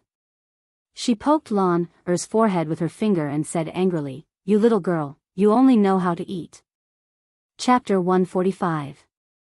Yinshi Building, Private Room. Bang! You dog, Han Yushi is Qin Xiong's adopted daughter. Why didn't you investigate clearly? Now, not only did you not get the formula, but you also made enemies on all sides. This time, I'm in big trouble because of you. The second young master of the Wang family was no longer as calm and composed as before. At this moment, his eyes were spitting fire and he was like a mad demon. Although the great expert Xiao Ying's head was broken, he still did not dare to make any movements. He could only let the blood roll down from his forehead and down his cheeks. In fact, he felt wronged in his heart. Han Yushi had just become Qin Xiong's adopted father. How would he know? "Young master," Xiaoying wanted to explain, but the young master waved his hand and said with a dispirited face, "It's over, it's all over. This time, we have offended almost half of the forces of the imperial court and the military. It seems that this young master will directly lose the qualification for this family trial." Azure Dragon Lane. "Young master, this is what happened. The Yulin Guards, the Eastern Palace Guards, Duke Lu, Duke Yi, Duke Wu, and General Niu all came together. In the end, of the 1,128 bandits of the Bloody Wind Stockade, except for the 82 who were killed by Li Zishuan, the rest were captured by the Yulin Guards. Li Zishuan was slightly injured, and Han Yushi was safe and sound. In an exquisite room, Leng Yuyao was reporting to Wang Rinbiao in detail what happened during the day in the Bloody Wind Stockade. Wang Rinbiao gasped after listening. First, he was shocked by the relationship between Li Zishuan and the military leaders in the imperial court. Second, he was shocked by Li Zishuan's shocking fighting strength.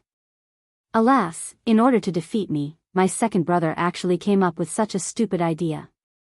I'm afraid he can't stay in Chang'an anymore. I'll write a letter and tell my father everything. As for my second brother's punishment, I'll let the family make the decision. But this time, it's all thanks to you. If you hadn't told Li Zishuan Han Yushi's location, I'm afraid that Han Yushi would have already met with misfortune. If that happened, it wouldn't be easy to deal with this matter.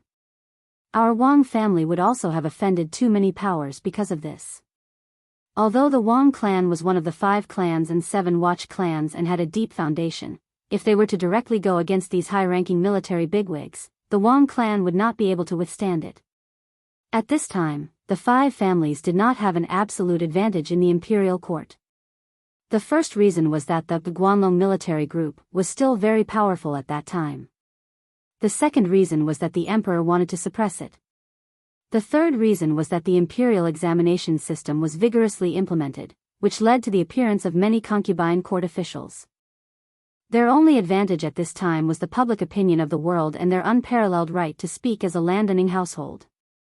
Leng Yuyao shook her head and continued, the Jianghu expert second young master recruited, Flying Snake, was also killed by Li Zishuan with a single sword strike.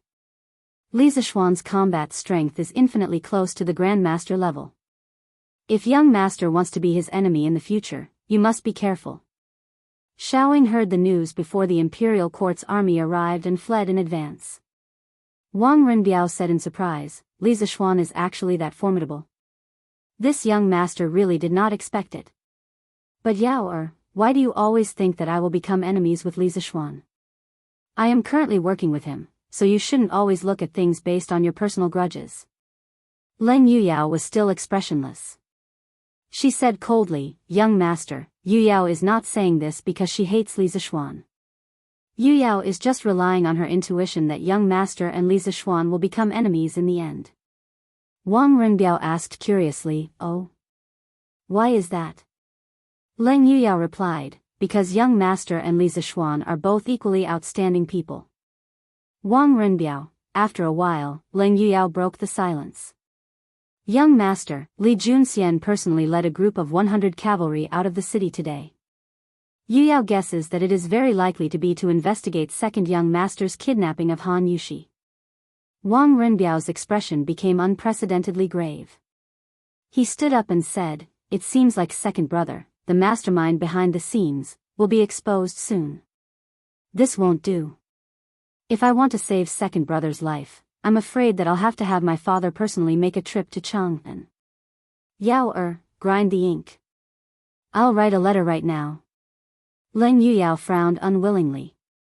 Second young master was against young master before. Why are you still helping him now? Wang Rinbiao scratched Leng Yuyao's nose in amusement and sighed. Although he doesn't treat me as an older brother, I have always treated him as a younger brother. Leng Yuyao's face turned slightly red. She still said unhappily, young master is so magnanimous, but second young master will definitely not remember your kindness. Wang Rinbiao smiled and shook his head, not replying. Taiji Palace. It was still brightly lit. Paying respects to your majesty. Li Junxian bowed. Li Er nodded and asked, Junxian, have you found out who ordered these bandits? Replying to your majesty, according to this general's investigation, the person who contacted the bandit leader Song Tiandao is called Xiaoying, the shopkeeper of Yunshi Pavilion. He intended to kidnap Han Yushi to obtain the recipe for immortal intoxication and gentle softness. The owner of immortal intoxication is Wang Rini, the bastard son of Sui Province's governor Wang Yu. His birth mother is Cui Qinfang of the Cui family of Qinghe. When Wang Yu married Princess Tong, Li Yuan was only a duke and had not yet started a rebellion. At that time, Princess Tong was still not a princess. Thus, it was not against the law for Wang Yu to take a concubine. After hearing Li Junxian's report, Li Er frowned deeply. He said unhappily, under the feet of the Son of Heaven, this Wang Rini actually dared to collude with bandits and kidnap Xu Bao's adopted daughter. He is truly audacious. Moreover, immortal intoxication and gentle softness have already become the imperial wine of the palace. Wang Rini dared to dream of getting his hands on them. I would like to issue an edict to ask Wang Yu how he disciplined him. If Wang Rini was here, he would definitely cry out that he had been wronged. Firstly, he did not know that Han Yushi was Qin Xiong's adopted daughter. Secondly, he did not know that immortal intoxication and gentle softness were the imperial wine of the palace. If he had known either of these points, he would definitely not have done so. This was completely a disaster caused by the lack of information. Tonight, Chang'an City was not peaceful. Those who were observant would be able to find out what had happened during the day. Thus, those who had hedonistic sons were all taught not to offend the girl called Han Yushi. Of course, they could not offend Li Zishuan either. The military forces supporting them were simply too powerful. Yongla Lane, Li Mansion. This place was filled with laughter. Li Zishuan did not even have time to eat lunch. Later on, He had used up so much energy that he was so hungry that his chest was sticking to his back. Now that he saw a table full of delicious food, how could he endure it? Not long later, he was full to the point of groaning. Just as he was about to go outside for some fresh air and digestion, he heard Li Jingma say, "Xian, sleep early tonight. You still have to attend the morning court tomorrow." Li Zishuan opened his eyes wide in disbelief. "Father, why do I have to attend the morning court?" If he attended the morning court, he would not be able to sleep in. He did not want to attend the morning court. Li Jingma said angrily, "His Majesty sent someone to pass on a message this afternoon. He wants you to attend the morning court tomorrow. You have to go this time. You disobeyed the edict today. Later on, you will have to write a memorial to ask for forgiveness. Go and ask for forgiveness tomorrow." Li Zishuan was dumbfounded. Chapter 146. Li Residence, Study. "Xian, why are you looking for me? Why are you being so secretive?" After dinner, Li Zishuan quickly invited his mother to the study while everyone else went back to their rooms to rest. Li Zishuan smiled as he poured a cup of tea and handed it to Mrs. Li. "Mother, have some tea." Mrs. Li looked at her son suspiciously but still took the teacup. She took a sip and asked, "Xian, why are you looking for me? Tell me." Li Zishuan laughed dryly. Hee, mother, look at what you're saying. Can't I chat with you if I have nothing to do?" Mrs. Li rolled her eyes and said in disbelief, "Tsk, do you think I don't know you? You've been back for so long, and when have you ever chatted with me? If you have something to say it quickly." Li Zishuan was embarrassed. No one knew him better than his mother. He said awkwardly, "Mother, what do you think of Yushi?" Mrs. Li replied in confusion, "She's okay." "What's wrong?" Li Zishuan scratched his head and said embarrassedly, "Mother, I want to. Mrs. Li saw her son's shy and stuttering look. She thought for a moment and immediately understood. She couldn't help but find it funny. She had just told her husband about this a few days ago. She had already been looking for a matchmaker to arrange this matter. She didn't expect her son to be so impatient. Mrs. Li deliberately teased, "Xian, wants to get married?" Although Li Zishuan was a little embarrassed, if he didn't step forward to arrange this matter, was he going to wait for Han Yushi to bring it up? Li Zishuan couldn't do such an irresponsible thing. Mother, I want to marry Yushi. What do you think?" Mrs. Li was relieved. This blockhead of a son was finally enlightened. You. Mother has already arranged this matter for you. In a few days, a matchmaker will go to Han Tianhu's house to propose marriage." Mrs. Li smiled. Li Zishuan opened his mouth in surprise. Mother, how did you know?" Mrs. Li said unhappily, "Mother carried you for 10 months and gave birth to you. How could mother not know what you're thinking? You just have to stay at home and wait for your bride to come in." Li Zishuan was also very happy that his mother was so considerate. He smiled and said, "Thank you, mother." Thinking that her son was about to have a family and start a career, Mrs. Li was truly happy. She got up and said with a smile, "Well, look at how proud you are. Go back and rest. You still have to go to the morning court tomorrow." After Madame Li finished speaking, she went out with a smile. The next day, after the bell and drum of Chang and city had been struck 4 times, the lights in the Li mansion began to be lit one by one. The maids and servants were busy lighting the fire and boiling water, preparing to wash their masters and make breakfast. The groom washed the horse clean. Li Jingma and Madame Li hurried back and forth, not daring to be careless in the slightest. Today was their son's first official appearance in court. Last time, Li Zishuan had been summoned by Li Heir to denounce him for his crimes, not to have an official appearance. Li Zishuan was still asleep when he was pulled up. Mrs. Li gave Xiao He a strict order. The little girl ignored Li Zishuan's muddle-headed complaints and wiped his face and brushed his teeth. The bitterness of the willow branches didn't drive away Li Zishuan's sleepiness. He put on the official uniform and the golden crown. He was underage, so he couldn't wear the official hat. He changed into thin deerskin boots and fastened the ceremonial sword to his belt. He came to the front hall and ate a big bowl of porridge hastily. He felt a little less sleepy, so he checked his equipment again. Under the gaze of the whole family, he got on the horse and went out. It was about 4:00 in the morning, and it was not yet time to open the doors. The entire market was quiet, and a cold crescent moon was hanging in the sky. Shouldn't they be lying on their beds and sleeping comfortably at this time? Li Zishuan couldn't help but criticize the inhumane morning court again. After a long time, the gate was finally opened. Li Zishuan got on the horse and went out of Yongla Lane to Vermilion Bird Avenue. He saw soldiers patrolling the streets, but no other officials passed by. After checking his identity, the soldiers of the warden's office saluted in unison, leaving two carrying huge lanterns to lead the way. Taiji Palace was in the north of the city. It was built against the mountain, facing the south with its back to the north. This was the privilege of the imperial family. Of course, it wasn't a big deal for ordinary people to live in the north. Li Er didn't have to care about this. He arrived at the imperial city. From a distance, he saw the brightly lit gate and a crowd of people. They cupped their hands in greeting and chatted amiably.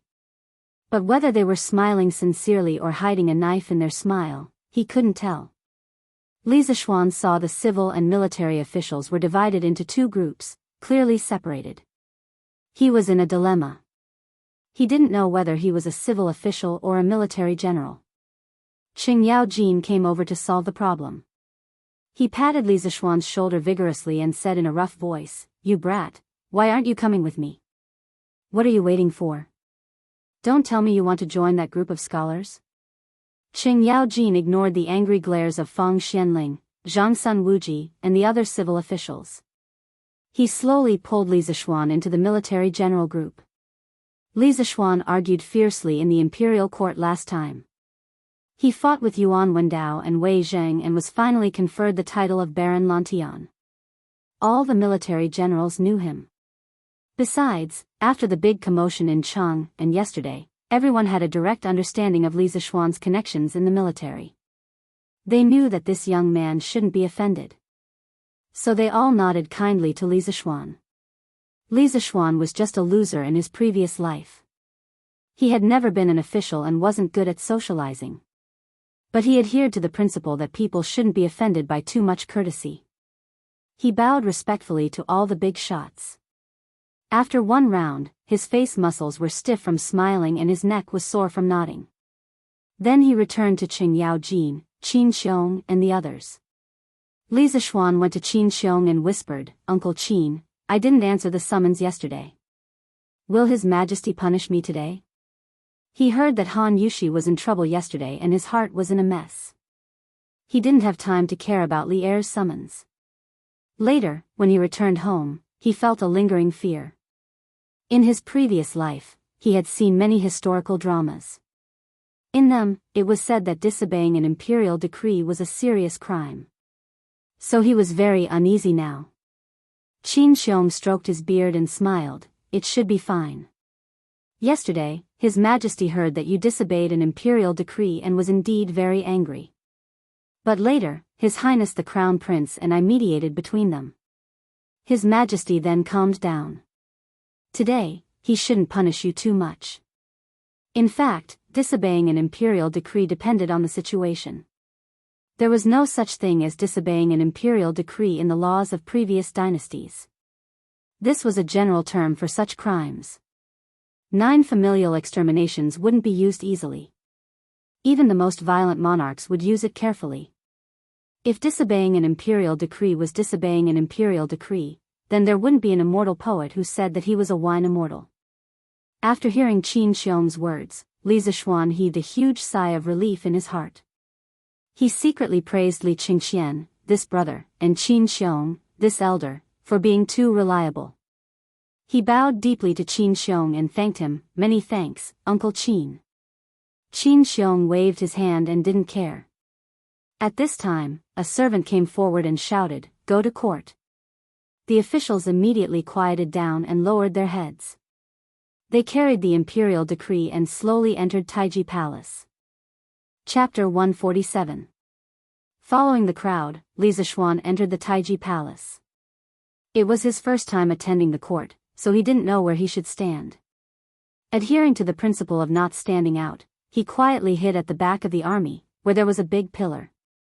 After the officials greeted Li Er, the deacon eunuch announced, "If there's something to report, the court is dismissed." The morning court officially began. The first one to stand out was Fang Xianling. Old Fang spoke a lot of words. Li Zixuan listened for a long time before he understood the general idea. The general idea was that the people of Jinzhou, Bazhou, Qinzhou, Luozhou, and other provinces far away from Chang, and had heard that a better plough had appeared near Chang, and they had gathered at the local government office to petition for the court to give some of the curved ploughs to them. Li Er waved his hand and ordered the Ministry of Works to increase production and promote the curved ploughs to the whole country. Li Zixuan listened for a while and felt a little sleepy. He had woken up too early in the morning. He secretly glanced around and saw that no one was paying attention to him, so he leaned against the red pillar behind him and took a nap. At the same time, he couldn't help but feel lucky that he had chosen a good position. This feeling was just like when he was in university.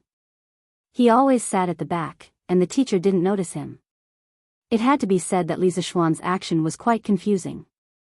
He leaned against the pillar, hugged the table, arched his back, and closed his eyes to sleep. From afar, he looked no different from the other officials. After a while, he fell asleep. Li Zixuan had a strange dream. He dreamed that he was back in university, back in the classroom. On the podium was the beautiful advanced mathematics teacher who had taught him before. She was talking about the Taylor series, which troubled Li Zixuan the most. Strangely, his girlfriend was sitting next to him. After all, his girlfriend and he were not in the same school. In the dream, Li Zixuan didn't raise any questions about this. He held his girlfriend's hand and leaned over the table to chat with her in a low voice. As they chatted, they even started to play kissing in class. Li Zixuan, get up and expand this function into a Taylor series. The teacher slammed the table and yelled at Li Zixuan. Li Zixuan quivered and was immediately startled awake. Lordly, His Majesty is calling for you. Quickly wake up and let go of my hand." When Li Zixuan opened his eyes, he saw a military official with a face full of pimples and wearing a green robe beside him. The military official was calling him to wake up in a low voice, and at the same time seemed to be pulling his hand. Li Zixuan was shocked. He lowered his head and saw that the hand of his girlfriend in his dream was actually this person's dog paw. No wonder it felt wrong. He felt a chill in his heart and hurriedly threw away the military official's hand. With a face full of fear, he took 2 steps back. At this moment, Li Er's slightly angry voice came from above. "Lan Tianju? I asked you a question, why aren't you answering?" All the officials in the hall looked over. Li Zixuan knew that things were not good. Old Li was going to mess with him. Li Zixuan walked forward while thinking of a countermeasure. After a while, he came to the front of the officials and bowed to Li Er. "Your Majesty, when I was listening to Your Majesty's teachings, I felt as if I was bathing in the holy light. In my mind, I couldn't help but think of the red sun rising, its great light, the magnificent scene of the river flowing out of the water. Your Majesty's words were like pearls, and every sentence contained the truth of heaven and earth. I was meditating and was a little distracted, so I didn't hear what Your Majesty said. I am guilty, Your Majesty, please punish me." Cheng Yaojin widened his eyes and looked at Li Zixuan as if he was looking at a monster. He thought to himself, "Good boy, your skin is so thick. It's almost as thick as mine." Qin Xiong turned his face away and pretended not to know this shameless junior. Li Qingxian, who was standing below Li Er, didn't know whether to laugh or cry as he looked at his good brother. This was the first time he saw Li Zixuan being so shameless. Some of the civil officials were shocked, but most of them were indignant. Scholars valued integrity. As a baron of the Great Tang, Li Zixuan actually flattered Li Er in such a blatant manner to cover up his crime. This was too shameless. He could be called a treacherous traitor. Li Er's face darkened.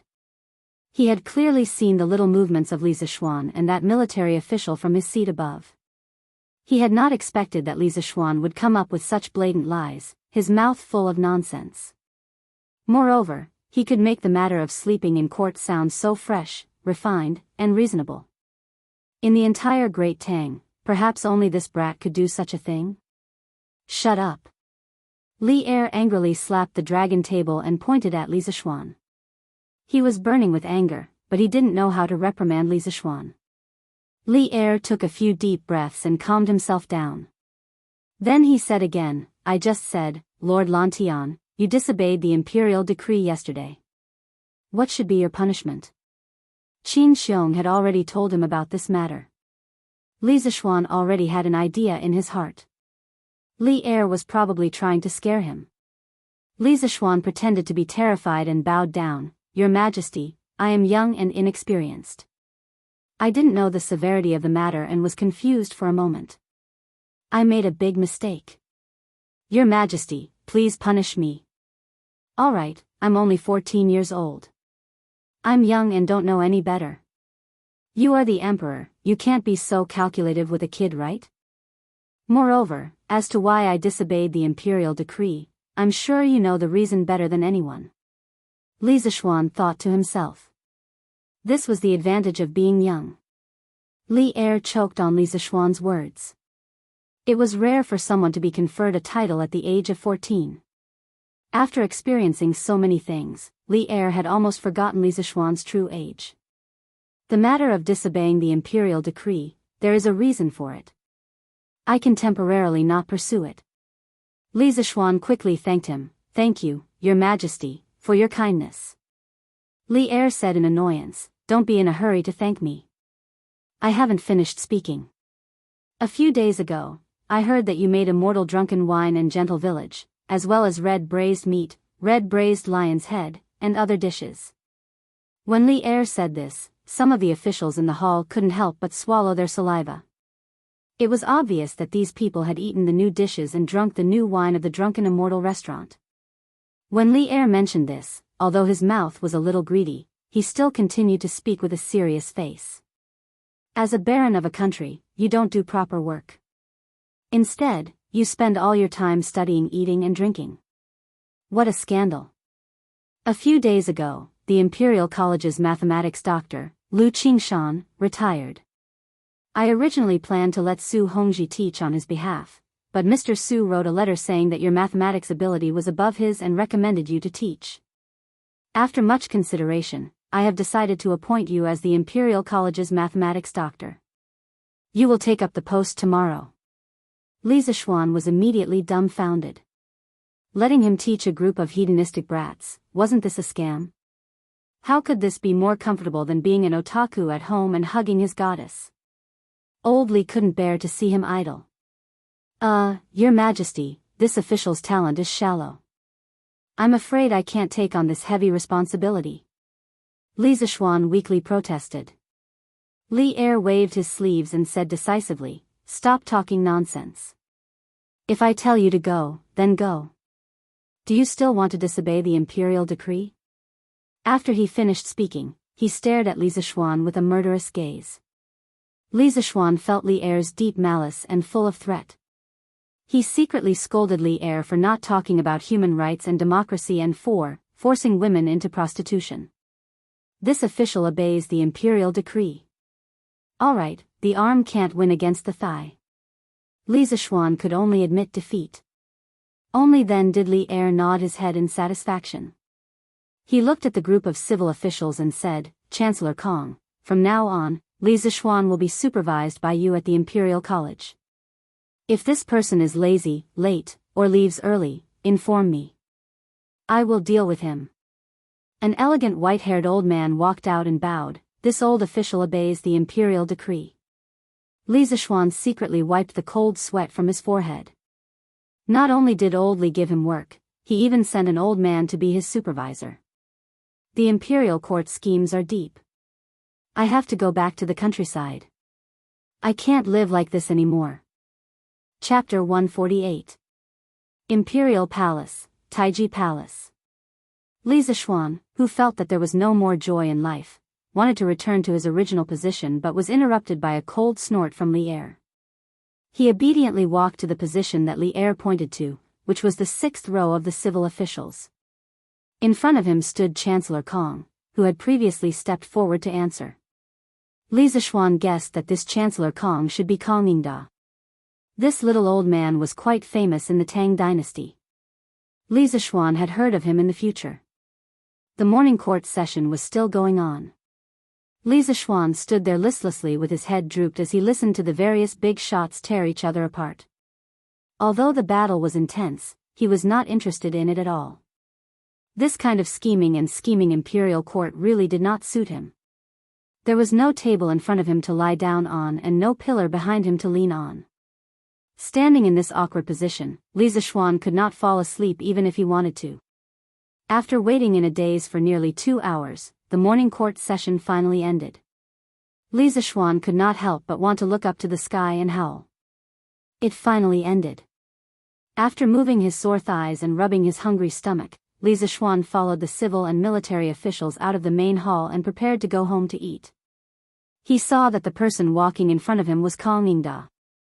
He thought that in the future, he would be going to the Imperial College to teach. This old man was equivalent to the principal of the Imperial College. In order to ensure that he would not be bullied in the future, he had to pay his respects and build a good relationship with the leader. Chancellor Kong, please wait.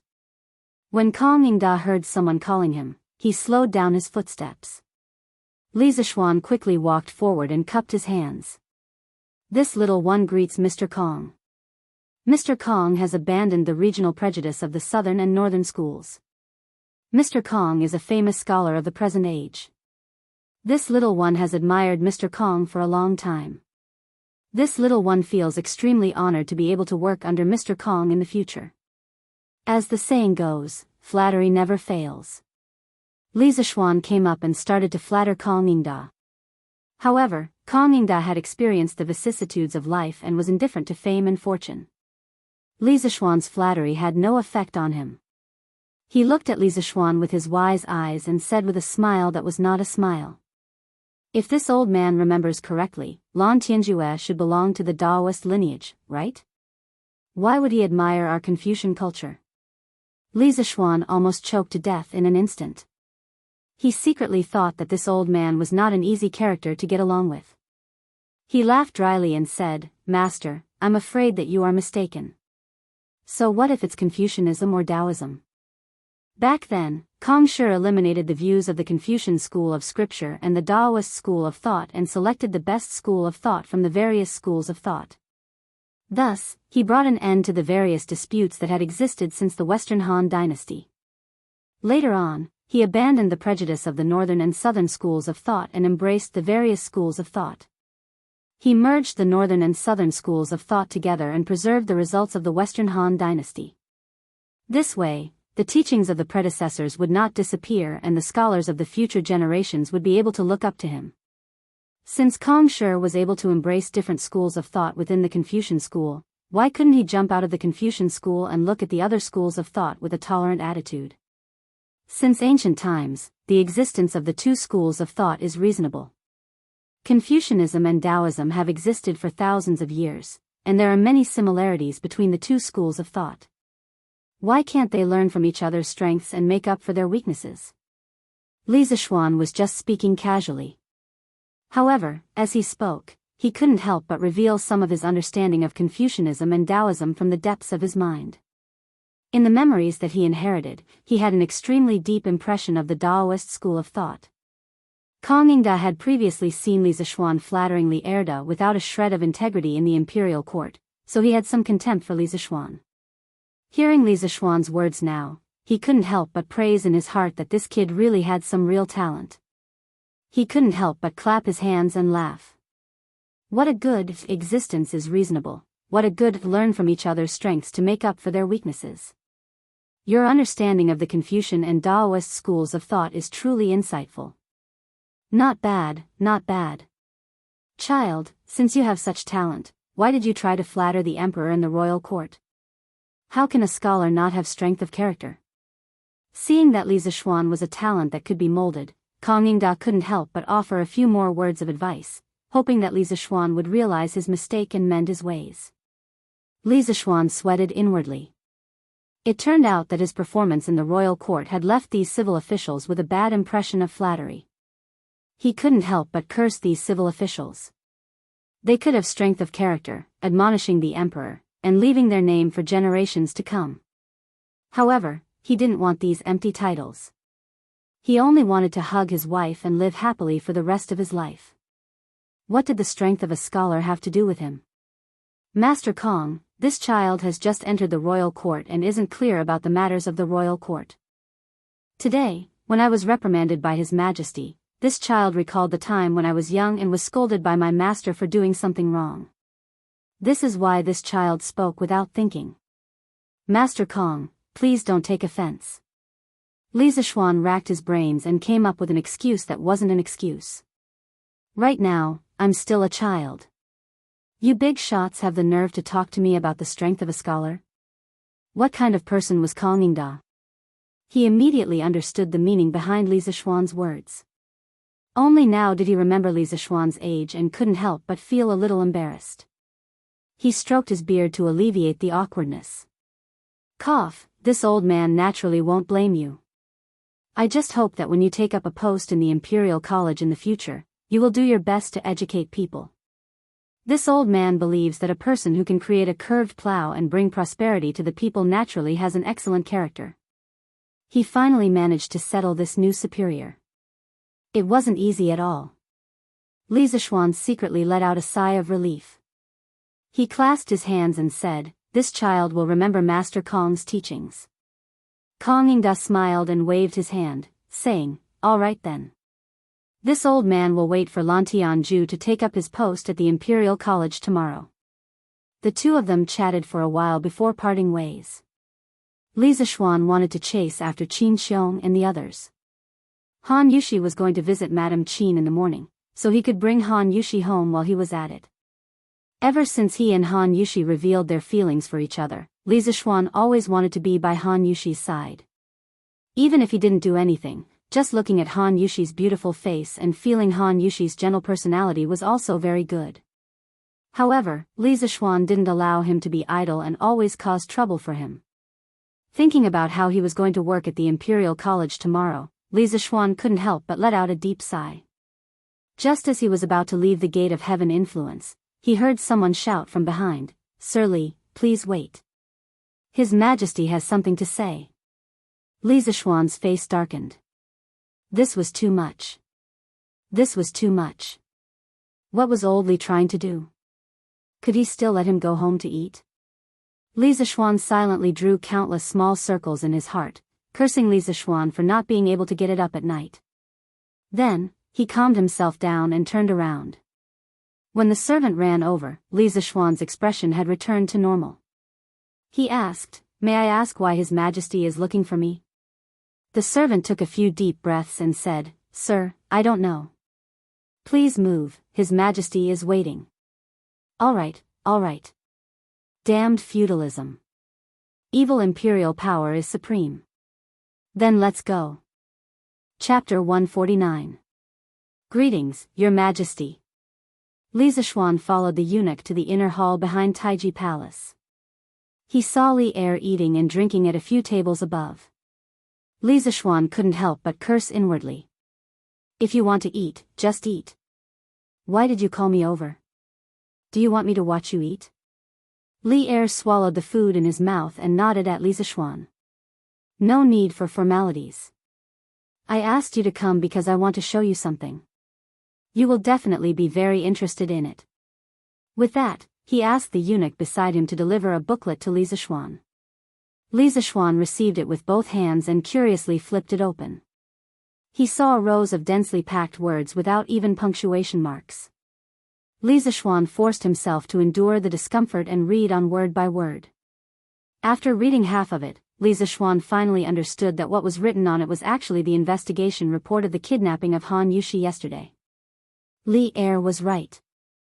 Li Zishuan was really interested in this. Yesterday's matter wasn't over yet. The mastermind behind the bandits still hadn't been caught. He perked up and finished reading the entire booklet. Then, he returned the booklet to the eunuch. He was extremely shocked. Yinshi Restaurant hired bandits to kidnap Han Yushi in order to obtain the new wine formula. This was within Li Zishuan's expectations. It was just a matter of interest. What he really didn't expect was that Yinshi Restaurant's owner was Wang Rini from the Wang family of Taiyuan. Although the booklet didn't mention the relationship between Wang Rini and Wang Rinbiao, Li Zishuan could roughly guess it. The last time Wang Rinbiao came to seek cooperation, he said that the reason he came out to do business was because of a trial for his family's disciples. Then, the relationship between Wang Rini and Wang Rinbiao was obvious. Even if they weren't brothers, they were probably close family members. Li Zishuan's expression was uncertain. He had a good impression of Wang Rinbiao before, which was why he cooperated with him. However, he didn't know what role Wang Rinbiao played in this matter. Are you done reading? Is there anything you want to say? Li Zishuan wiped his mouth and asked casually as he looked at Li Zishuan's changing expression. Li Zishuan bowed and said, "Your Majesty, I would like to know how Your Majesty intends to deal with these bandits and the person behind them." Li Er said indifferently, "Han Yushi is Shu Bao's adopted daughter. These lawbreakers should be severely punished. The bandits of the Blood Wind Stockade gathered in the mountains and committed many illegal acts. The bandit leader should be beheaded in public. As for the other accomplices, they should be exiled or dismissed. I have already ordered the Supreme Court to arrest the shopkeeper of the Yinshi restaurant. As for Wang Rini, how do you want me to deal with him?" Li Zishuan thought for a moment, then spat out a word with a cold expression, "Kill." Anyone who dared to touch his woman, no matter who it was, would have to pay the price. Even though the Wang family was a 1,000-year-old clan, he could easily get a few carts of gunpowder and raze the entire Wang family to the ground. Moreover, Wang Rini was only one person. He could not represent the entire Wang family. Li Er raised his eyebrows and said angrily, "You are really a newborn calf that is not afraid of tigers. The Wang family is a rich and powerful clan. Wang Rini's birth mother is from the Chui family in Jianghu. If I kill Wang Rini because of this, won't the Wang family and the Chui family fall out with me? Won't all the noble families in the world be in danger because of this?" Li Zishuan was not convinced and said, "Your Majesty, you are the ruler of a country. Our Tang Empire has many fierce generals. How can we be afraid of these aristocratic families?" Li Er stared and said, "How dare you? The affairs of aristocratic families are not as simple as you think. How much do you know? Don't use these words to provoke me. Wang Rini's birth father, Wang Yu, married my imperial aunt. I must give him some face. Wang Rini cannot be killed. At most, I will make sure he never appears in Chang'an. Wang Yu will come to Chang'an soon. He will talk to you about this." Li Zishuan did not give up and said, "Your Majesty, you really can't kill him?" Li Er angrily threw a book on the table at Li Zishuan.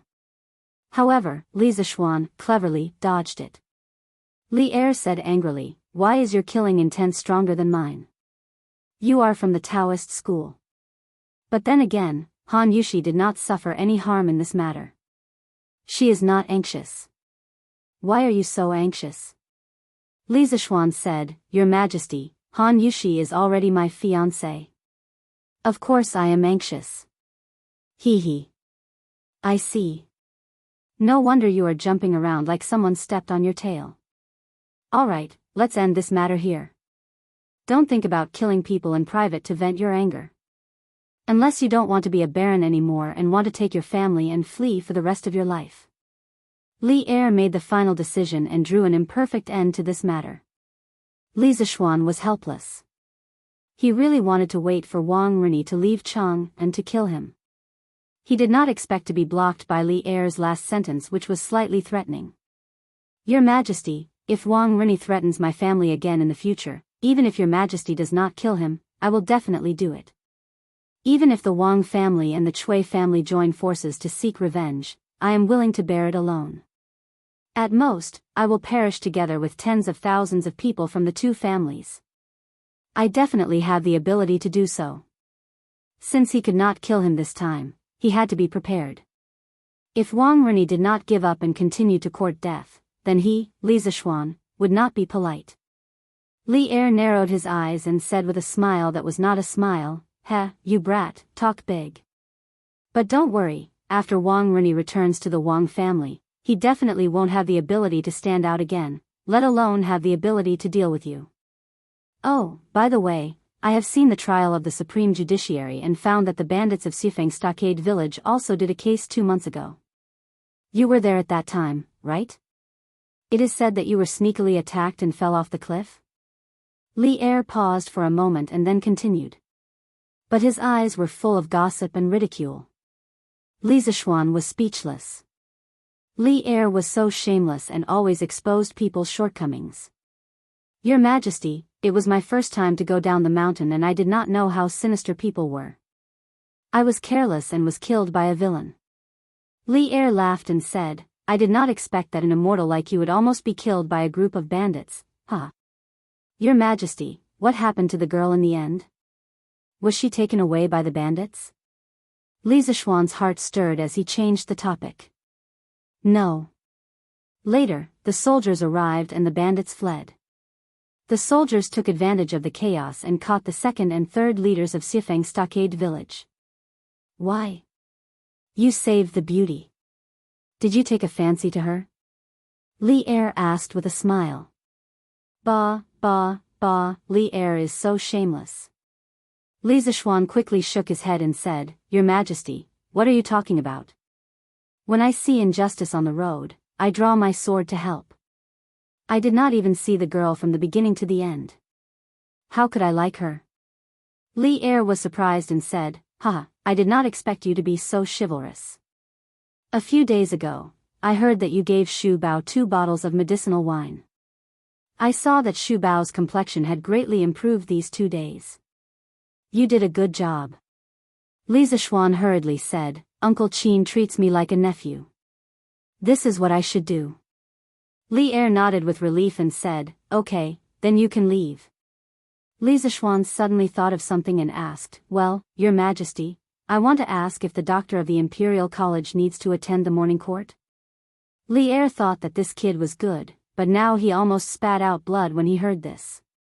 He really wanted to take him out and chop him up to feed the dogs. Li Er impatiently waved his hand and said, "No, get out." The doctor of the Imperial College belonged to the lower 5th rank. Only officials of the 5th rank and above were qualified to attend the morning court every day. Li Zishuan happened to be at the threshold. Hearing that he did not need to attend the morning court in the future, Li Zishuan did not mind Li Er's bad tone at all. He smiled and bowed to Li Er and said, "I will leave." Then, he retreated out of the room. Li Er looked at Li Zishuan's back. After a long time, he suddenly felt funny and shook his head and murmured, "This kid, I have nothing to do. Why should I bother with him?" Chapter 150. In the back hall of Taiji Palace. Li Er supported his chin with his hand and was thinking about what Li Zishuan had said. The foundation of the 5 surnames and 7 hopes was too huge, and they had a high reputation everywhere. It was easier said than done to weaken the aristocratic families. The eunuch in the hall picked up the memorial that Li Er had used to hit Li Zishuan and carefully placed it beside Li Er's hand. Then, he quietly retreated to the side. Li Er's eyes inadvertently swept over and realized that the memorial was the secret memorial that Qin Xiong had presented to him yesterday. It was over. He was so angry that he forgot about the important matter. "Men, quickly summon Li Zishuan back," Li Er hurriedly ordered. "Yes." Although the eunuch was puzzled, he did not dare to ask. He quickly retreated and chased after Li Zishuan. Waves, waves, waves. I don't need to go to court and don't wake up early. I'll sleep until daybreak tomorrow. Li Zishuan happily walked on the palace road. Although he was unable to kill the mastermind behind the scenes, Li Er had promised him that Wang Rini would not come to provoke him in the future. More importantly, he would no longer have to attend this damned morning court. Guessing that Han Yushi should have come out of Qin Manor by now, Li Zishuan planned to go home and eat. He only had a bowl of porridge in the morning and did not even eat a steamed bun. Now, he was so hungry that his chest was sticking to his back. He almost forgot that the steamed buns of the Tang dynasty were too disgusting. They were sour and had a strange taste. He once vomited after eating a mouthful. Lordly, wait, His Majesty summoned you back.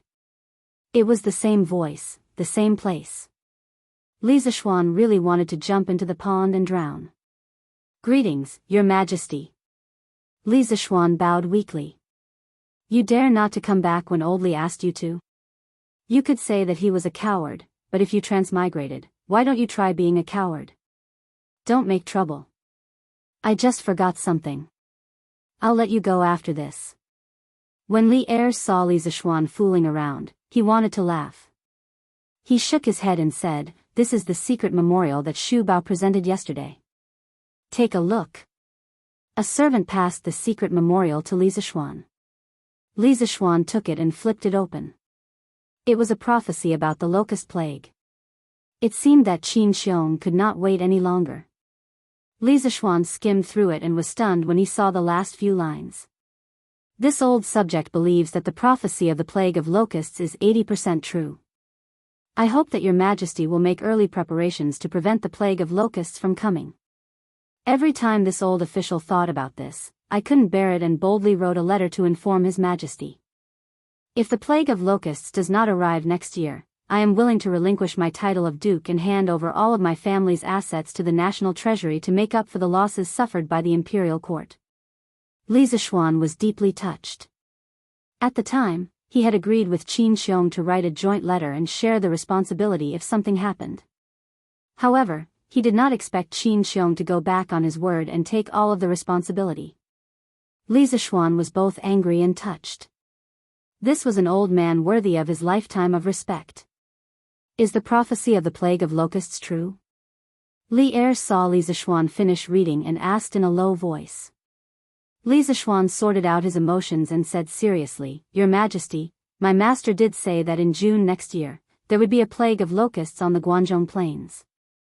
I have never doubted my master's word since I was young and am willing to vouch for it. If the plague of locusts does not arrive next year, I am willing to relinquish my title and hand over all of my family's assets to make up for my sins.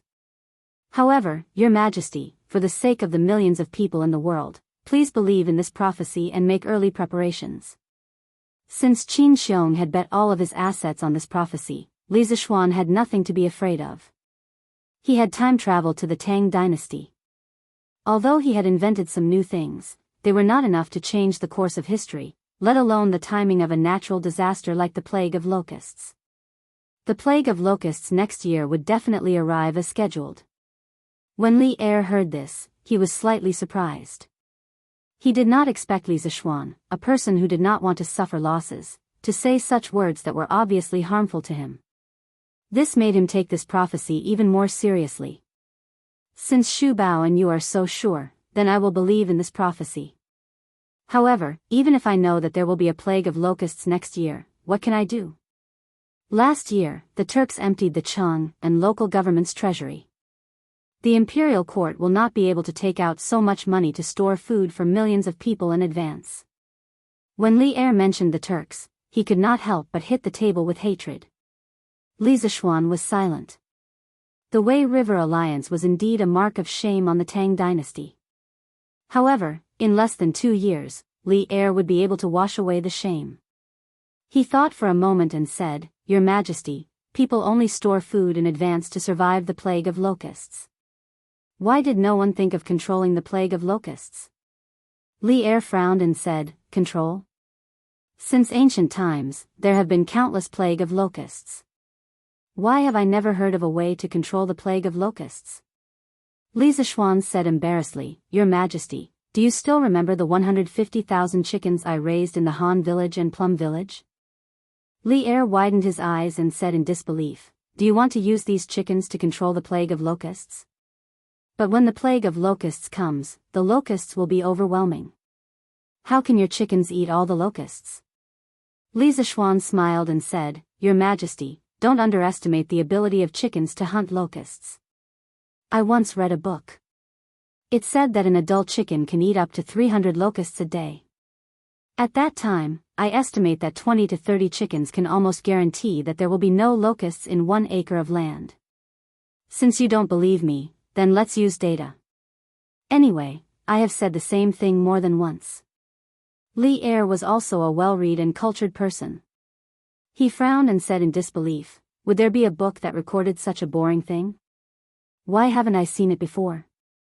Li Zishuan choked and said awkwardly, this is the only book left behind by my master. It is long gone. But what I said is true. If your majesty doesn't believe me, you can send someone to catch a chicken and test it. Li Er nodded thoughtfully. Suddenly, he pointed at Li Zishuan's nose and scolded in a bad mood. No wonder you bought so many chickens. Last time, you deliberately quibbled in the imperial court. You said that you bought the chickens for the farmers and for the chicken feast next year. You are deceiving the emperor. Tell me, what do you think you should be punished for? Old Li was really unkind. He actually killed the donkey after it had outlived its usefulness. Li Zishuan was speechless. He cried out in grievance, Your Majesty, the 2 reasons I mentioned are indeed true. As for the locust plague prophecy, this is a matter of great importance. This humble subject would not dare to speak nonsense. Your Majesty, the Empress said that it is time for lunch. At this time, a delicate palace maid came in and said to Li Er. Li Er nodded. He stood up and said to Li Zishuan, You are a slippery fellow. Later, write a detailed plan of your plan and present it to me. Li Zishuan suddenly felt tired. He said listlessly, As you wish. Li Er was angry when he saw him like this. He resisted the urge to slap Li Zishuan on the back of his head. Li Er flicked his sleeves and said, Okay, then you can go back first. Li Zishuan cupped his hands and left. He complained to Li Er in his heart. He kept me here for half a day and didn't even eat. How stingy. However, it was better that he didn't stay for lunch. There were so many rules in the palace. If he made old Li unhappy, wouldn't he be looking for trouble? Li Zishuan walked out of the palace quickly. He was afraid that Li Er would send someone to call him back again. He came to the palace gate and found his horse. Li Zishuan tidied his clothes and mounted the horse. He rushed towards Yongla Lane. In the palace, Li Er was on the way to Xianyi court. He said to the servant beside him, Go and summon Fang Xianling, Du Ruhui, and Zhang Sun Wuji to the palace for a meeting in the afternoon. Yes, Your Majesty. Chapter 151. Yongla Lane, Li Residence. Young master, you're back. San Bao, who was guarding the door, quickly ran over to take the reins from Li Zishuan's hands. Li Zishuan nodded and walked in. When he came to the front hall, he saw Han Yushi at first glance. She had indeed returned. Other than Han Yushi, Lan, Iron Egg, and his parents, Li Zishuan actually noticed that Han Lijing was also here today. Oh, Uncle Han, you're here today. Li Zishuan greeted him warmly. Han Lijing stood up and cupped his hands to Li Zishuan. Young master, you're back. I went to Plum Village yesterday and heard that Yushi was kidnapped by bandits when I came back. I was very anxious, but the city gate was already closed at that time. This morning, I rushed over to inquire about the news. I didn't expect that young master had already rescued my daughter. Young master's kindness to my family is as heavy as a mountain. Li Zishuan waved his hand and smiled. Uncle Han, you don't have to be so polite. Wasn't this nonsense? Han Yushi was not only Han Lijing's daughter, but also his own wife. Wasn't it natural for him to save his own wife? Everyone exchanged greetings for a while before Madame Li asked the servant to serve the dishes. During the meal, Li Zishuan told the 2 elders about what happened in the morning court. Li Jingma was immediately overjoyed. This imperial college's doctor was a glorious position. Father Li was excited. He ordered the servants to inform the kitchen to add more dishes and called Han Lijing to drink and eat. For a moment, the meal was very lively. Li Zishuan was speechless. Not only did his parents not sympathize with him, but they were also excited as if they had picked up money. It was really unreasonable. After the meal, other than Li Zishuan who was eating gloomily, everyone else ate happily and were satisfied. After dinner, Li Zishuan accompanied his parents and Han Lijing to talk for a while. Then, he went to Mingyue Xian to look for Han Yushi. Han Lijing came here today, so Han Yushi would probably go back with him in the afternoon. He had to cherish this last good time. When he arrived at Mingyue Xian, he found Han Yushi, Iron Egg, and Lan sitting in the pavilion in the middle of the pond, chatting and laughing. Sister Yushi, quickly tell me, how did my brother defeat that bandit leader? How would I know? I was tied up in a room far away. I couldn't see anything. Oh. Sister, are you hurt? Iron Egg, don't worry. I'm fine. Li Zishuan heard their conversation from afar and thought to himself, are these two brats done yet? According to their questions, I won't have a chance to be alone with Han Yushi today. He had to think of a way to send them away. Young master. Master. Brother.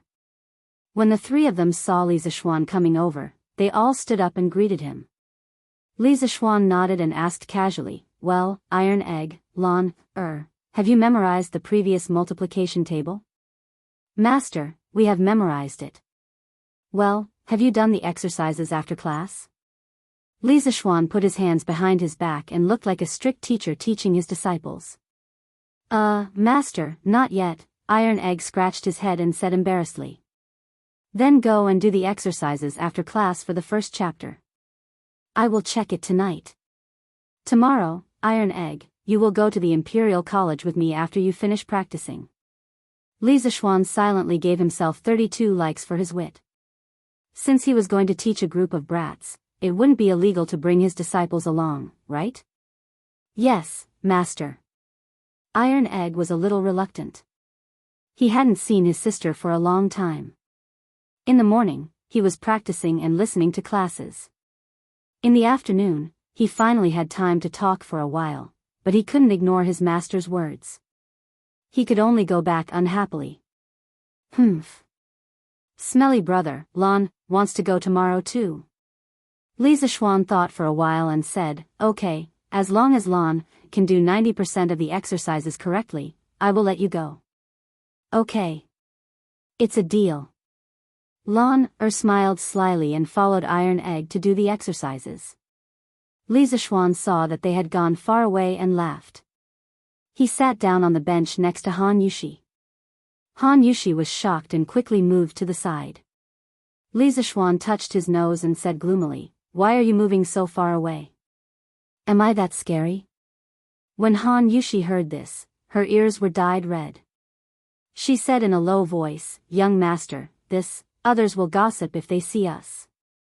Li Zishuan glanced around and said with a smile, hee, don't be afraid. There's no one in this courtyard. Didn't I just send Lan, Iron Egg, and the others away? Yushi, did you miss me today? I haven't seen you all morning. Han Yushi was stunned. She didn't expect Li Zishuan to be secretly scheming when he pretended to be a strict teacher lecturing his disciples. Then, she was embarrassed again and said in a mosquito-like voice, young master, how can you say such shameful things? Li Zishuan saw that Han Yushi's cheeks were red and she was about to bury her head in her chest. Only then did he realize that he had indeed been a little complacent. This was ancient times.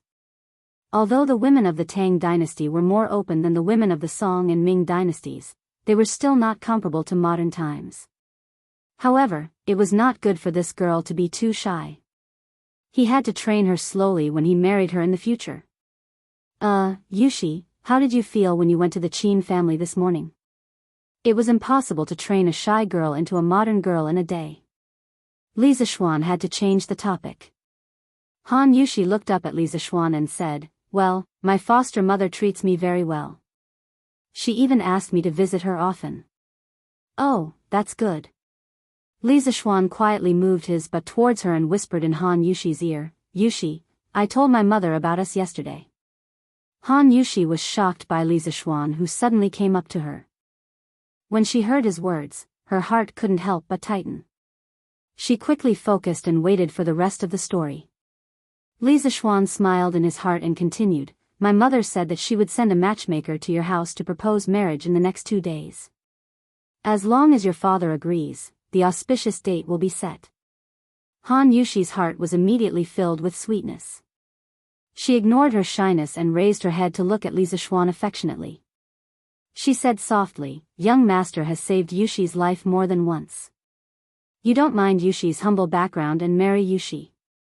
Yushi will definitely help young master in the future. We will never leave each other and follow each other in life and death." Although her voice was soft, it was sonorous and powerful. It was as serious as if she was making a grand vow. Oh my God, who said that ancient women didn't know how to say romantic words? Li Zishuan's heart melted in an instant. He couldn't help but hug Han Yushi and let her lean on his shoulder. He sniffed the fragrance of her hair and said gently, "Silly girl, who dares to say that your status is humble? You are Uncle Qin's foster daughter now. Besides, even if you are just a commoner, I am still willing to marry you. I only like you as a person. I don't care about being well matched in terms of social status. When we are married, I don't want you to follow me in life and death. We will live well. I will take you to travel all over the world, eat all the delicacies in the world, and be a celestial couple for 100 years. Han Yushi was shocked by the future life that Li Zishuan described. She said longingly, "Young master, you are so good. But how can a person live for so long? Besides, after a few decades, Yushi will become an old woman. Will young master still like her? Won't I become an old man by then? Don't be afraid, I will be crazy for you for 1,000 years. You will be with me for 10,000 reincarnations." Li Zishuan was full of heroism and laughed loudly. "I will be crazy for you for 1,000 years. You will be with me for 10,000 reincarnations." Han Yushi muttered for a while. She couldn't hold it in anymore and burst into tears. "Young master, Yushi wants to marry you now." "Boo-hoo, Aya, good Yushi, don't cry." Li Zishuan hurriedly hugged Han Yushi and coaxed her anxiously. As for whether he was taking advantage of her, only he knew in his heart. Chapter 152. In the front hall. "Brother Han, I wonder if your Yushi has been betrothed to him?" Madame Li put down the teacup in her hand and asked with a smile. She should have discussed this matter with Han Yushi's mother, but Han Yushi's mother was no longer alive, so she could only talk to Han Lizheng. Li Zishuan also looked at Han Lizheng. Last night, Madame Li told him about Li Zishuan's thoughts. Han Lizheng's heart moved, and he replied, "My daughter has not been betrothed to him." Madame Li smiled, "That's good. My Xian wants to marry Yushi. I see that these two children are quite fated, so why don't our two families become in-laws? What do you think, Brother Han?" Han Lizheng was shocked. He did not expect Madame Li to take the initiative to mention this matter. He had been worried about his daughter's marriage. Young master has a high position and is proficient in both the pen and the sword. Naturally, he is a rare son-in-law. But my family is just a small family. I'm afraid we can't match him. Li Jingma smiled, "Brother Han, why do you say that? My Li family does not have any prejudice against family backgrounds. Moreover, Yushi is now the adopted daughter of Duke Yi. If we are talking about matchmaking, I'm afraid it's our Li family that is matchmaking, right?"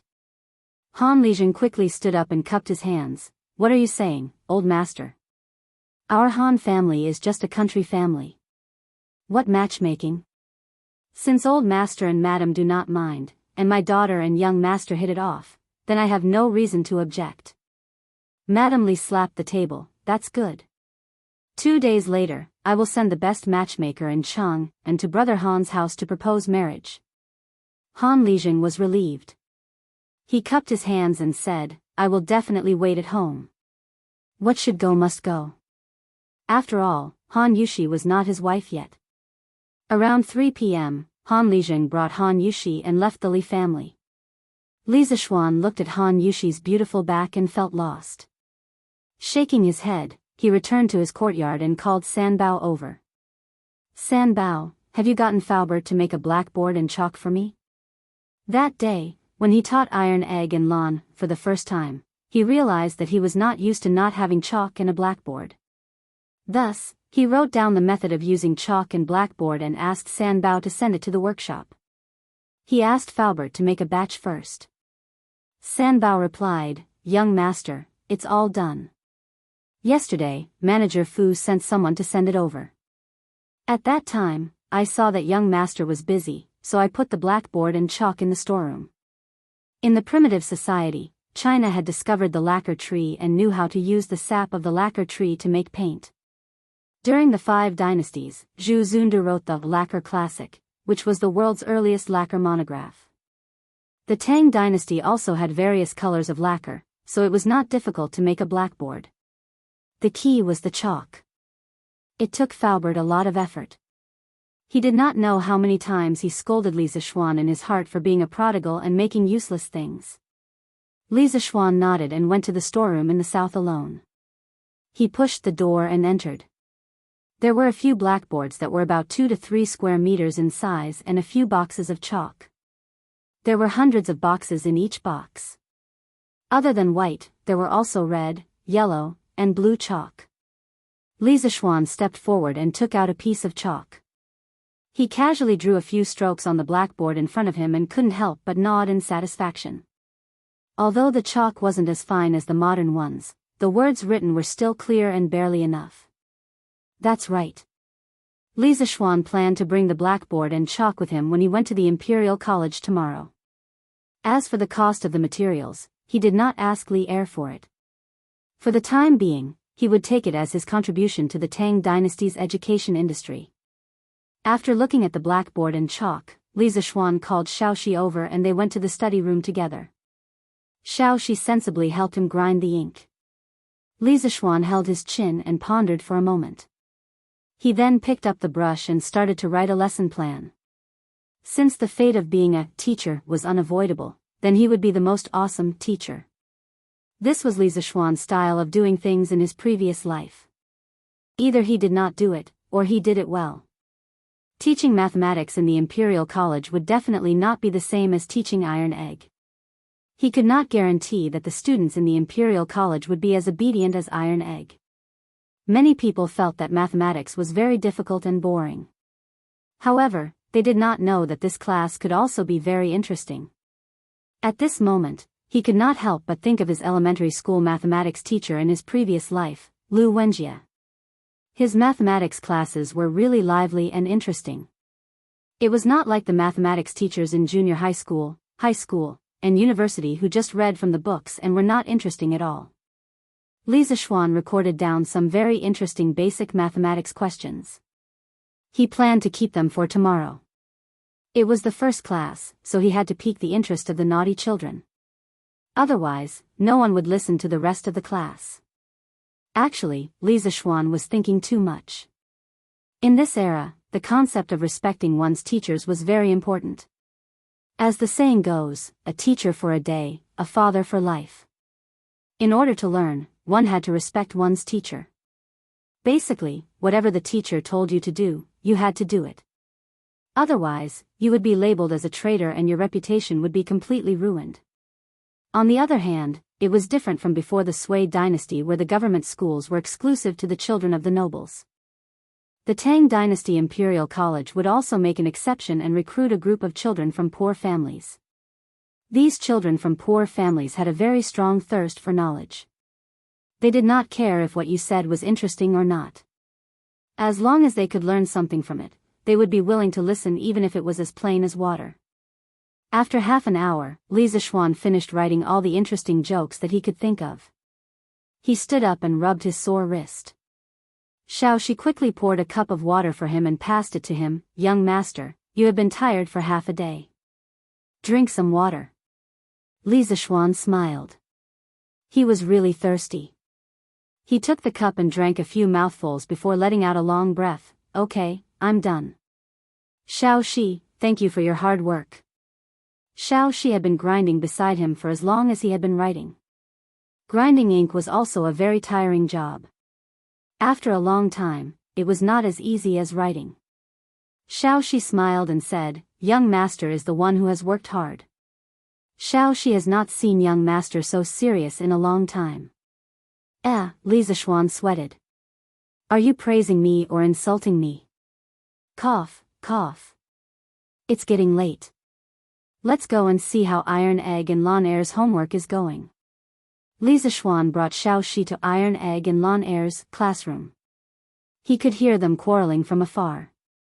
The answer to this question is 175. Iron Egg, you got it wrong. That's not right. Sister Lan Er, this question is definitely 125. Calculate it again. Really? But I'm so smart and cute. How could I calculate it wrong? Iron Egg, Li Zishuan was speechless. His sister was also as arrogant as him. Iron Egg, Lan Er, have you finished your homework? I'm going to check it. Li Zishuan pushed the door open with Xiaoxi and said to the two children in the room with a smile. No, brother, you should check Iron Egg's first, then check mine. Lan Er quickly covered her book and did not let Li Zishuan see it. She had just calculated it. She seemed to have calculated it wrong. That was why she wanted to let Li Zishuan check Iron Eggs first. She still had a chance to change it. This girl secretly matched her answers with Tai Dan. She hadn't even settled the score with her, but she actually went overboard. Forget it, who asked her to be her younger sister? Li Zishuan shook his head. He could not be bothered to argue with Lan Er. He took Iron Egg's homework and began to read it. After a while, Li Zishuan nodded and praised, everything is correct. Iron Egg, you did well. Iron Egg was instantly happy. Lan Er quickly changed the answers and passed the book to Li Zishuan. Brother, I've finished. Quickly check it. After saying that, she stood in front of Li Zishuan with her head held high. She looked as if she was waiting for praise. Li Zishuan was speechless. You've already matched the standard answers. What's there for me to check? No need.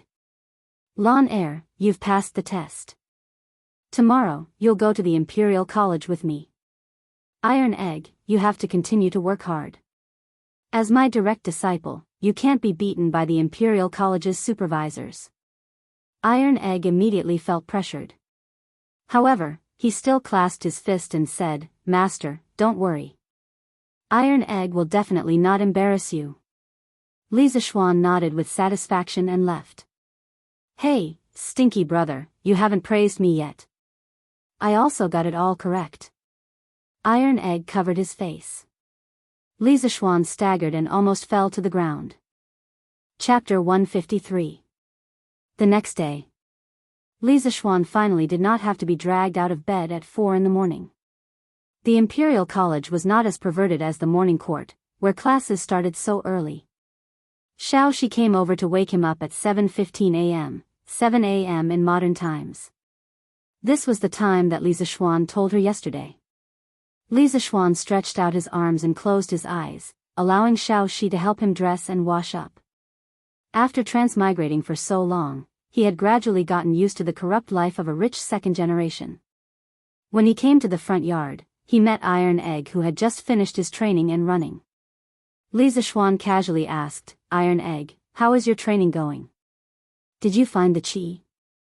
Iron Egg wiped the sweat off his face, scratched his head, and said dejectedly, Master, Iron Egg has not found the chi yet, but I can run faster.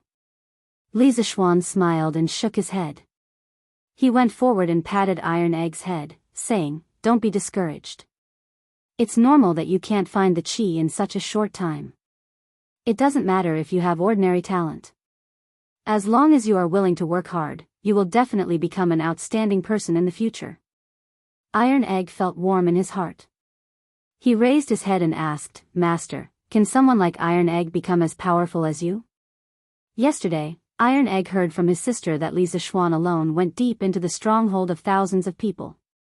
He fought against thousands of people alone and killed nearly 80 bandits, including a master.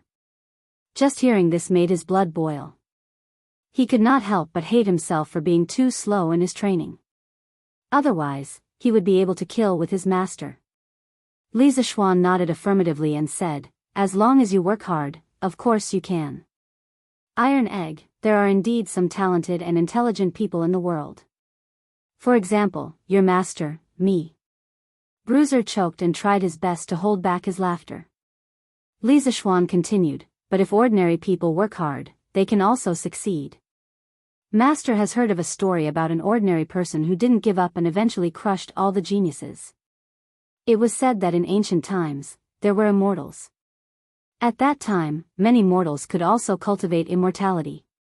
However, among mortals, there were good and bad ones.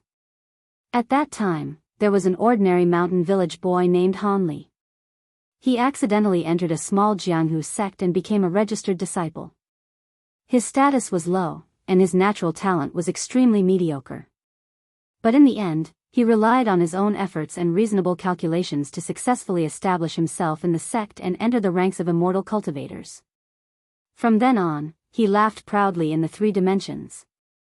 Early in the morning, it wouldn't be too much to use the legend of a mortal's journey to immortality to give his disciple a bowl of chicken soup for the soul, right? Master, can you explain in detail? Iron Egg's eyes lit up as he said excitedly. Well, Li Zishuan said unhappily in his heart, damn, this novel has a total of nearly 9 million words. If I were to tell you in detail, wouldn't it take 3 days and 3 nights? But why was this boy so excited? Even if this bowl of chicken soup had some motivations for him, the effect shouldn't be so obvious. Let's eat first. This story is quite long, and we have to go to the Imperial College later. But Iron Egg, why are you so excited? Iron Egg said embarrassedly, well, Master, Iron Egg's real name is Hanli, Iron Egg is just my nickname.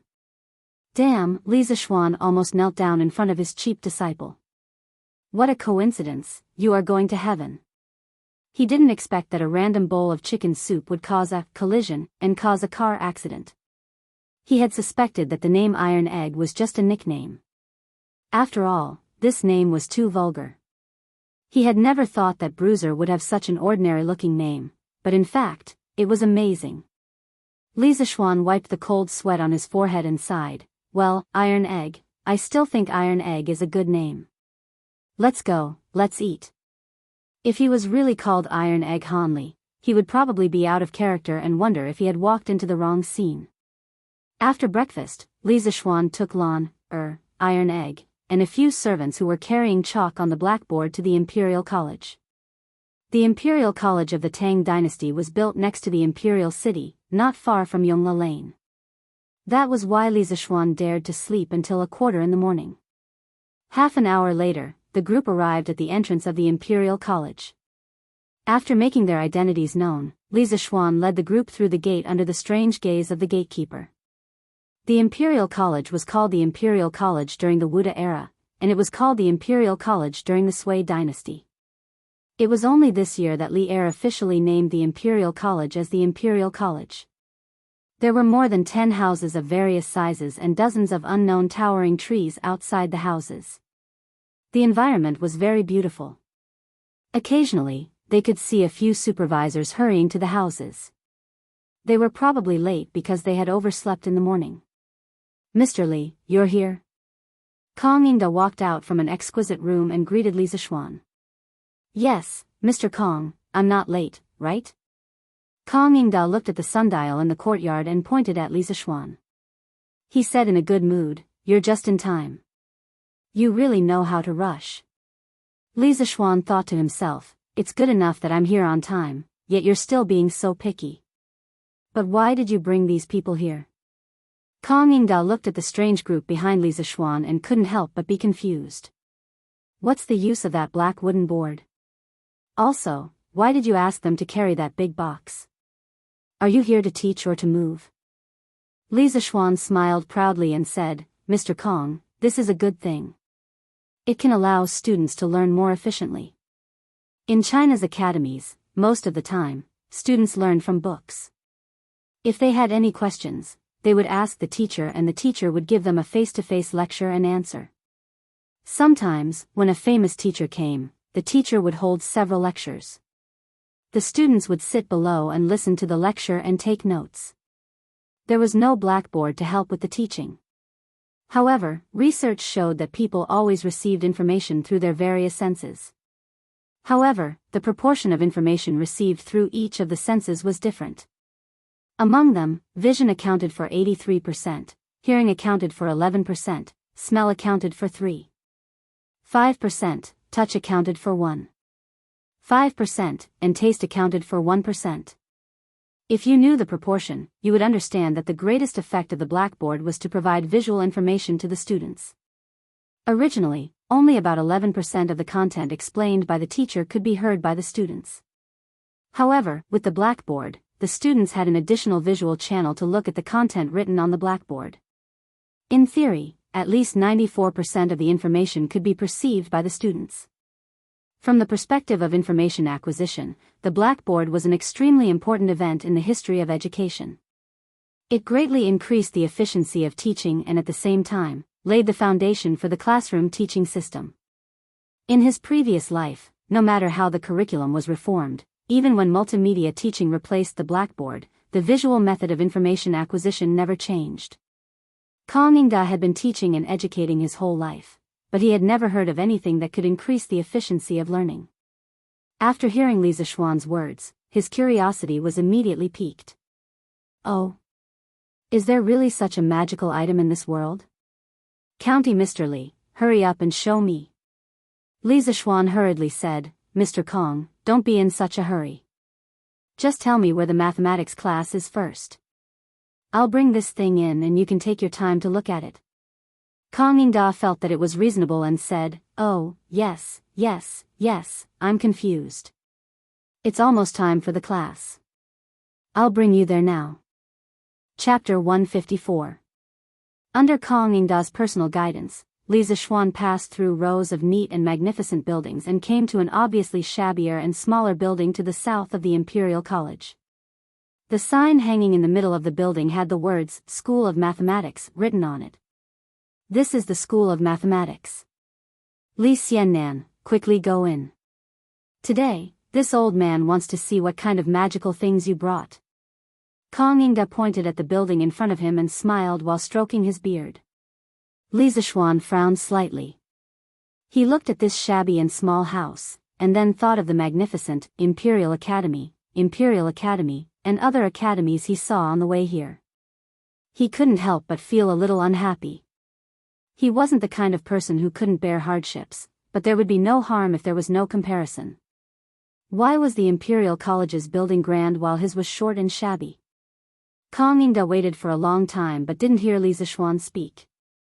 He looked back curiously and saw that Li Zishuan's expression was somewhat ugly. He thought for a moment and understood. Li Xiannan, please don't blame me. The Imperial College is short on space and the School of Mathematics has the least number of students. Therefore, in order to save resources, the School of Mathematics was allocated here. Although the building is a bit shabby, I believe Li Xiannan won't mind. How can scholars like us be affected by external conditions? Li Zishuan was speechless. What was this? Just because there were few students, the conditions were bad? He cursed in his heart. Then he thought and asked, how many students are there in the School of Mathematics? Kang Yingda remembered this very clearly.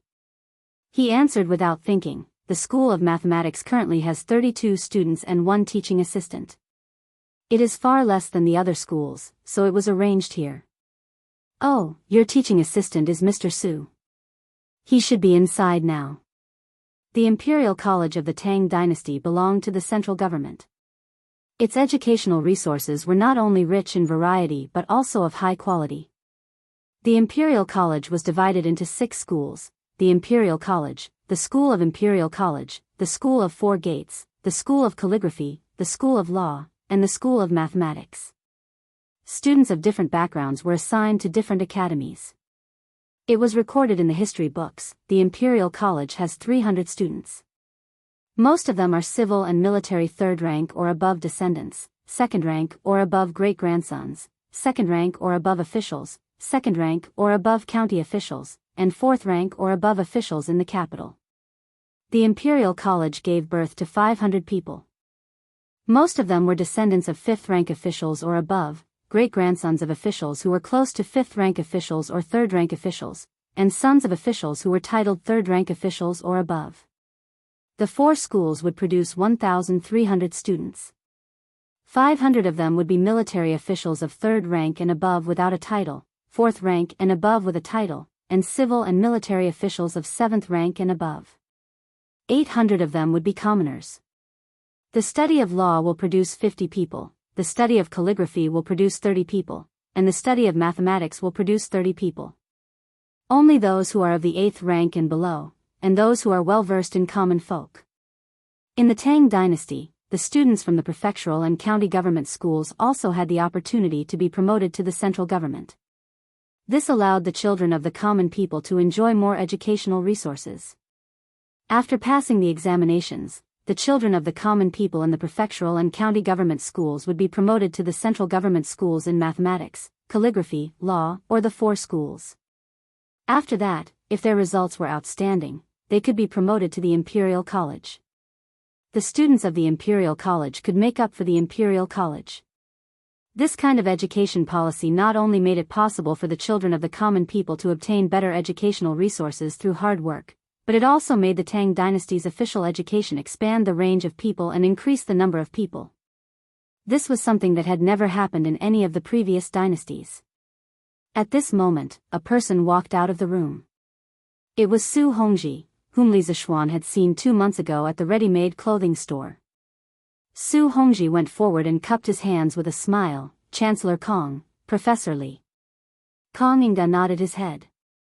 Li Zixuan hurriedly said, Mr. Su, you are my father's best friend. You can just call me Little Xian. Although he had been tricked into teaching at the Imperial College by Su Hongji and Li Er, Su Hongji was still someone of the same generation as his father. He still had to give him the respect he deserved. Su Hongji chuckled and said, Professor Li, your ability in mathematics is above mine. Furthermore, His Majesty has personally conferred you the title of Professor of Mathematics. As the saying goes, those who are accomplished are the teachers. It has nothing to do with age. What's wrong with me calling you Professor Li? Kong Yingda also agreed, Hongji is right. That's how it should be. Mr. Li, quickly go in and teach. Li Zixuan was helpless. He looked at Tai Dan and Lan, then said to Kong Yingda, Mr. Kong, one of these 2 children is my disciple, and the other is my younger sister. I usually teach them mathematics at home. Now that I'm teaching at the Imperial College, I brought them here to listen to my classes. Kong Yingda frowned and said hesitantly, but there has never been a precedent for a woman entering the Imperial College in our dynasty. Li Zixuan shook his head and said, they're only listening from the side. They're not considered entering the college. He estimated that Lan Er's enthusiasm would only last for 2 or 3 days. Li Zixuan did not expect her to be knowledgeable and become a world-shaking genius. Kong Yingda nodded and said, that's fine. Li Zixuan instructed a few servants to carry the blackboard and chalk inside and hang the blackboard properly. The students inside had already heard that there would be a new professor today. When they saw Li Zixuan, they were all stunned. They did not expect the newly appointed professor of mathematics to be so young. Many of them were probably older than Li Zixuan. Was this new teacher reliable? All the students were deeply suspicious of Li Zixuan's ability. When Li Zixuan saw that the blackboard was hung, he turned around and looked at the students. They were all children in their teens. Of course, there were also many who were 14 or 15 years old. All the students hurriedly stood up and greeted him in unison, Hello, sir. Even though they had thousands of suspicions, the deep-rooted concept of respecting their teachers made them have no choice but to put on a respectful attitude on the surface. Su Hongji, who was standing below Li Zixuan, also saw the deep distrust in the students' eyes. He frowned and was about to scold them when Li Zixuan hurriedly waved his hand to stop him. He looked at the 30 students and smiled. Hello. Today is my first class for all of you. My name is Li Zixuan. I'm also a professor of mathematics appointed by His Majesty himself. I know that many of you think that I'm not qualified to teach you mathematics because I'm young. In the next half an hour, I will give you all the opportunity to ask questions. If your questions about mathematics stumped me, then I will immediately ask His Majesty to resign. If you can't stumble me, then you will have to listen obediently in class. Alright, if you have any questions, then ask. When Li Zixuan finished speaking, the entire classroom was silent. Everyone, including Kong Yingda, looked at him in disbelief. It must be known that in this era, teachers were greater than heaven. Whatever the teacher taught, the students would learn. How could a teacher be willing to say such things to students? After a while, the students reacted. Some of them couldn't help but whisper to each other. There were also a dozen or so students who were dressed more plainly. They stood up together and respectfully cupped their hands to Li Zixuan. Students are afraid. Students have absolutely no intention of doubting, sir. Please take back your order. The voices of these dozen or so students immediately drowned out the noise in the classroom. The rest of the students, regardless of whether they had doubts about Li Zixuan or not, hurriedly stood up together and said, "Students are afraid. Student is terrified. Teacher, please retract your order." Su Hongji hurriedly gave Li Zixuan a look, indicating that he didn't need to do so. Seeing this, Li Zixuan smiled. All of you sit down. I don't care if you have that intention or not, but I will never take back what I have said. Since I am going to be your teacher, of course, I will be more capable than you. You can set your questions without any worries. If anyone can give me a problem in mathematics today, not only will I resign from my position as a mathematics doctor, I will also recommend him to His Majesty as the new mathematics doctor. Haha. Li Zixuan's last sentence was like poking a hornet's nest. Many of the students in the Institute of Mathematics were poor children who had been selected from other provinces and counties to enter the directorate. Weren't they studying hard for the sake of a good future? If they could baffle Li Zixuan, then they would very likely have a meteoric rise. How could they not be tempted? Su Hongji was so anxious that his forehead was sweating. Kong Yingda, on the other hand, was relatively calm and thoughtful. Iron Egg and Lan who were sitting at the back, were not worried at all. They were full of confidence in Li Zixuan.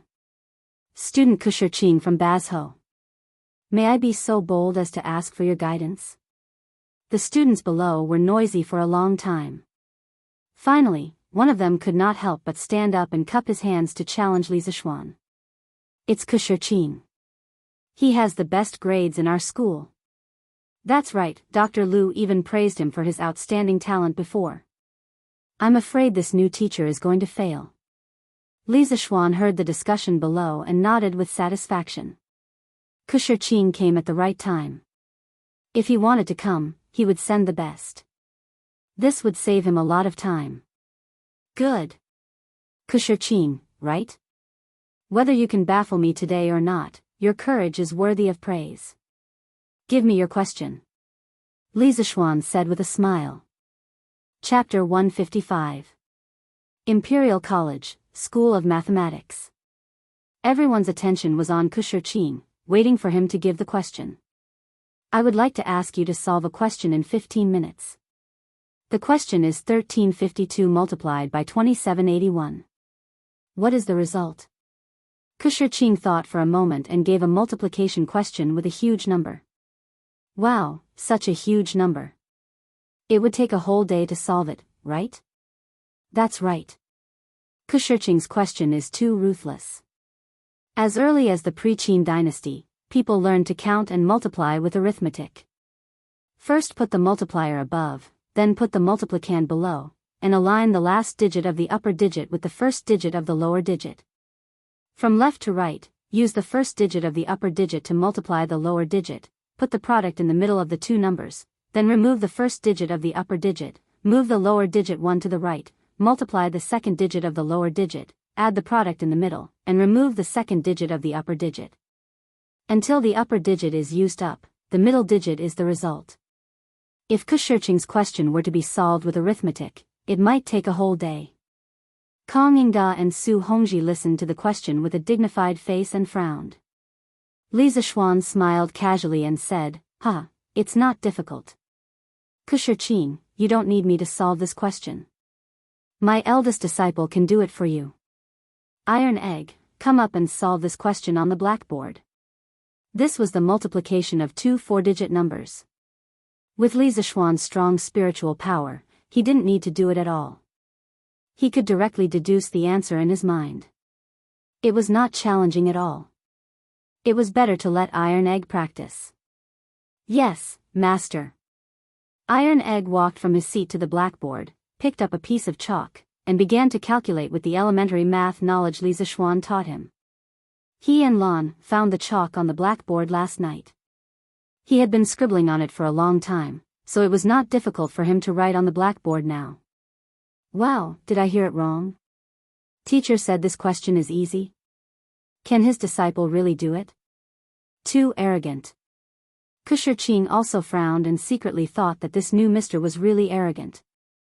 At that moment, he stopped talking and focused on the iron egg to solve the problem. However, he was dumbfounded by what he saw. What is this black wooden board? Why was he able to write on it? Why was the handwriting so clear? He could see it from so far away.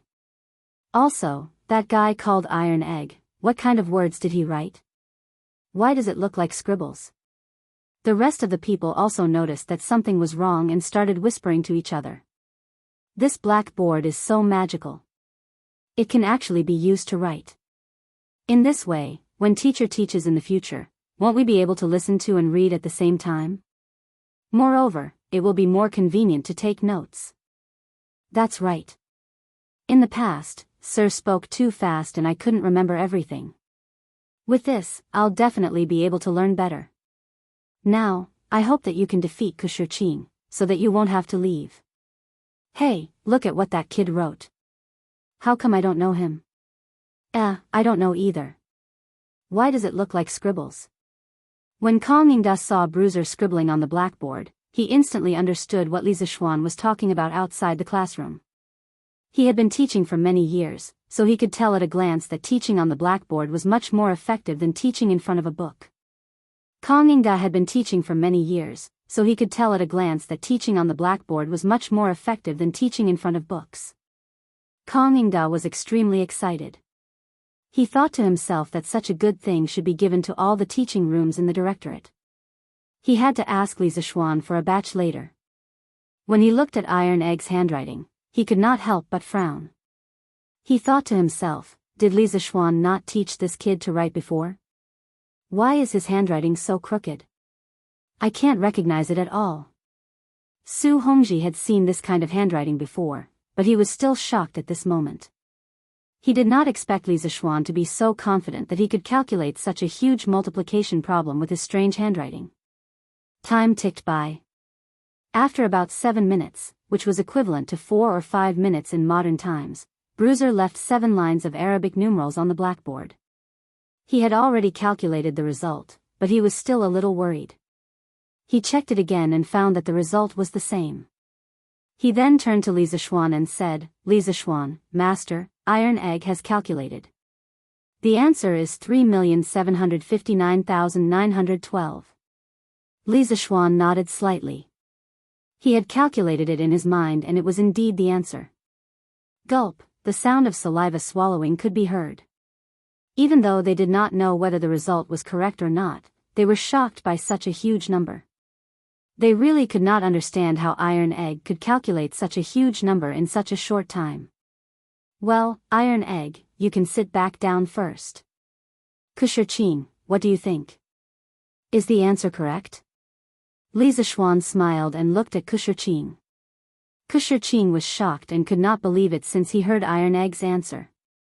When he heard Li Zixuan's question, he came back to his senses and bowed deeply to Li Zixuan seriously. Master, the answer to this question is indeed correct. But I really don't understand why Iron Egg could calculate it in half an hour when it took me a whole day to calculate it. Master, please teach me this efficient algorithm. I'm willing to pay any price. As soon as Kushirqing finished speaking, the hall was in an uproar.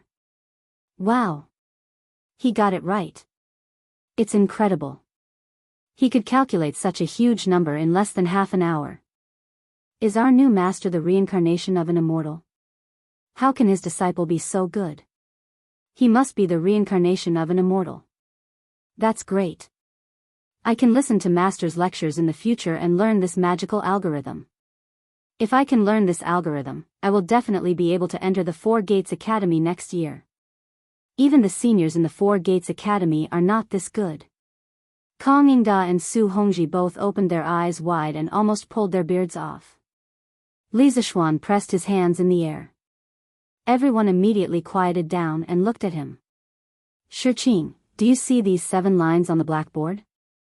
These strange small words are a simpler counting method that I invented. As for the calculation process, it is also very simple. I will explain it to you in the future.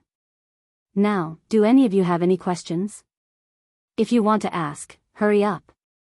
Li Zishuan took a branch, which he casually broke in the Imperial College before he came. He used the branch to point at the calculation marks left by the iron egg on the blackboard and explained it to Shiqing. The Arabic numerals were first invented by the ancient Indians. Later, after 700 AD, the Arabs conquered the Punjab region and captured a mathematician from northern India. The Arabs then learned the Indian numerals and mathematical symbols and spread them to Europe, where they were then modernized by the Europeans. During the Jianghu period, there were no Arabic numerals in the world. Li Zishuan only thought of it later. Therefore, it was not wrong for him to say that he invented it. When Shiqing heard that he would have the opportunity to learn from Li Zishuan in the future, he could not help but be very excited. He respectfully bowed to Li Zishuan and said, "Thank you for your teaching, Mr. Li Zishuan. I have no more questions." Mr. Li Zishuan has opened up a new path and created his own school of mathematics. I can't catch up with you in the field of mathematics. Kang Yingda and Su Hongji looked at each other and saw a trace of horror in each other's eyes. It was easy to create one's own school of mathematics, but it was easier said than done to construct a complete and rigorous school of thought.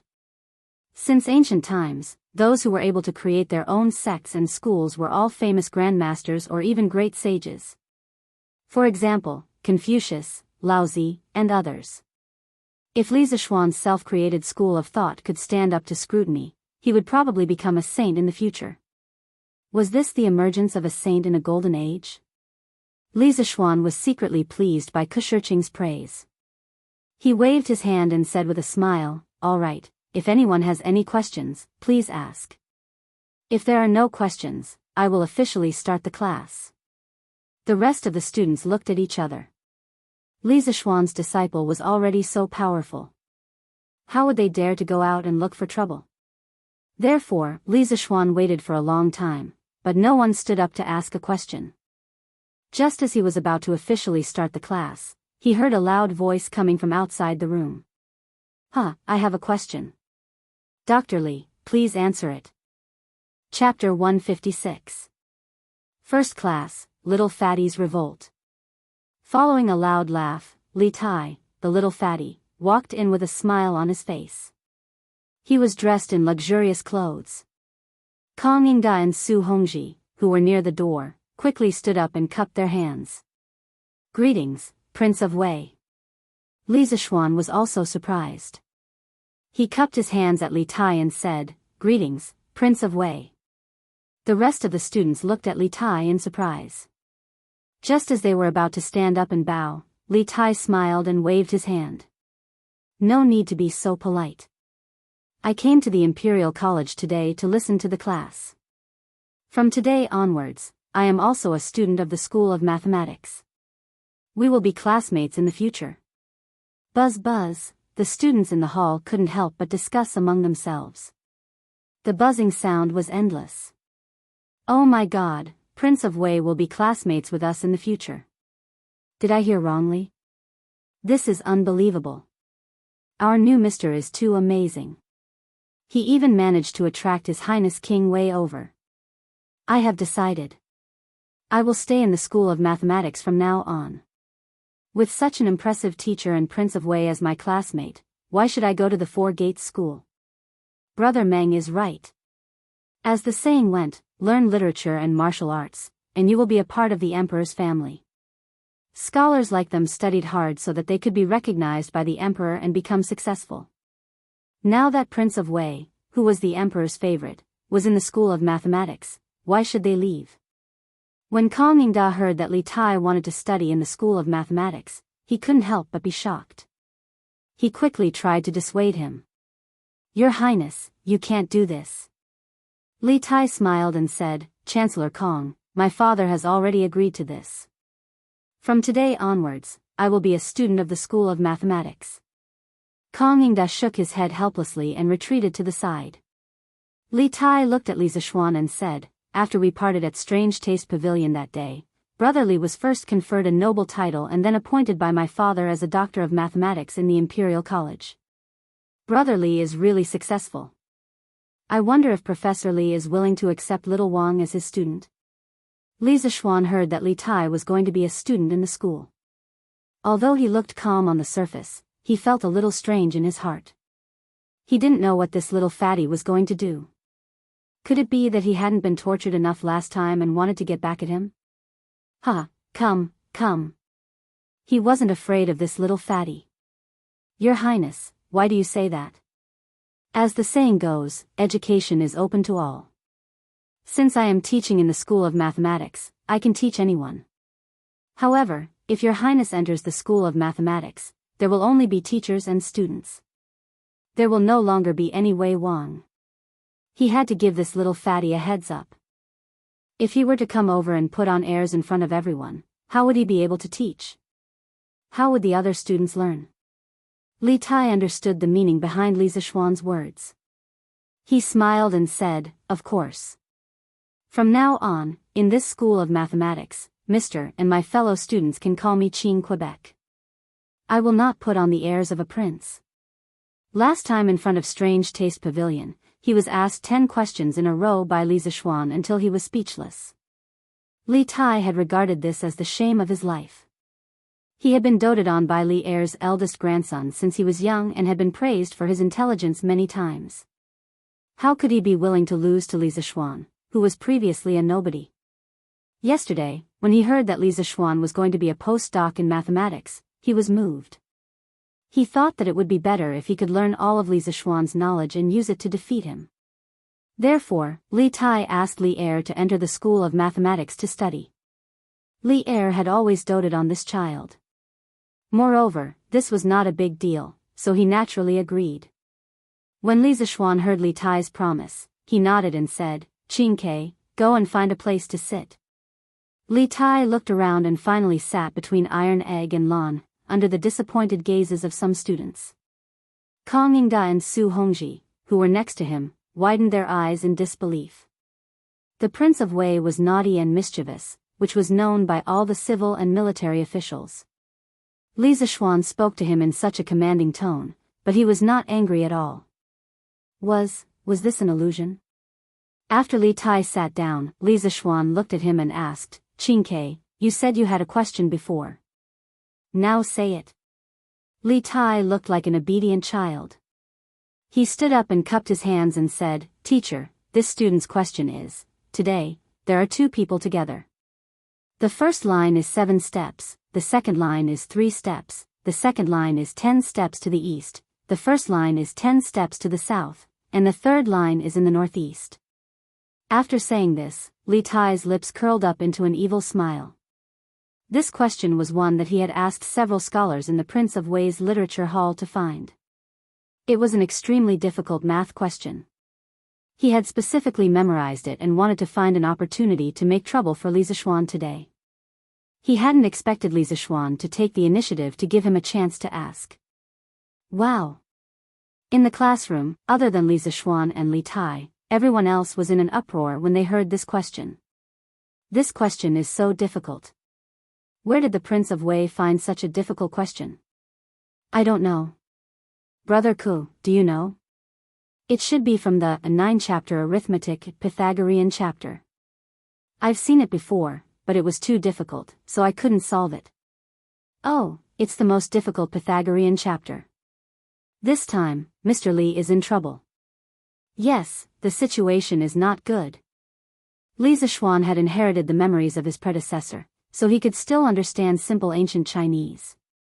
The translation of this question was, it is known that A and B set off from the same place at the same time. A's speed is 7, B's speed is 3. B keeps walking east, first walks south for 10 steps, then walks north and slightly east for a while before meeting B. How far did A and B walk? When he heard this question, he was a little surprised. This little fatty did not come with good intentions today. If he wanted to solve this question, he would need to use the Pythagorean theorem and a quadratic equation. If it was someone else, they would definitely be stumped. However, how could Li Zixuan be stumped by a junior high mathematics question? However, what Li Zixuan did not expect was that the ancient people had already learned the Pythagorean theorem. This was something that his previous mathematics teacher did not tell him. It seemed that he could never underestimate the wisdom of the ancient people. In fact, the Pythagorean theorem was recorded in detail in the 9-chapter arithmetic, but it was mainly used in astronomy. The Pythagorean chapter of the 9 chapters of arithmetic begins with the introduction of the Pythagorean theorem and its variations. The Pythagorean theorem states, the Pythagorean and the Pythagorean are multiplied by each other, and the Pythagorean and the Pythagorean are multiplied by each other, and the Pythagorean and the Pythagorean are multiplied by each other, and the Pythagorean and the Pythagorean are multiplied by the Pythagorean and the Pythagorean. Therefore, the Pythagorean technique can be understood as a method of deducing the third side of a known right triangle from both sides. Li Zixuan quickly listed the equations in his mind and solved them. In a few breaths, he got the answer. This was the benefit of having a strong spiritual power. It allowed his brain to react as fast as a computer. Qingke, this question is very good. Some of you may think that this question is very difficult, but in fact, as long as you learn my new mathematics, this question can be solved in less than 10 minutes. After Li Zixuan finished speaking, the rest of the students widened their eyes in disbelief and whispered to each other. Li Tai looked at him indifferently. In fact, he thought that Li Zixuan must be bragging. Li Zixuan smiled and said, the answer to this question is that A took 10.5 steps, and B took 24.5 steps. Am I right, Qingke? Li Tai could no longer stay calm. He opened his mouth and said, how is this possible? It took the Grand Secretary of the Prince's mansion 2 days to calculate. When the rest of the students heard this, they knew that Li Zixuan had answered correctly again. They could not help but cheer. That's great, Mr. Li answered correctly. He doesn't have to leave the school anymore. That's amazing, Mr. Li is really amazing. It's great that we can learn such amazing mathematics in the future, haha. Li Tai was stunned for a long time and finally came to his senses. He cupped his hands and said to Li Zixuan, Mr. Li is very talented and knowledgeable. I am sincerely convinced.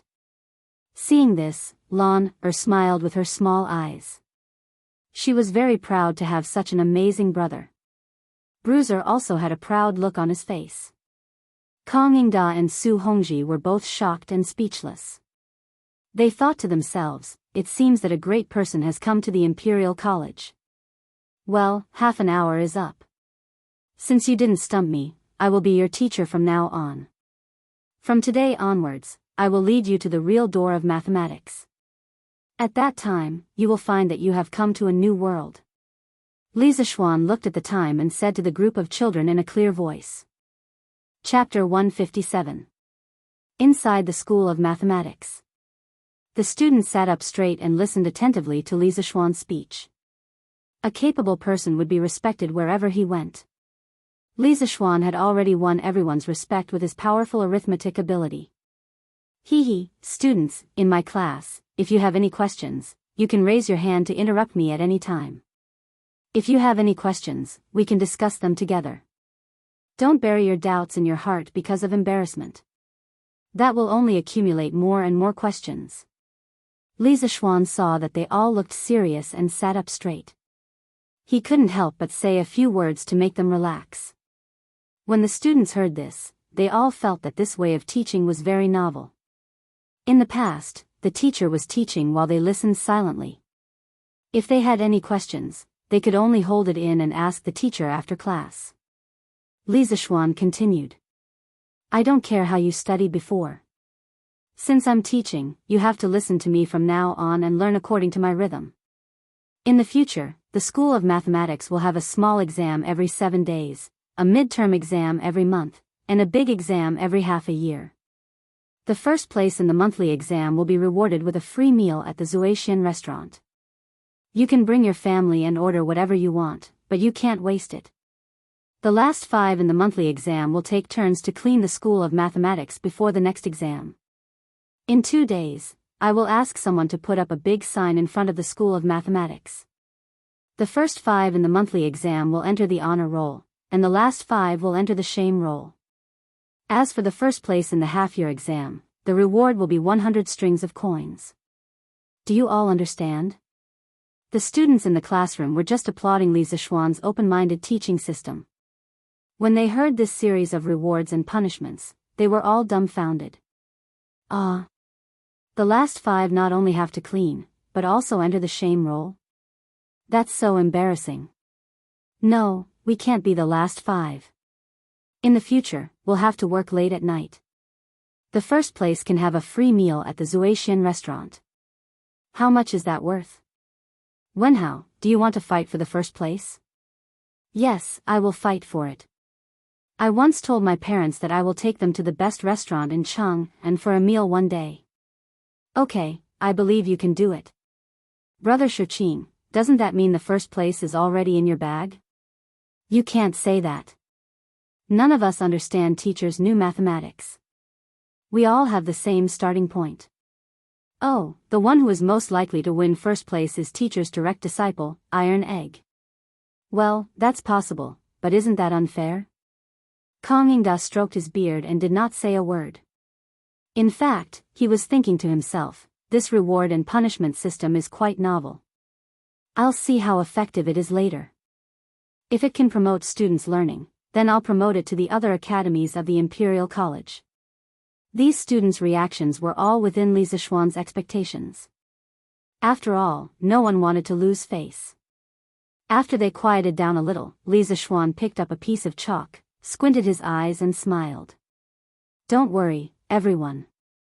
If Iron Egg is ranked first, then the reward for the first place of the month will be automatically extended to the second place. Well, I've explained the learning system of the mathematics school to you. Next, let's get to know each other. According to the order of your seats, everyone will stand up and introduce themselves. Come, let's start with you. A thin boy in the first row near the door saw Li Zixuan pointing at him. His face instantly turned red and he stammered, "Teacher, are you talking to me?"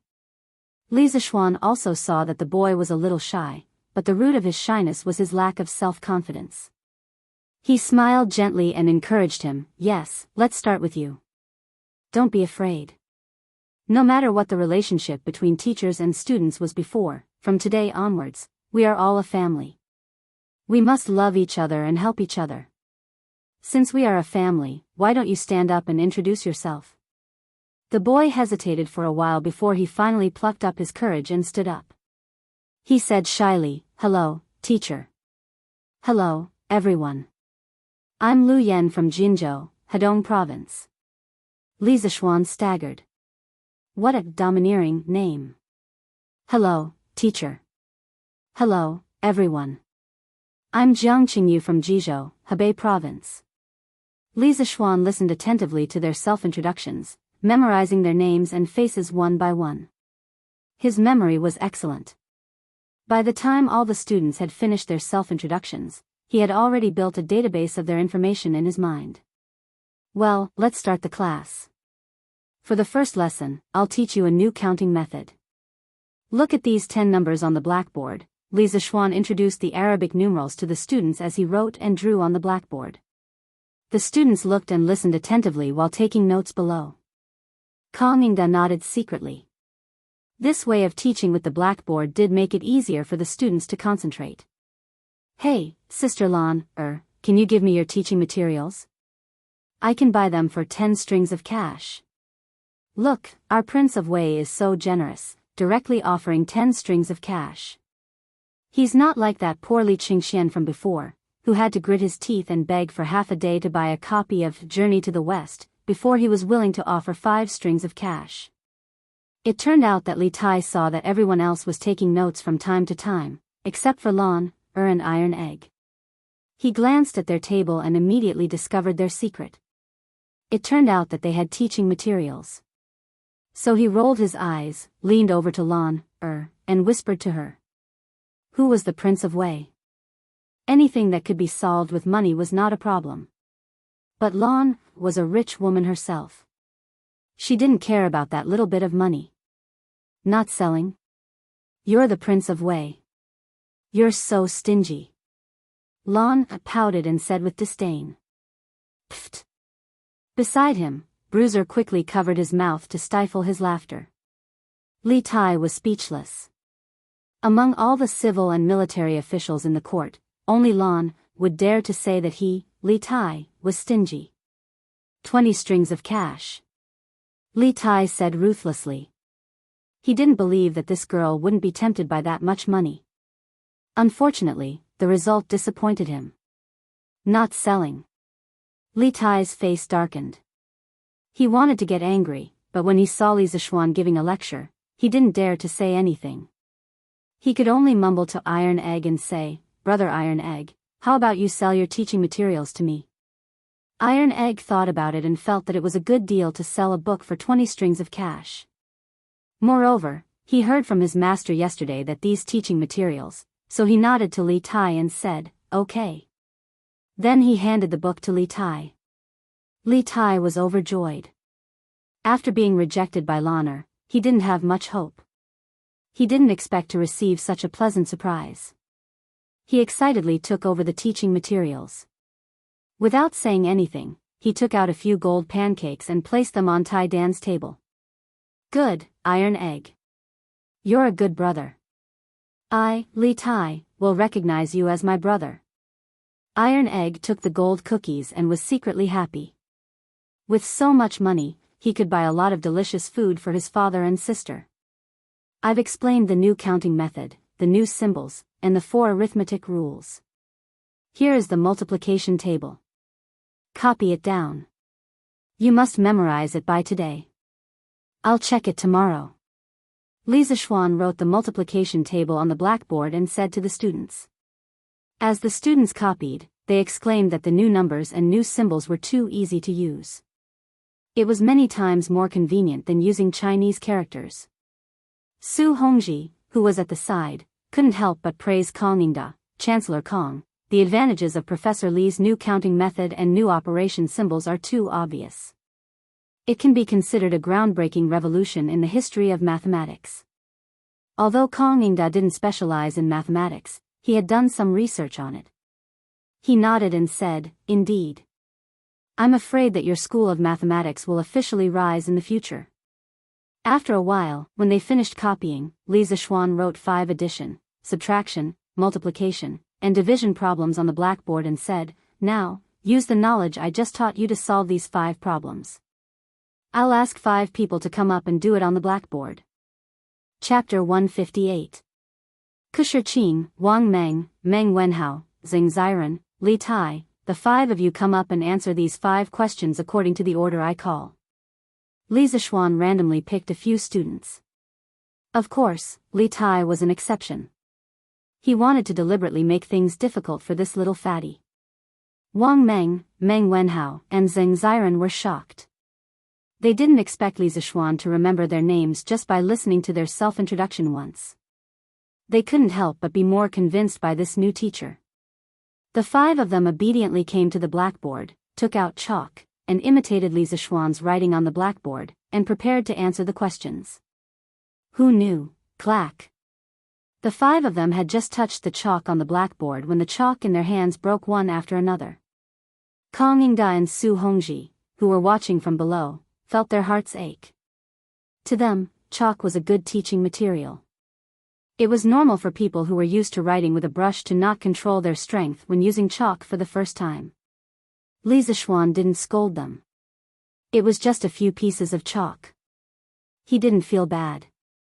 Li Tai frowned. He tried a few more times and finally got used to the strength of the chalk.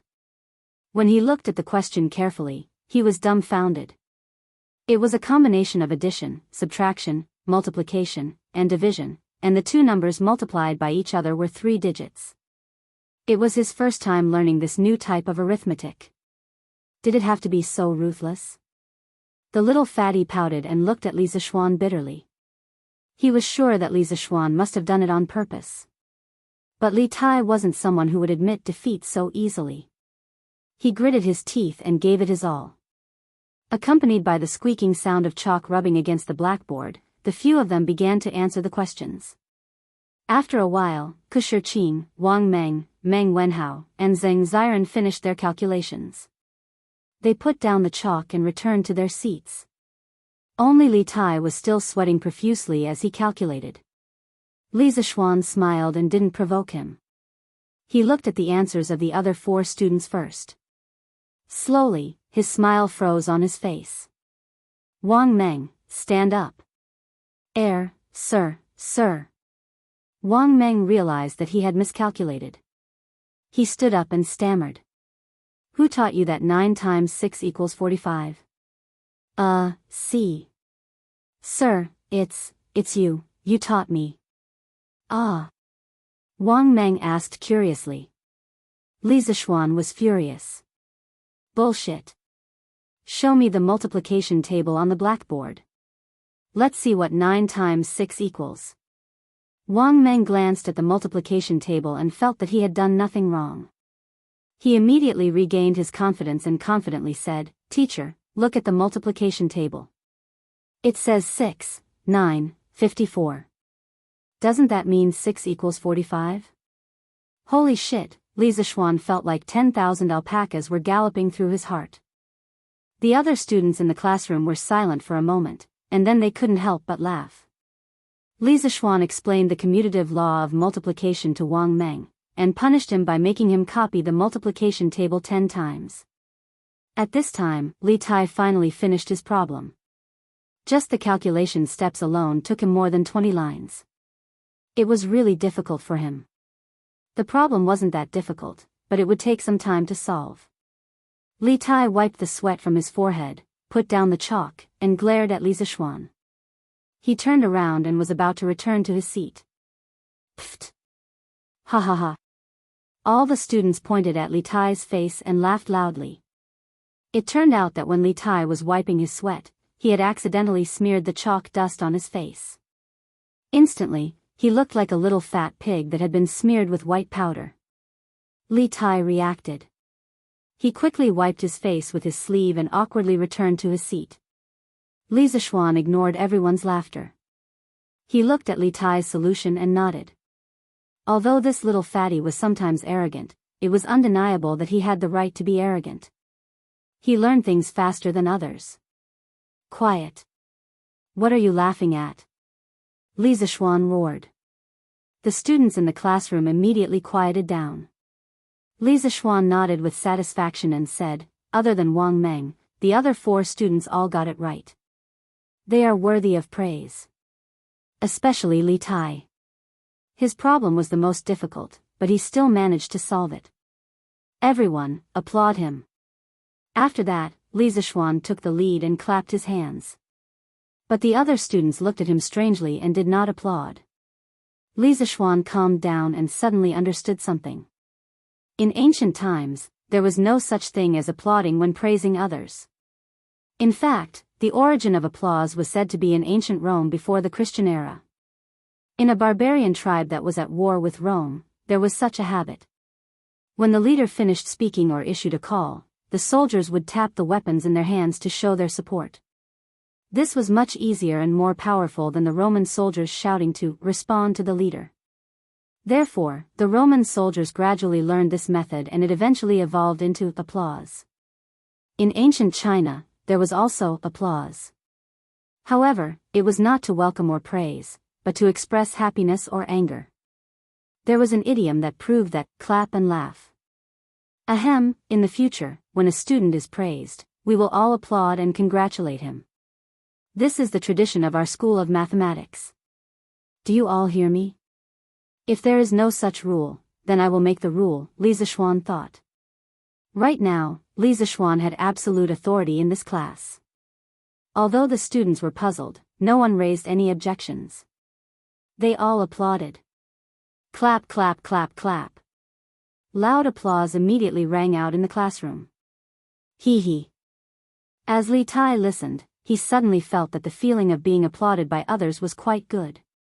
He suddenly felt that Li Zishuan was not so despicable. Then, he could not help but applaud for himself. Kang Yingda and Su Hongji shook their heads and smiled bitterly. Looking at all the official and private schools in Tang Dynasty, there was no one who taught like Li Zishuan. The entire classroom was in chaos. Li Zishuan saw that it was about time. He still had to meet Qing Yaojin, Qin Xiong, and the others for lunch at Zuaxian restaurant. He said, "All right, this morning's class is over. In the afternoon, you all can study by yourselves. As for your teaching materials, I will personally pay for them. In the next 2 days, I will arrange for craftsmen to print them out for you. When the time comes, everyone will get one." "Thank you, teacher." "Thank you, teacher." All the students were grateful from the bottom of their hearts. Although this new teacher had some rules that were a bit ridiculous, he was knowledgeable and generous. Pfft. However, there was one person who did not think so. That person was Li Tai. When he heard Li Zishuan's words, he almost vomited blood. He had spent 20 strings of coins to buy this teaching material. How could someone give it out for free without spending money? "Well, Brother Qin, do you want me to refund the money to you?" Iron Egg saw Li Tai's gloomy face and could not help but ask tentatively. Li Tai waved his hand and said gloomily, "No need." Li Tai did not have the face to ask for the money that he had given out. Li Zishuan thought for a while and said, "Oh, right, there is one more question. The question is about the height of the ginkgo tree to the west of the entrance of the Imperial College. You can give me the answer after you have measured it, or you can write down your measurement method and give it to me. No matter what, you must hand it in the next class. The one who did the best homework this time will get 2 extra points for this month's exam. Tomorrow is the 7th day of the new year, so we will not have classes. In the future, on the 7th, 8th, 14th, 15th, 21st, 22nd, 28th, and 29th of every month, the school will have a break. Okay, class dismissed." After saying that, he was about to leave. Li Tai, Lanner, Iron Egg, Kang Yingda, and Su Hongji hurriedly followed him out. The rest of the students in the classroom were in an uproar. The ginkgo tree in front of the Imperial College must be more than 10 feet tall, right? How can we measure it? Yes, even the longest ruler is not that long, right? Even if it is that long, we can't go up. According to what the teacher just said, we can have 8 days off every month. Isn't this a little too much? What will the students in the other schools think if they know? During the Tang Dynasty, the officials had a break every 5 days. Li Zishuan had a break of 8 days a month. Who cares what they think? With the teacher here, what are we afraid of? That's right, that's right. I say, you guys should think about how to solve the question that the teacher left behind. If you answer it well, you will get extra points for this month's exam. Don't worry, I will go back and ask my father. My father is the secretary of the Ministry of Works. He might know. Wang Meng, you are shameless. Chapter 159. Professor Li, why aren't you taking a break according to the regulations of the directorate? Kang Yingda chased after Li Zishuan and asked. From his point of view, Li Zishuan was completely messing around. It was very likely that he was intentionally slacking off. Chancellor Kong, mathematics is a very taxing subject and one must strike a balance between work and rest in order to ensure high efficiency. In the future, other than having 2 days off every 5 days, I plan to let the students go to class for 45 minutes and rest for 15 minutes every day. My master said that a person's attention can only last for about 5 to 6 minutes at most.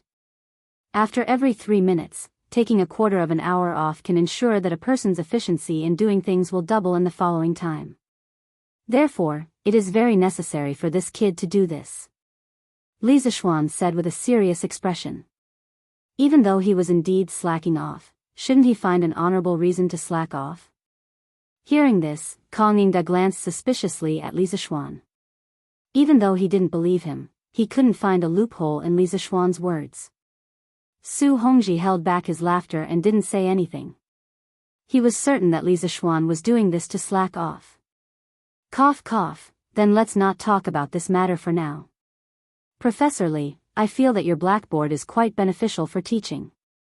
I wonder if you can provide a set of blackboards and chalks for writing on them for the other institutions of the directorate? Kang Yingda thought about it and didn't plan to pursue Li Zishuan's mistake of using the excuse of taking a break to slack off. After all, he had something to ask of Li Zishuan today. Mr. Kang, it's not easy to make these blackboards and chalks. The cost is rather high. If you want me to provide blackboards and chalks for all the institutions of the directorate and the directorate doesn't pay anything in return, I'm afraid it's a bit unreasonable, right? Li Zishuan said with a smile. Even though his family had a lot of money, it didn't come from nowhere. Kang Yingda's words were clearly trying to gain something without risking anything. How could this work? Kang Yingda understood the meaning behind Li Zishuan's words. He sighed in his heart, but said awkwardly, haha, of course I won't let Professor Li pay for it himself. I will apply to His Majesty for the court to allocate funds to purchase blackboards and chalk for the 120 classrooms of the Imperial College. I just hope that Professor Li won't ask for too high a price when the time comes. The court's finances aren't rich this year either. Li Zishuan pondered for a moment and nodded. Sir, be at ease. This little one is not the sort of person who only cares about benefits and forgets favors. A country is a country, and only when one has a country can one have a home. This little one will not neglect the country's crisis for the sake of my family. When the time comes, this little one will sell the materials to the Imperial College at cost price. I only hope that the students can study hard and make my great Tang even more prosperous. Kang Yingda cupped his hands in gratitude. Li Xian is a righteous man. Li Zishuan smiled. Righteous? If this were the modern world, many keyboard warriors would call him a fool for not making money. After saying goodbye to Kang Yingda and Su Hongji, the group walked out of the Imperial College. At this time, Li Tai came up and shouted, Li Zishuan, wait. After leaving the classroom, Li Tai felt that his identity as a prince had returned to him. He began to be unrestrained again. He even dared to directly call Li Zishuan by his name. Li Zishuan stopped and glanced at Li Tai with a faint smile. Alas, the great prince of Wei doesn't know how to respect his teacher and directly calls him by his name. If His Majesty and the civil and military officials knew about this, what would they think?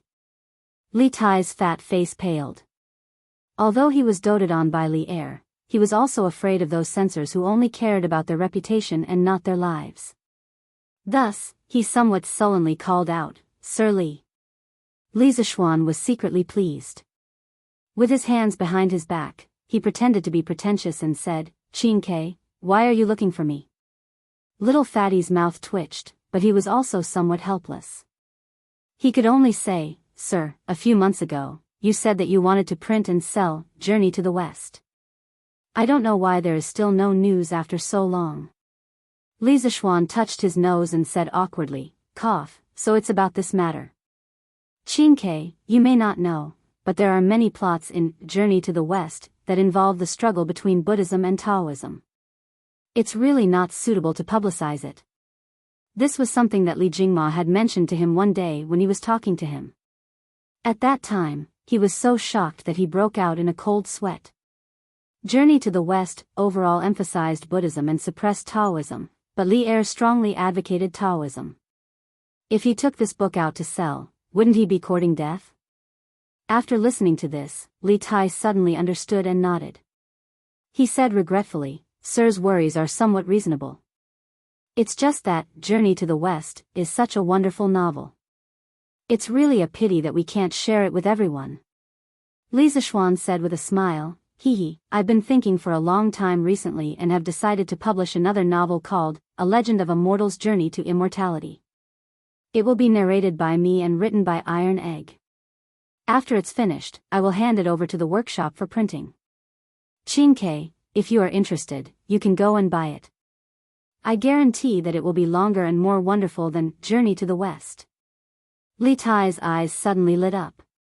A Legend of a Mortal's Journey to Immortality? Just the name alone sounded amazing, so he said excitedly, "Sir, how about I write it? My calligraphy has already reached the primary level. Even my father, the emperor, and scholar you have praised it. It will definitely not be a disgrace to Sir's wonderful story." Iron Egg couldn't help but feel anxious when his job was snatched away. However, he also knew his own limitations. He knew that his doggy paddle calligraphy was indeed not as good as Li Tai's, a prince. Li Zishuan found it funny. There was actually someone who was willing to fight for such a difficult job. Hee, if Qin Ke is willing, you can come to my house every day during your rest days. You can write it. When you're not around, Iron Egg will write it. Iron Egg felt relieved. It seemed that his master was still thinking about him. Li Tai said happily, "Thank you very much, sir. Then this student will go to Sir's house tomorrow." With a straight face, Li Zishuan said, "Qin Ke, you can't slack off on your studies because of this. Mathematics is the foundation of all learning other than Confucianism. You should first solve the problem that I left behind for you." Li Tai said gloomily, "Yes, sir." After parting with Li Tai, and Iron Egg didn't want to join in the fun with Qing Yaojin and the others, so they went straight home. Li Zishuan asked San Bao and the others to protect and Iron Egg while he rode his horse to the Drunken Immortal Tavern. "Hey, young master, you're here. Master and the other dukes are waiting for you upstairs." When he arrived at the Drunken Immortal Tavern, shopkeeper Lu welcomed him with a smile. Li Zishuan nodded. Today's banquet was mainly to thank Qing Yaojin, Qin Xiong, Yuqi Jingda, and Niu Jinda for their kindness in leading the family to the rescue that day. As the father, Li Jingma naturally had to personally accompany them to drink. Otherwise, wouldn't that be too disrespectful to the dukes? Li Zishuan handed the reins to the servant and went up to the 4th floor alone. From afar, he could hear Qing Yaojin's hearty laughter. Brother Jingma is right. No matter how I look at you, you don't look like a businessman at all. Instead, you look more like a group of rough soldiers like us, haha. Chapter 160. Li Jingma had traveled extensively in the business world for more than 20 years. He had long since mastered the ability to talk to people and ghosts. Therefore, as long as he was willing, he could chat with anyone. Li Jingma knew that it was impossible to chat and drink with military heroes like Qing Yaojin and Qin Xiong.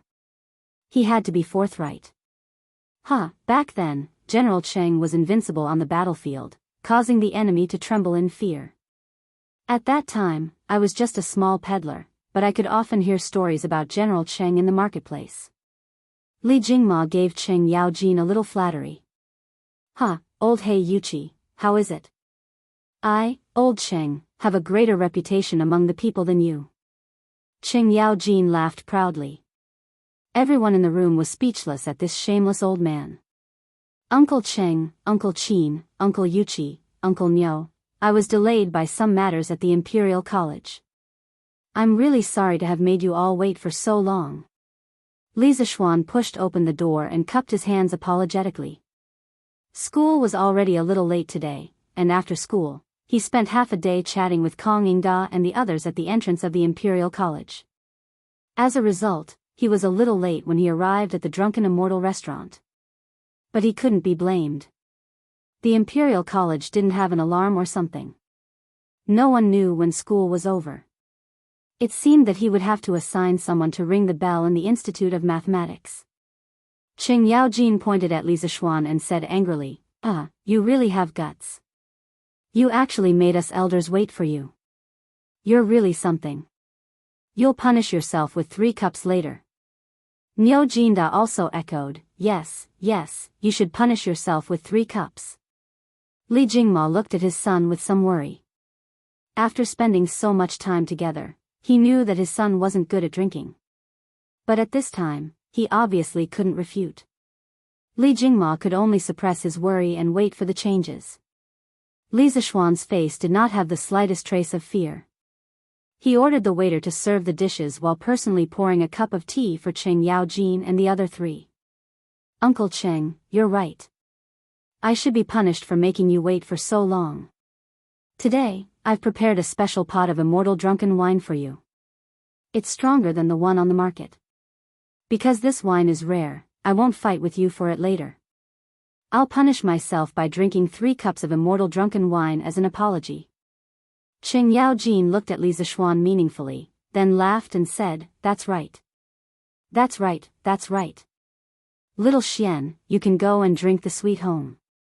You can leave that special immortal drunken wine to me, old Cheng. Niu Jinda and Qin Xiong pointed at Cheng Yaojin and scolded him for being shameless. Li Jingma heaved a sigh of relief in his heart. He was happy that his son had cleverly resolved the awkward situation. When the dishes were served, everyone sat around the table, drinking and chatting merrily. They toasted each other and toasted each other. It was very lively. Little Xian, today seems to be your first day on duty at the Imperial College. How was it? Did that group of scholars make things difficult for you? Cheng Yaojin asked as he drank. Li Zishuan could hear the concern in Cheng Yaojin's words and felt warm in his heart. Although old Cheng was a boorish person, he treated his own people well. Li Jingma also looked at Li Zishuan with an inquiring gaze. Thank you for your concern, Uncle Cheng. Chancellor Kong has taken good care of me. The teaching assistant of the School of Mathematics is an old friend of my father. Moreover, the Imperial College speaks with one's strength. My attainments in mathematics can be said to have reached a higher level. Therefore, I'm quite successful today. Li Zishuan replied smugly. Cheng Yaojin laughed. You're really shameless. However, little Xian, you're also a capable person. You're proficient in literature and martial arts. Unlike my family's Chou Nyo, who only knows my 3 axes. Qin Xiong interjected and asked, Little Xian, did spiritual master Ling Su teach you the art of mathematics? Uncle Qin, the art of mathematics is only the foundation of my master's lifetime of knowledge. He said that only by mastering mathematics can one create sturdier cities, more powerful weapons, faster vehicles, and more efficient farming tools. The curved plow from before also contained the knowledge of mathematics. Qin Xiong asked curiously, Your master also knows the art of refining weapons? Oh, I almost forgot. In ancient times, people called this skill of Taoism the art of refining weapons. I've been blindly comparing so much just now. Fortunately, Qin Xiong and the others didn't see through it. Li Zishuan felt a little awkward in his heart, but he continued without changing his expression. My master is indeed proficient in the art of refining weapons. In the early years, my master traveled to various countries and collected the best of each country's craftsmanship. He once created a strange object that could allow people to fly. Once, my master was in a small country in Nanyang and was surrounded by tens of thousands of local aborigines. He relied on this object to float away without a single injury. Bragging wasn't against the law. Li Zishuan described his master to his heart's content. In any case, he had learned a little through various means in the past few months. Spiritual Master Ling Su was indeed an otherworldly expert. The number of people in the world who had truly seen him could be counted on one hand. There probably wasn't a single person who was truly familiar with him. Thus, no matter how he bragged, he wouldn't be exposed. The few old people in the room widened their eyes in shock. Yuchi Jingda couldn't help but mutter, There are really people in this world who can fly? Isn't this the means of immortals? Li Zishuan shook his head and said, Uncle Yuchi, this is just borrowing the help of external objects. There are no immortals in this world. In fact, when the technology in the world is developed to the extreme, it isn't impossible for mortals to fly in the sky. Cheng Yaojin's eyes turned and he chuckled, Little Xian, does your school of mathematics still lack students? What do you think of my family's Chonyo? As a brother, you have to give him a hand. Li Zishuan was stunned. He hesitated for a while before stammering, Uncle Cheng, it's not that I'm unwilling to accept, but I'm afraid that Brother Chonyo won't be able to learn this. Cheng Yaojin glared and said, He dares? See if I don't break his legs. My Tang Empire's internal affairs have basically been stabilized. Those clowns outside will also vanish in a puff of smoke in less than 5 years. How can this Cho Nyo not learn some other skills? Don't worry and teach him. If he doesn't listen, just tell me and I'll take care of him. Alright, Li Zishuan could only mourn for Cheng Chumo in his heart. Huh, madman Cheng, your Cho Nyo's brain is like yours. Even if you give him an immortal secret manual, he won't be able to understand it. Haha. Little Xian, why don't you let my Baolin learn from you? Although this child isn't particularly intelligent, he's willing to work hard to improve himself. Yuchi Jingda couldn't help but make sarcastic remarks. Cheng Yao Jin was furious. Old hey Yuchi, how good can your son be? You still have the face to talk about me. The two quarreled, and there seemed to be signs of a big battle. Qin Xiong, Niu Jinda, and Li Jingma hurriedly tried to stop the fight. In the end, Li Zishuan's mathematics class had 3 more children from the military, Cheng Chumo, Qin Huayu, and Yuchi Baolin. Niu Jinda's son had been recuperating at home, so he didn't make any similar requests. However, the happiest people were probably the students of the School of Mathematics. With Cheng Chumo helping them to take the bottom, wouldn't they have another layer of protection to get out of the role of shame? The banquet ended, and the guests and hosts enjoyed themselves. However, Cheng Yao Jin and the others drank a little too much. Li Zishuan called for a few servants to send them back.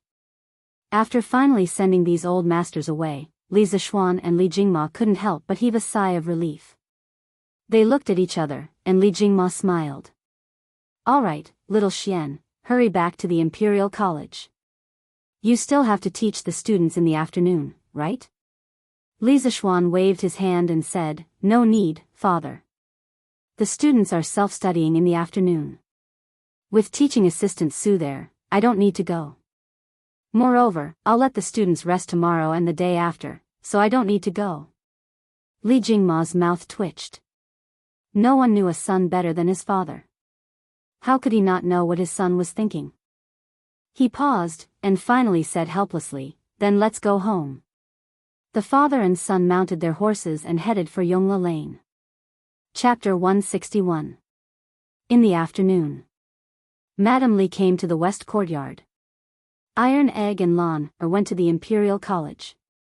Li Zishuan was lying on a deck chair in the pavilion in the middle of the lake in the west courtyard. He opened his mouth and took the grapes that Xiaoxi fed him. Cough cough, grapes from the grape trellis. Madam. The 2 maids saw Madame Li come over and bowed.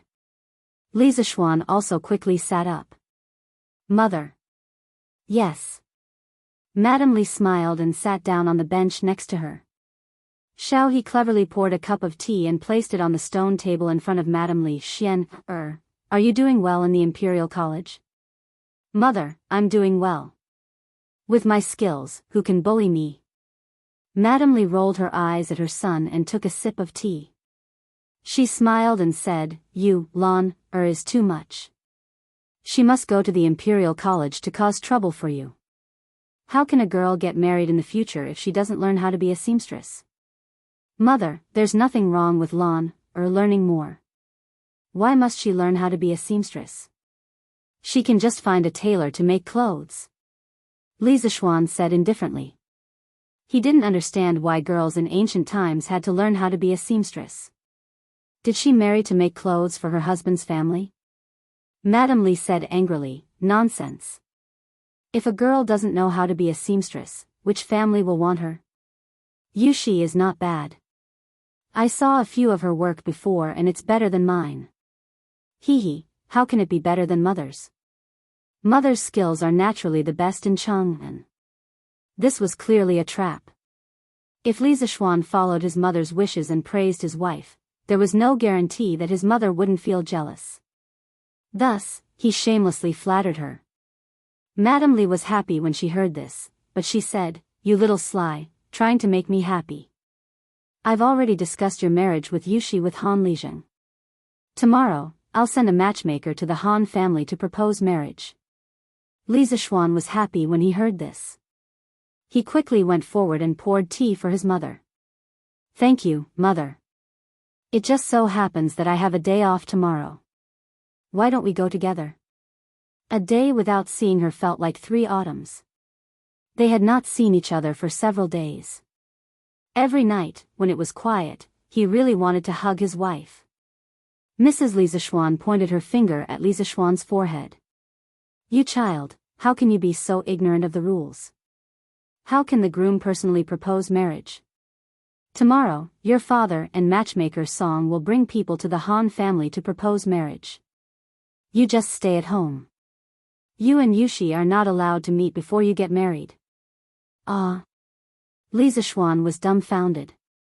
Mother, when will Yushi and I get married? Madame Li laughed and said, look at how anxious you are, this is just the beginning of the marriage proposal. Later on there is still the ceremony of receiving the bride, asking for the name of the bride, accepting the bride, and then the date of the invitation, setting an auspicious date, and finally the welcoming ceremony. You have to learn the wedding procedures properly. Don't make a fool of yourself when you get married. Li Zishuan almost fainted as he listened. Did it have to be so troublesome? Couldn't they just have a flash marriage? Mother, then you should set the wedding date earlier. Otherwise, it won't be good if your daughter-in-law runs away. Li Zishuan wiped the sweat off his forehead and hurriedly ran away after saying that. Madame Li looked at Li Zishuan's back as he ran away. She shook her head and smiled dotingly. This child. Xiao He and Xiao Shi, who were at the side, couldn't help but cover their mouths and chuckle. Li Zishuan went out of the mansion and went to the workshop to find Lu Yidao, Lu Dingyi. Ever since Li Zishuan bought the original, Heavenly Craft Pavilion, and poached him, this old man had been idling in the Strange Interest Pavilion. After Yan Xiaoning gave his workshop to Li Zishuan also transferred Lu Yidao to the workshop. This old man usually helped Faubert carve some ornaments on the skateboard in the workshop, so he was free and relaxed. Master Lu, you used to carve all kinds of strange objects. Do you know how to carve words? Li Zishuan motioned Lu Yidao to sit down first and then asked. Lu Yidao smiled and said, Young master, carving words is much easier than carving wood. Of course, I know how to do it. What kind of words do you want to carve? Li Zishuan took out the mathematics book and said, I want to print about 30 copies of this book. I want to trouble you to carve a set of templates. Lu Yidao hesitated and said, Young master, if you want to carve a block plate, it will take a lot of time and effort. It's better to ask a group of poor scholars to copy it. Li Zishuan heard and suddenly understood. There was no movable type printing in the Tang dynasty.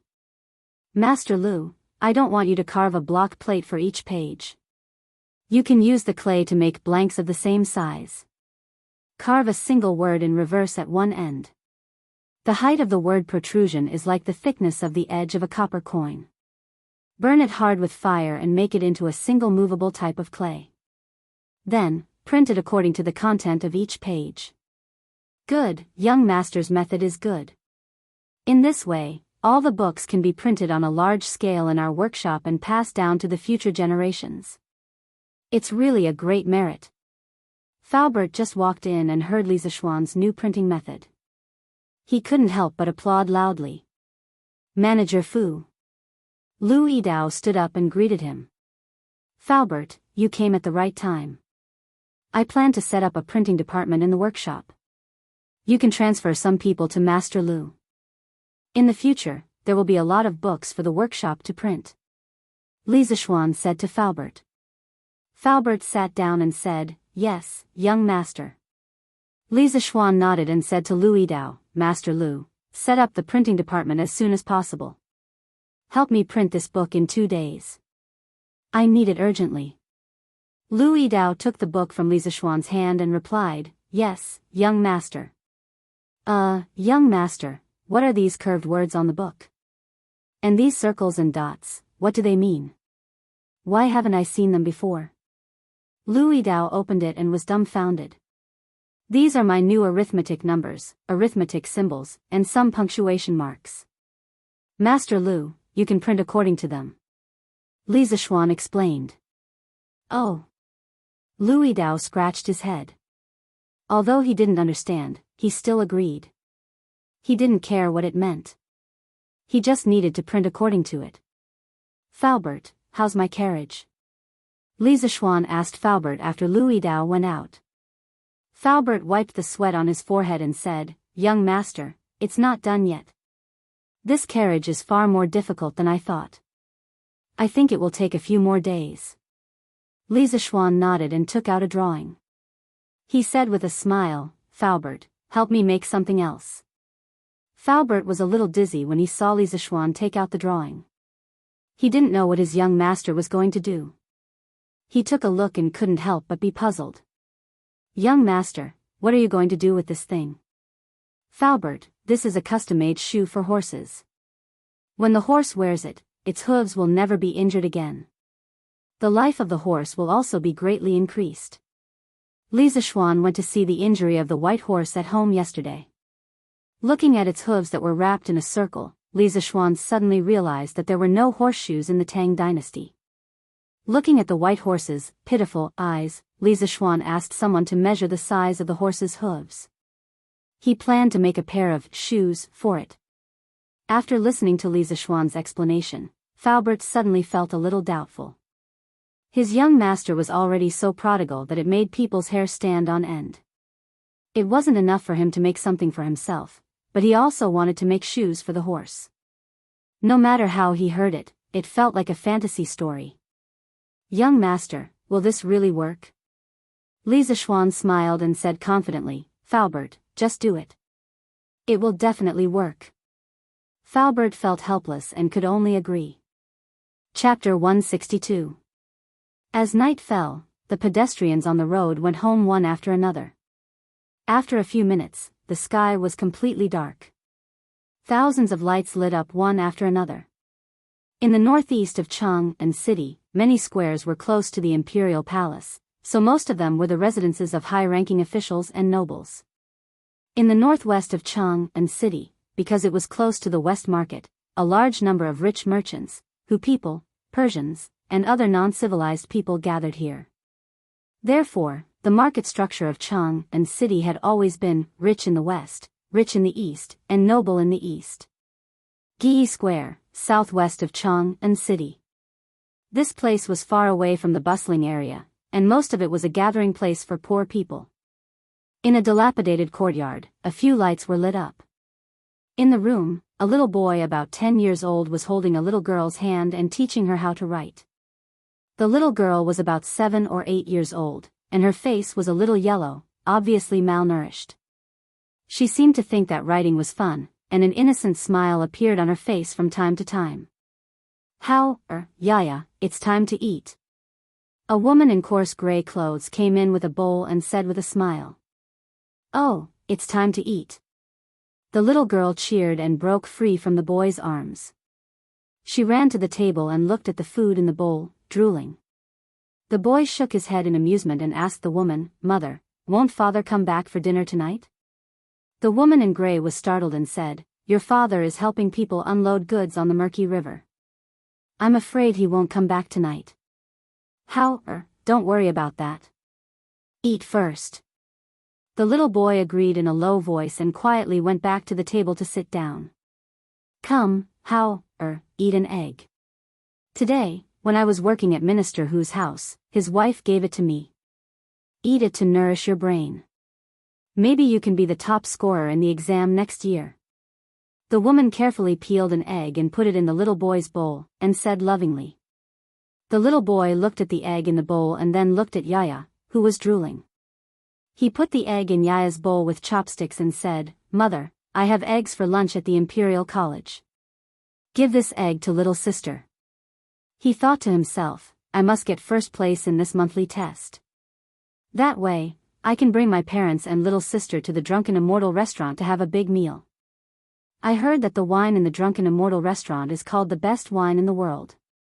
My father used to love wine a long time ago, but in order to support my studies, he didn't drink anymore.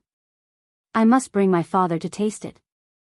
It's been a long time since I've eaten meat.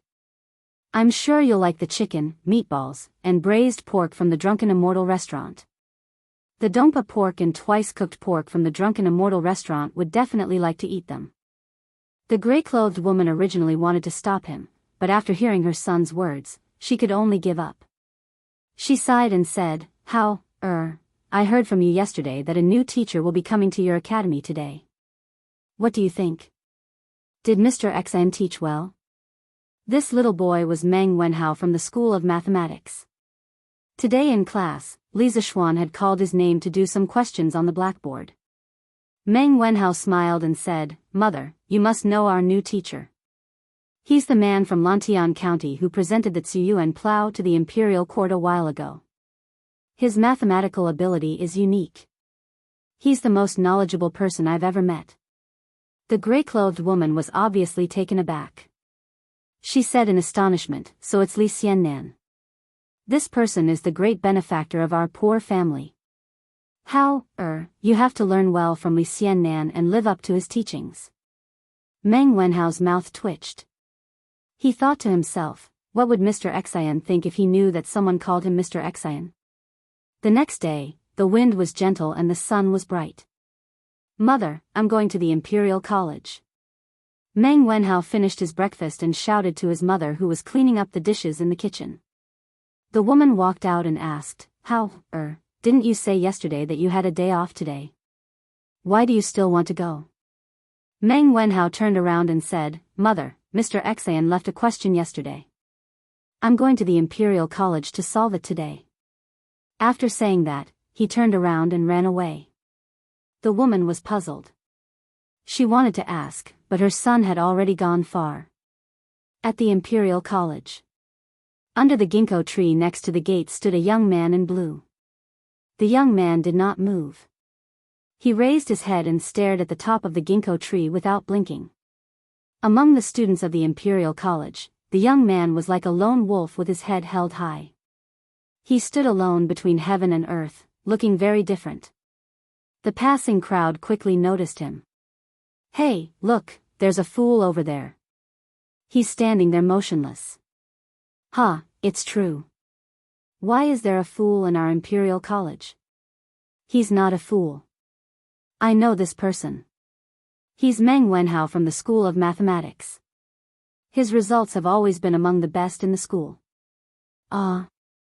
Isn't the School of Mathematics closed today? Why is he here?